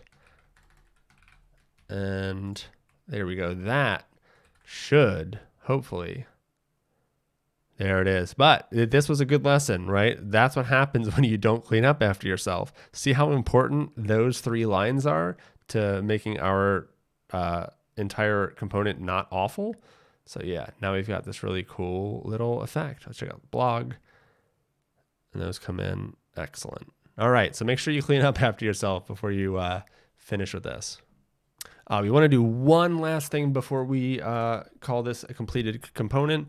We want to make sure that when people go to hover over these blog posts, especially if you have like 30 of them, you want to make sure that they don't have to wait for that image to load in, hover over the next one, wait for the image to load in, right? Like the way we have it right now, this won't get called until it is added to the DOM.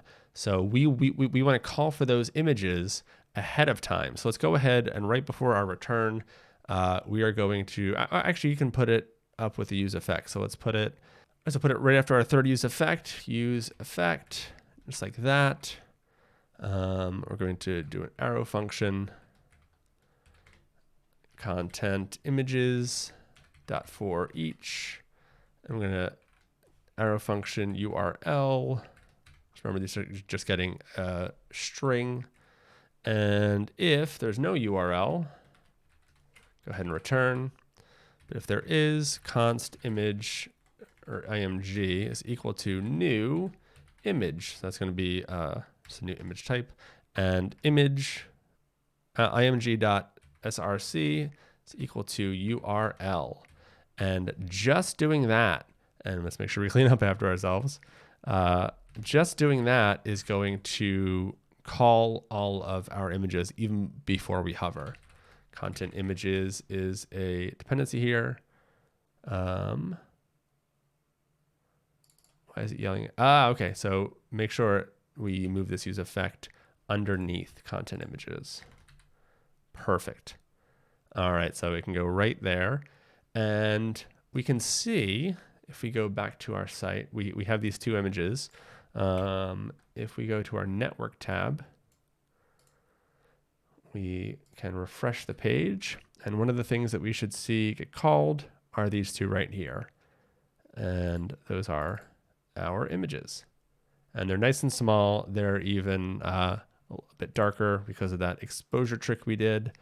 And yeah, the reason we make them dark is that so you can still, mostly read the text.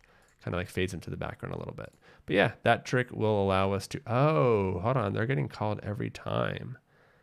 And that's really interesting. All right, that's our component. Let's move on.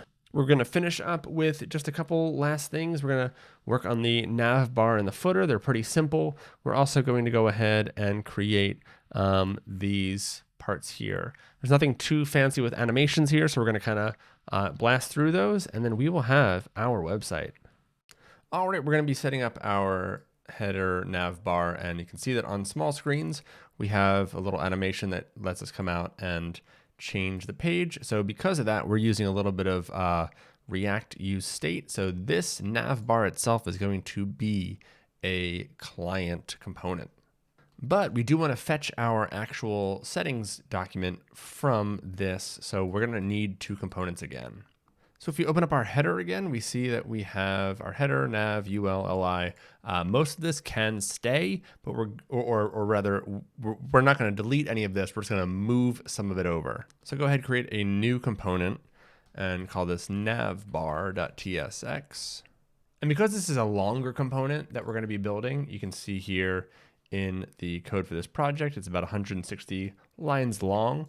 And it doesn't really have too many advanced animations to it. We're going to grab it from GitHub. You can go right to GitHub, Atros Creative Portfolio, and grab this code.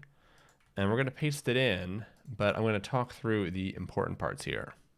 Once that's pasted in, we want to go ahead and cut this out and say nav bar and import that from the components. I'm actually going to change this from just a period to @components because that way, if we ever need to move this or anything, it'll still be referencing that. And nav bar, right, it's complaining because we aren't passing it what it needs. So go ahead and say settings equal to settings.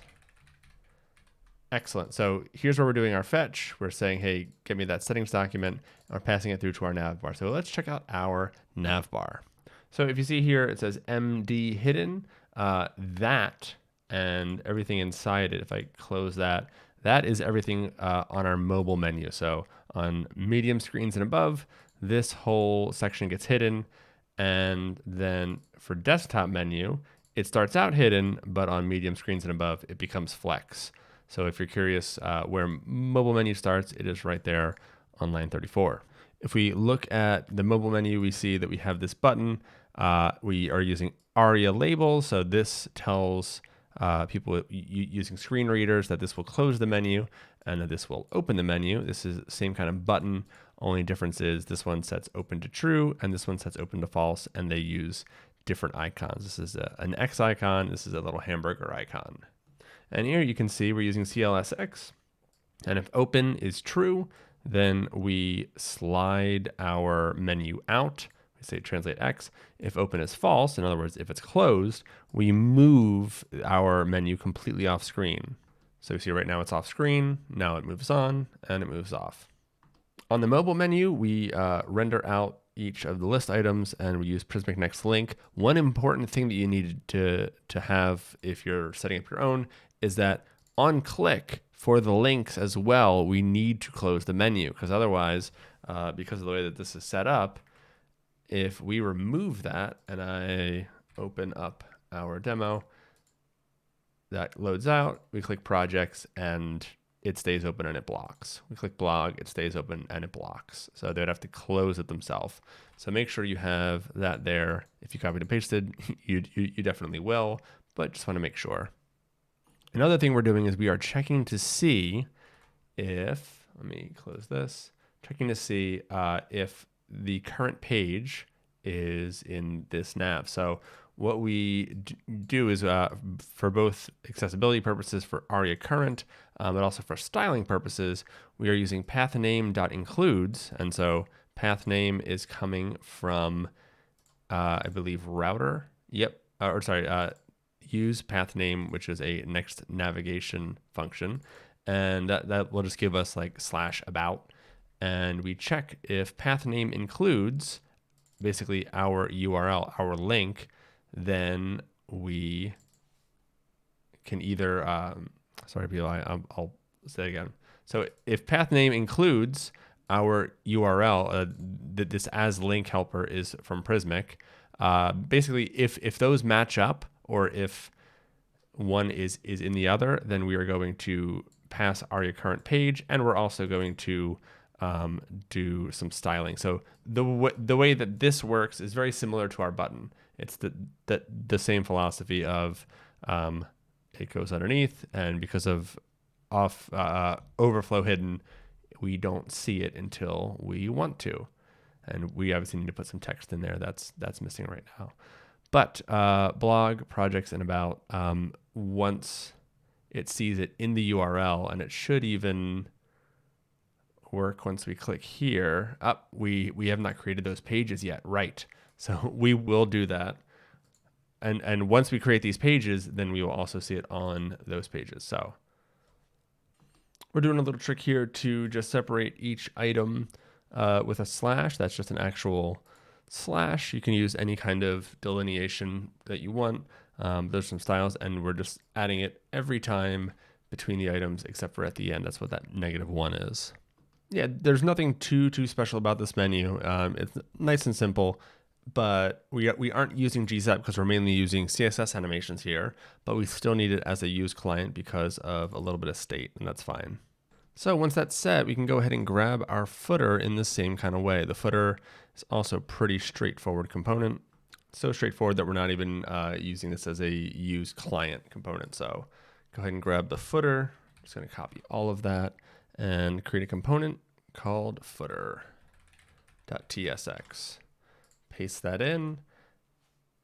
And just like in our header, we are calling for the settings file because that's what is informing all of that data there, the navigation, the name, everything else. We want to go ahead and add footer here to our layout.tsx. Footer, just like that. Make sure you import it. Let's go ahead and footer, and we should see the bottom of our page now. Excellent. We see Andy Bryant. We have a little copyright here. We have our 3 nav pages, and we don't have anything over here. That's because we never put in our socials on Prismic. So let's go there. Let's add some socials. Let's go to settings, and I'm just gonna add, let's just say add a CTA so that we get our button content. Say link to a Prismic page. So like this in my opinion should be like something like an email or something like that. For this, I'm just gonna put Google. Just for the sake of not getting email, but think this is a good contact button. You can make it say whatever you want though. And here we can say Twitter link to web page, twitter.com. Let's go Andy Bryant. I'll put 40 just in case there is an Andy Bryant. Don't want you completely spammed from all the people who will surely take this course. So now if we come back to our blog and hit refresh, we should see that Twitter icon and just that Twitter icon. And that is because we are checking is filled on the link for each of those and then rendering Prismic next link. And we are using React icons to pull in the font awesome GitHub, Twitter, and LinkedIn. If you can, try to use the same React icon library for things like this. It'll just make it a lot easier, so you don't have to like be concerned with it too much with like different styles or ones in outline, that sort of thing. This is really important. ARIA label, make sure that you add this. For me, I just put settings data.name, which is Andy Bryant, on Twitter. That way it's not just an SVG and a link. That doesn't tell screen readers anything. And we have these styles here. That's pretty straightforward. Good news here, you will not need to update this once the new year rolls around. You just need to make sure that you redeploy your site at some point in the new year. And yeah, that's pretty much all there is to this component. All right, so now that we have our header and our footer, there's one thing that's really holding us back from looking really good, and that is this noise in the background and this little gradient. It's a very different kind of site feel. So let's go ahead and add those. First thing you're going to need is a noise texture. You can get the one that we have over here in the Creative Portfolio public noise texture.jpg. As you can see, it's just a black and white standard noise texture that I just generated it in Figma from a plugin, but you can use whatever you want. You just want to go to your public folder and drop in noise texture. There you go. And now in our layout, we're going to create a new div and do it just below footer. That's here I'm going to say just dot absolute. And that way we got our class name there. I'm going to say pointer events none. Inset 0 negative z hyphen 40 h full bg hyphen, and it's going to be an arbitrary value. You say URL parentheses single quotes / noise texture .jpg or whatever your texture is called. Then over here opacity hyphen 20. And we're going to use a mixed blend of soft light. Just like that. We're going to hit save and let's see our result. Nice. So you can't, yeah, I mean, hopefully you can tell from this. But yes, it's definitely getting applied and it is in the background, but it's not going down all the way. So to deal with that, we want to come back and we want to change the way that body is styled. So we're going to put parentheses around urbanist.classname. We're going to say CLSX and go ahead and import that from CLSX. After class name, put a comma, and we're going to give this relative and min h screen. So that should do a couple of things, but just make sure that body is taking up our entire so that the absolute here will be in reference to body. And so when it's inset 0, that's going to be filling all of this element here. Now, while Tailwind can do gradients, it doesn't do radial gradients very well. So in order to get this effect, we're going to need a little bit of actual just CSS. We're going to want a second div that we can put right above the first one. So we're going to say absolute. So we need to position this in the same kind of way. I'm going to inset hyphen 0 negative z 50 max h screen. And then we're going to give it a custom class of background gradient. Just like that. And then here we have this global CSS where all we're doing is importing all of our Tailwind styles. We're going to put a .background gradient here, and all it's going to take is a background property. For background, we're going to give it a radial gradient, open the parentheses, and we're going to say what kind. It's going to be a circle at the top center. If you want to put that somewhere else, go for it. And really it has just a couple of lines. This is that blue, but it's only at half opacity. So we're just giving it a little bit of a shine. And then we have basically black afterwards. And this just says what position that's going to be at. So if we save that, there we go. We have that nice blue. You can play around with this color. I wouldn't recommend something like a green, but you can see the effects of, oh, actually, is that not? Oh, sorry, I'm looking at the wrong one. There you go. So say that should have had an effect, and it does. And if you like that, awesome.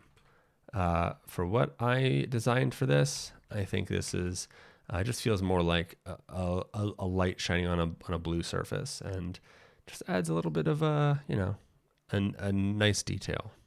All right, we've styled our nav, we have our footer, and we have our background.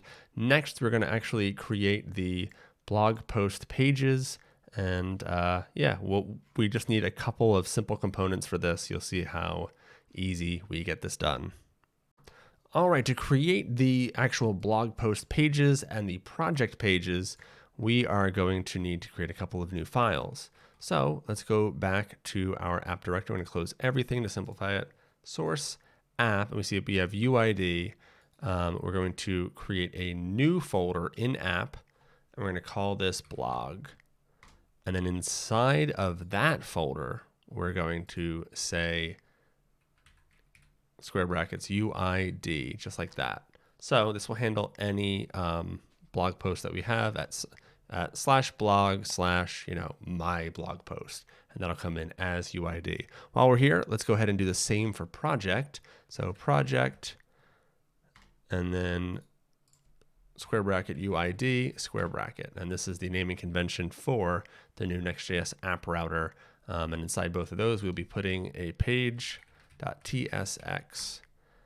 And I'm going to do the same here, page.tsx. Great. And we should be able to go over to Slice Machine, go to page types, and for blog post, grab the page snippet from up here. Come back, we have our blog post, just like that. And same thing. We really could just copy parts of it over, but it's a lot easier to grab this.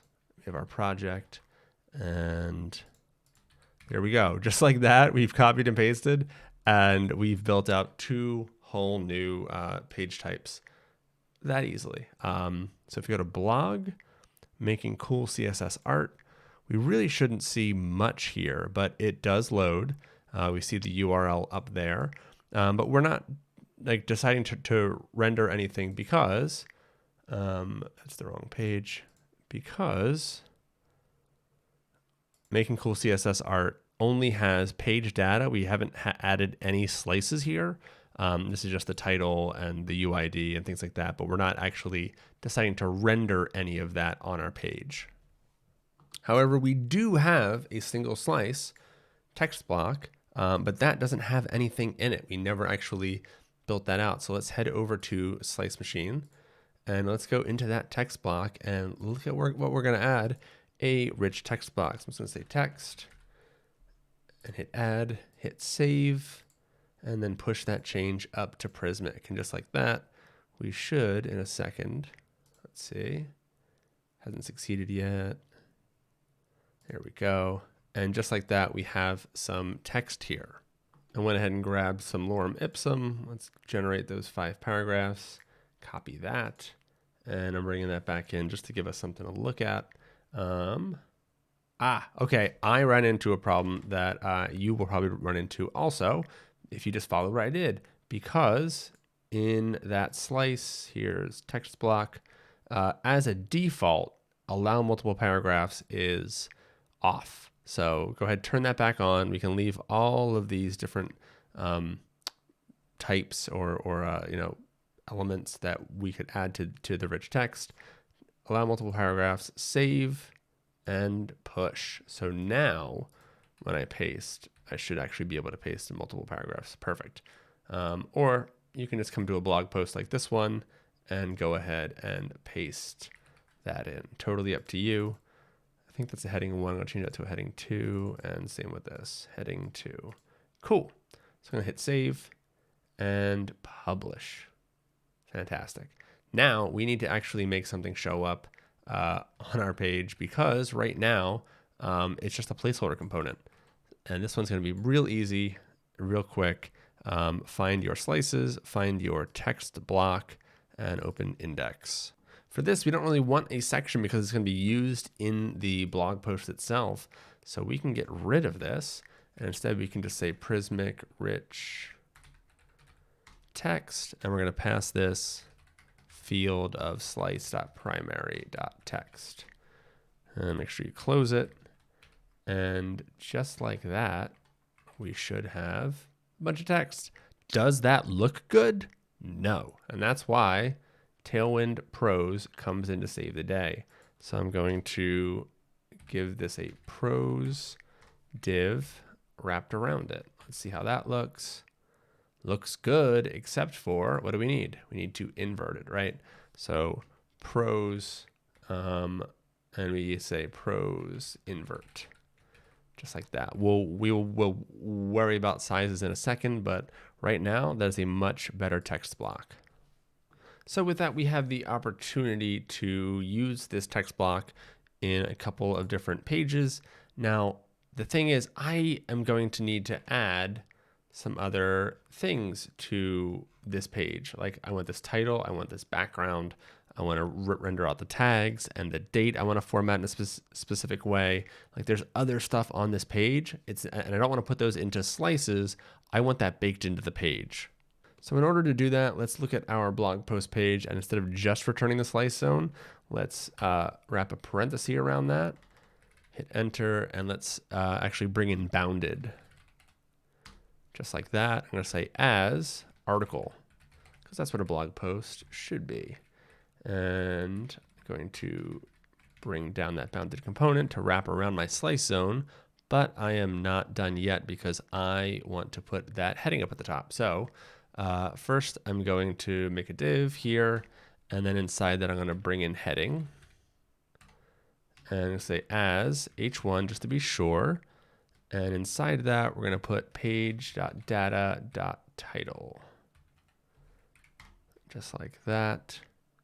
And in underneath heading, but still inside that div, we want to render out a container for our tags. So I'm going to say .flex, hit tab.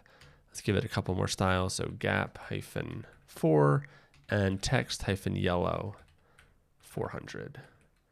Great, so we have our container for our tags, and inside here, we're going to go ahead and say page.tags.map, and that takes a arrow function.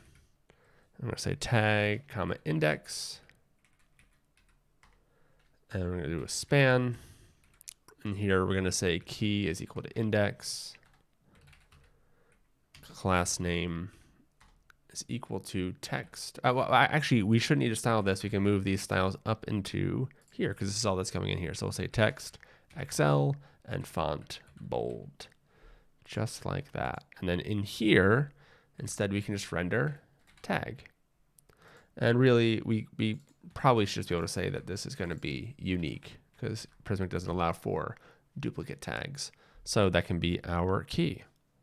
Let's give this div inside bounded some styles. Class name equal to rounded 2XL, border -2, border slate 800, BG slate 900, PX4, PY10, MD PX-8, and MD PY-20. All right, this is looking good already, looking really good. We see that, it's like we're not capturing the slices because our slice zone is outside of that div we just created. So let's go ahead and move that div down, and already we should see the difference. Next, we can render out the date. So just underneath, let's see, this div, we're going to create just a paragraph. And inside there, we can just say page.data.date. But we'll see that if you're okay with that date, that's fine. But for us in this project, I think we're going to format it. So I'm going to say const date is equal to new date. And we're going to say page.data.slices. Oh, no, sorry. I was reading the wrong thing. Page.data.date. And then we want to set some options. So const options or date options is the type of intl.date time format options. Just like that. And that's equal to this object. So you got weekday. See how it's already helping us out. We got long, narrow, or short. We'll do long. Year is numeric. Month is long. And day is numeric. Perfect. And we're getting yelled at for this. No overload.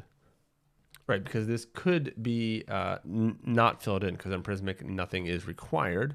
So let's instead create a function that is just format date. So function, and that will take the date or take a date, and we'll say that is a date field from Prismic, and we'll wrap everything in here. So just shift that around. And just say if is filled dot date, and we'll pass date to that. And great. So now we have a checked to make sure that date is filled in.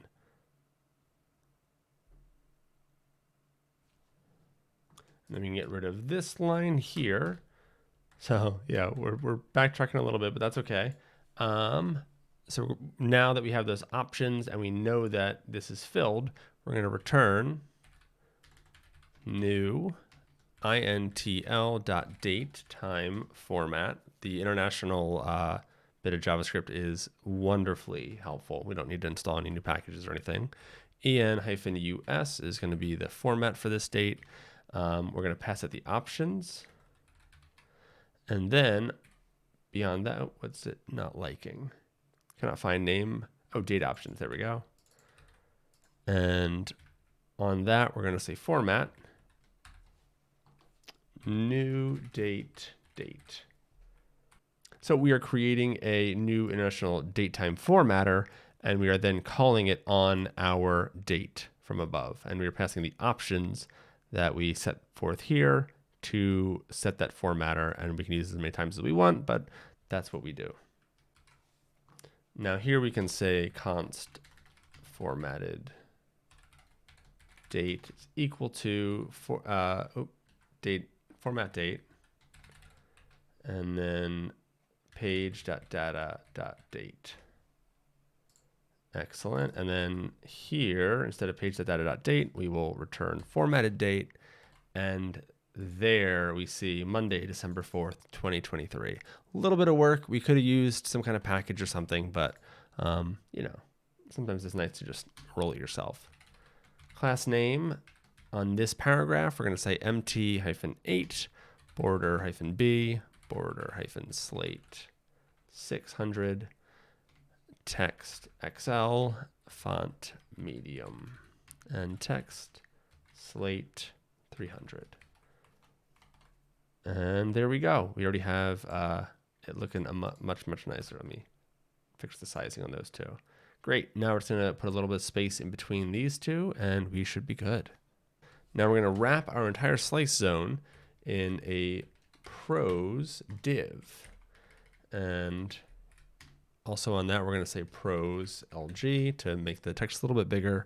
Say pros invert. Margin top is going to be 12, so MT12. On smaller screens, full width. we're going to say max width none, and you'll see why in a second. Prose actually sets a max width of 65 characters there. You see that? But we want to unset that because we're going to actually add an image component. MD MT20. So on larger screens, we're going to have a margin top that's a little bit bigger. And there we go. We don't see the large text because we went and set our text block to have this prose component or this prose style here. When instead, what we're going to do is just remove that and say max width prose. So we are setting a max width on our rich text component back to 65. So we removed it, but we're putting it back on, and now we're seeing some pretty good typography. But what if you want to put an image that fills this inner container? Let's go ahead and do that. So I'm going to create, just kind of call it like image block. And this is going to just be an image. Click save. You could also like add a caption or do other things with this if you wanted to make it a bit more robust. For me, I'm going to just kind of grab another screenshot and update screenshot right there. And I'm going to go to changes, push changes. Now we have this image block. Oh, but it doesn't belong to anything because I didn't add it to either the project custom type or page type. So I need to add image block there. And I also need to add it to the blog post. Great. So now we have image blocks in both places. We need to push those changes so that that slice is available to us in Prismic. And now if I go to my Making Cool CSS Art blog post, we see we have all this text. I'm actually going to duplicate that. And in the middle, I'm going to put our image block. Going to click, actually, I'm going to first choose an image. Let's go with this woman cutting fruit. Click save and publish. And back here in our blog post, we should not see that image just yet because placeholder component, right? We're used to that. But here we do see image block right there. And instead of this section, we can go ahead and say Prismic next image. And we know that I think it's field, I think slice dot primary dot image. And we can pass it other things like imagex params. I'm going to go ahead and do that. So imagex params, let's give it a width of, let's say 600. See how that turns out. Now, if I refresh this page, there we go. We get that kind of full width image that breaks out of that max width. If that's the style you were going for, great, keep that. If you want it to stay within this smaller area, that's fine too. But that's how you would break out of the prose sizing. Give the max width just to these elements, but I like the space that prose gives between elements on the vertical axis. So that's why I applied it to the whole thing, but removed the max width on certain elements because it gives like nice margins around things. So just like that, we have a blog post page. Is this the right page? No, I'm on the wrong page. Here's our blog post page. But here's the thing. I really don't want to have to copy this over and customize all this just for project as well. I mean, I can, but I think there's kind of a better way to do this. Instead, I'm going to abstract this out to a new component. So in components, I'm going to call it content body.tsx, just like that. And in here, I'm going to essentially copy out my entire component, and I'll remove what we don't need, but it's just gonna be easier for imports and everything if we do it that way. We're gonna remove the generate metadata, generate static params, so we can remove that because we're gonna keep that in the page itself. This can all stay. This is all staying the same. Yeah, so metadata we can remove. And anything here about fetching our data, we can get rid of that because this is just going to be passed through. So we're going to remove that async bit. And this function is no longer page, but it's content body. And yeah, we don't need params, but we do need page. So content body now takes a page. Actually, we'll put it up here. So page. No, we don't need it there. We'll just put it here. So page is the only thing it's taking, and that is going to be typed as page, and that's content. That's coming from Prismic. Prismic/client blog post document, or content.project document. Excellent. So those are the two things that this should accept. And you can see VS Code makes it easy for me to kind of pick out the things that we're not using anymore in this component. And then what I can do, save that. And then over here in my blog, I'm going to close those. In my blog page, I can get rid of format date, all of that formatted date bit. I want to keep the client in the page, but then instead of all of this, I'm going to return instead content body, and I'm going to pass that page just like that. And that's all we have to do there. And now you can see all the stuff that gets removed from this page, from this React component. And now I get to do the same thing over in my project. Instead of slice zone, I want content body, just like that. And it needs page. Remove components, remove slice zone. All of that is now in my content body, and I've doubled up on that template, done half the work. Projects, book library app. And yeah, I can add some content there, but it's going to render out the same way, and it's working really great. Let me just go ahead and do that real quick. Awesome. So I added a couple tags, and I added some images and some text. So just like that, we have projects and blog. Right now, though, blog is working, but projects, and by working, I mean it's showing that we're in a blog post, but that disappears on projects. And that is because I screwed up a little bit where the URL here is projects. So the S makes a difference. And when I go in here, project is what we get there. So I'm going to go ahead and fix that. I'm going to rename this folder, rename to projects. So I changed the name of the folder, and I also changed it in our content list where you have blog and projects. So make sure you change in both those spots. And now with the new URL projects, you can see that it shows up and says, hey, that's where you are. You're in the blog area, you're in the projects area. Nice.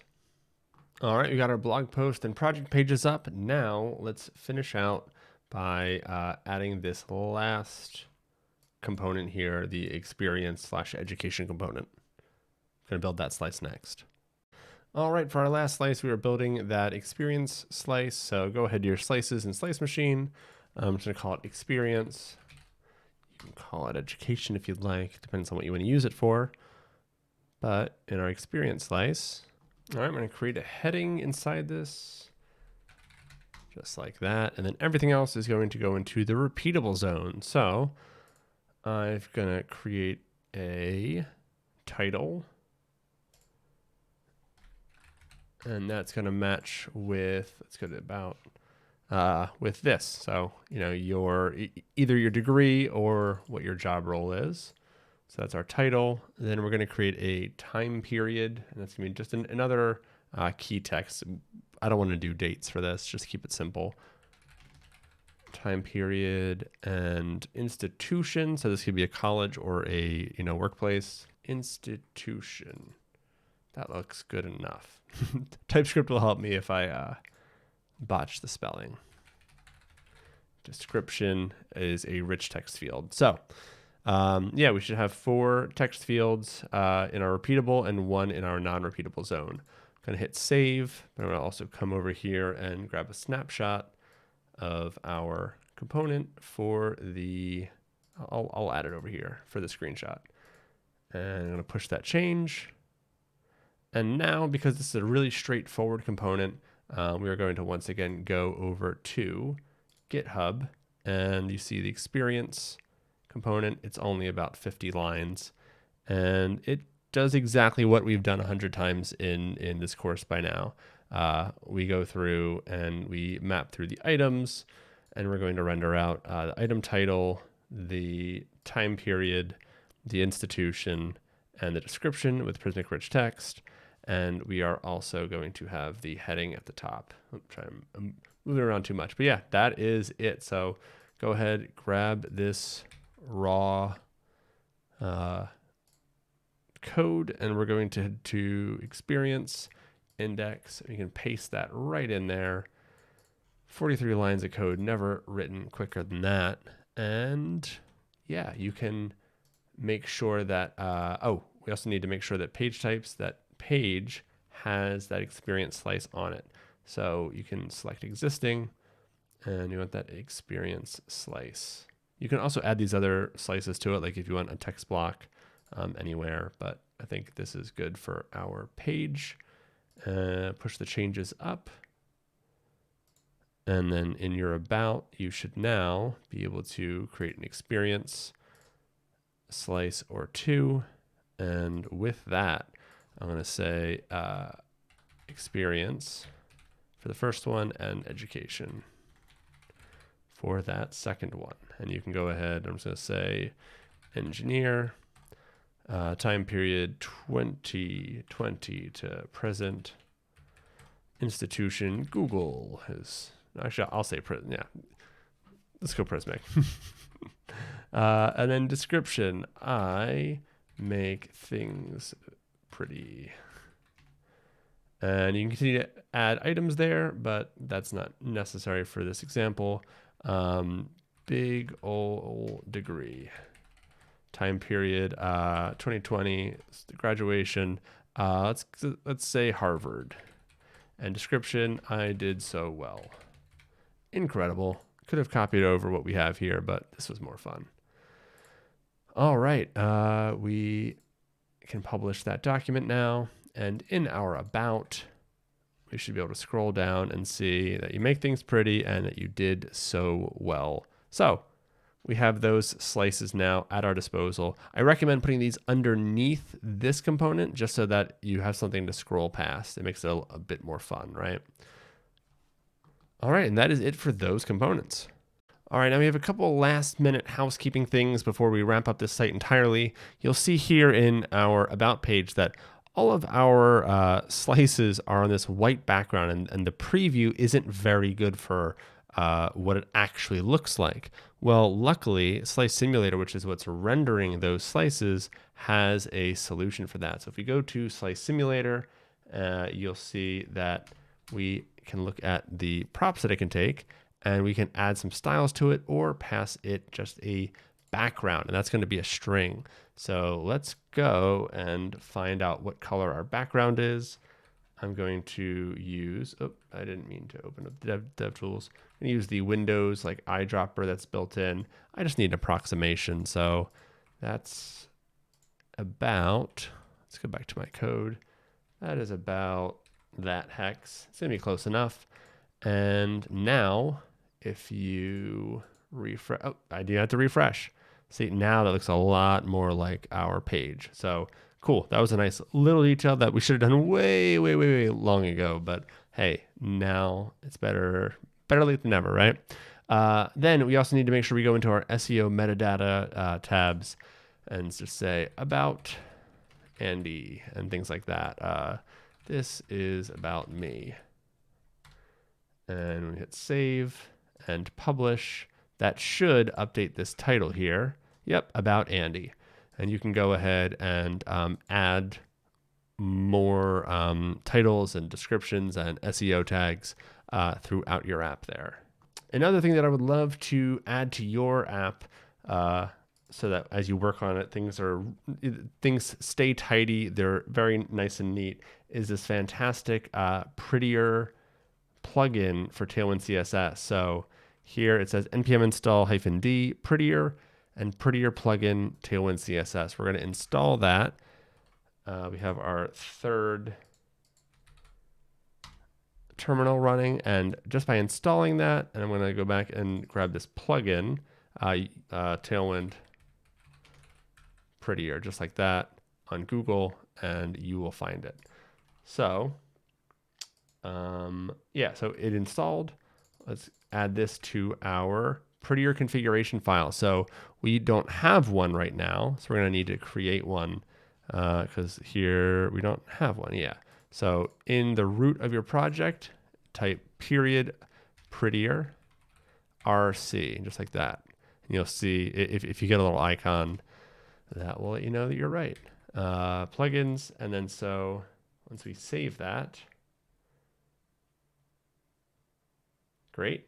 I don't think we need to restart our dev server, but maybe. You can test this. Let me go into somewhere where we have a lot of classes. Content list, maybe? Yeah, here we go. So if I move font bold over in front and I save, it flipped it. So now as we go through, there's a couple things here that, yeah, I forgot to remove the F off of that opacity. So I think that might make the animation a little bit better. Anyway, this just helps you sort your classes, and it can really keep things tidy so that it's like a predictable way to sort things. So as you save, it will shift them around so that things like flex are in the front, your responsive styles are towards the back, things like that. I highly recommend this prettier plugin. It makes your life so much easier. Working with Tailwind is just fantastic. We didn't need it up until now because I was, telling you what to put in. But as you venture on, this is great. All right, and then we want to add the Prismic preview to our layout file. First, we're going to import both Prismic preview from Prismic Next, but also create client and repository name from our local @/prismic.io file. Then down here, just beyond the body, we can go ahead and write Prismic preview and pass it the repository name. And Prismic previews allow you to get Prismic's fantastic preview feature that enables live previews on your site, so you don't have to publish and wait for a full rebuild or anything like that. So just by dropping that in there, we have access to that. Now, the reason why we brought in create client is to actually update this, less than stellar metadata. So here, instead of export const metadata, this is static metadata. We can instead export an async function called generate metadata, which returns a promise returns a promise that resolves to metadata. And we're going to use our client to create a client, we're going to create a client, and then we're going to fetch our settings and pull the meta title and the meta description off of that settings object. So this will be kind of the fallback metadata for our site. All right, and just like that, we are set. I'm going to go ahead and commit all of this to Git. We have a whole bunch here, and we are ready to say our final site. Go ahead and commit. There are no stage changes. Sure. I like to use the built-in source control inside VS Code. However you like to use your Git is a-okay with me. So I'm going to click Publish Branch. I like that VS Code has an integration with GitHub, so if you are logged in, it will take care of that for you. So you can see Publish to GitHub private repository. I'm going to go private just for this because I already have Creative Portfolio public. Don't want to confuse people out there who are looking at both things, and we successfully published to GitHub. Of course, if you don't have a GitHub account, it is free, and you can, there are plenty of resources out there to learn about that, including the last course that I put out on Next.js and Prismic. There'll be a link down in the description below. You can check that out. There's a whole section where I go through that step by step. We're kind of breezing through this because, it's available elsewhere. But now that it's up, we can go ahead and open Vercel. Once again, this is a free service, or it is a service with free tiers, I should say. And once you have an account and you are logged in, you can go ahead and click Add New Project. You will need to sync or rather connect your GitHub account and your Vercel account. But as you can see, Creative Portfolio Tutorial, I'm going to import that. And I'm going to go ahead and just click Deploy, because all of these defaults should be okay. It recognizes that it's a Next.js app, and it's going to start to deploy it. All right, it says it was deployed successfully. Let's continue to the dashboard, and we should be able to open it. Mine was Creative Portfolio Tutorial. So you might have, oh, that looks cool. Like, I love that mining sound. That's super good. Nice, that's coming out great. All right, you can see it's super fast once we deploy it. You might have been a little worried about the page transitions over on the dev server, but now that it's deployed, look how zippy that is. Super, super, super fast. All right, but now let's grab our URL. So whatever you're deployed to, grab that. Let's go back to Prismic, and inside one of your documents, go up here and click Live Preview Settings. And instead of localhost 3000, go ahead and put in, make sure you don't double slash, whatever your URL is, .vercel.app/slice simulator. Go ahead and hit save. It shouldn't change visibly too much, but at least this will now work even if your local development environment isn't up and running. And this will work for other people now, where what they would have seen would not have, well, they wouldn't have seen these previews, but now it's referencing a live site. So well done there. So one big change between the Next.js pages router and the new app router is how you update when content changes. What used to happen is when a new document was published, you would fire a webhook that would tell your host to rebuild your Next.js site. But now if you look in your project in the API folder, you'll see that you have a revalidate API route. And all this does is say, hey, anything that's tagged with Prismic, please revalidate that. So we're basically busting the cache on anything tagged with Prismic. And if we look at our Prismic IO file, that is what we've tagged everything that we fetched from Prismic with. So what we need to do is we need to hit this revalidate route and say, hey, please revalidate everything with Prismic. And that is how we say to Next.js to update those pages. So for this webhook, what we're going to do is we're going to grab the URL for your project. Make sure this is yours. Don't copy what I'm writing here. But you're going to paste that and you're going to say API/revalidate. And this is just the name, but it's nice to use the URL as the name so you know exactly what you're looking at. And we're going to do it just like that. And we don't need our secret. This is, yeah, it's not a big deal there. So I'm only going to do it when a document is published or unpublished. You can remove these other ones. And we're going to say add this webhook. And so now if you ever go in and change something like, let's say the homepage, I'm going to change it to Andrew. Let's see how that goes. Watch this break our entire site. But I'm going to say publish. Yeah, it's carrying on to the next line. If you do have a longer name, please, know that you can change the sizes and everything that we set up. I did size everything around the name Andy, but it's totally fine either way.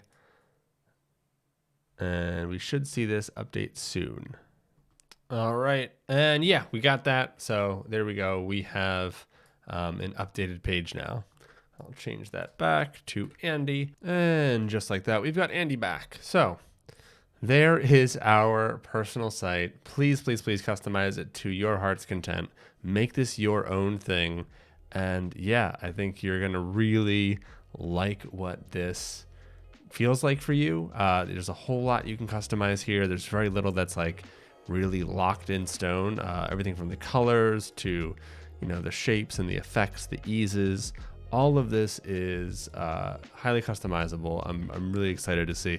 If you end up doing this whole tutorial and launching this, please leave a comment. Tell me what you liked, what else you would like to see, what other kinds of effects you would want to do. Share your site with us.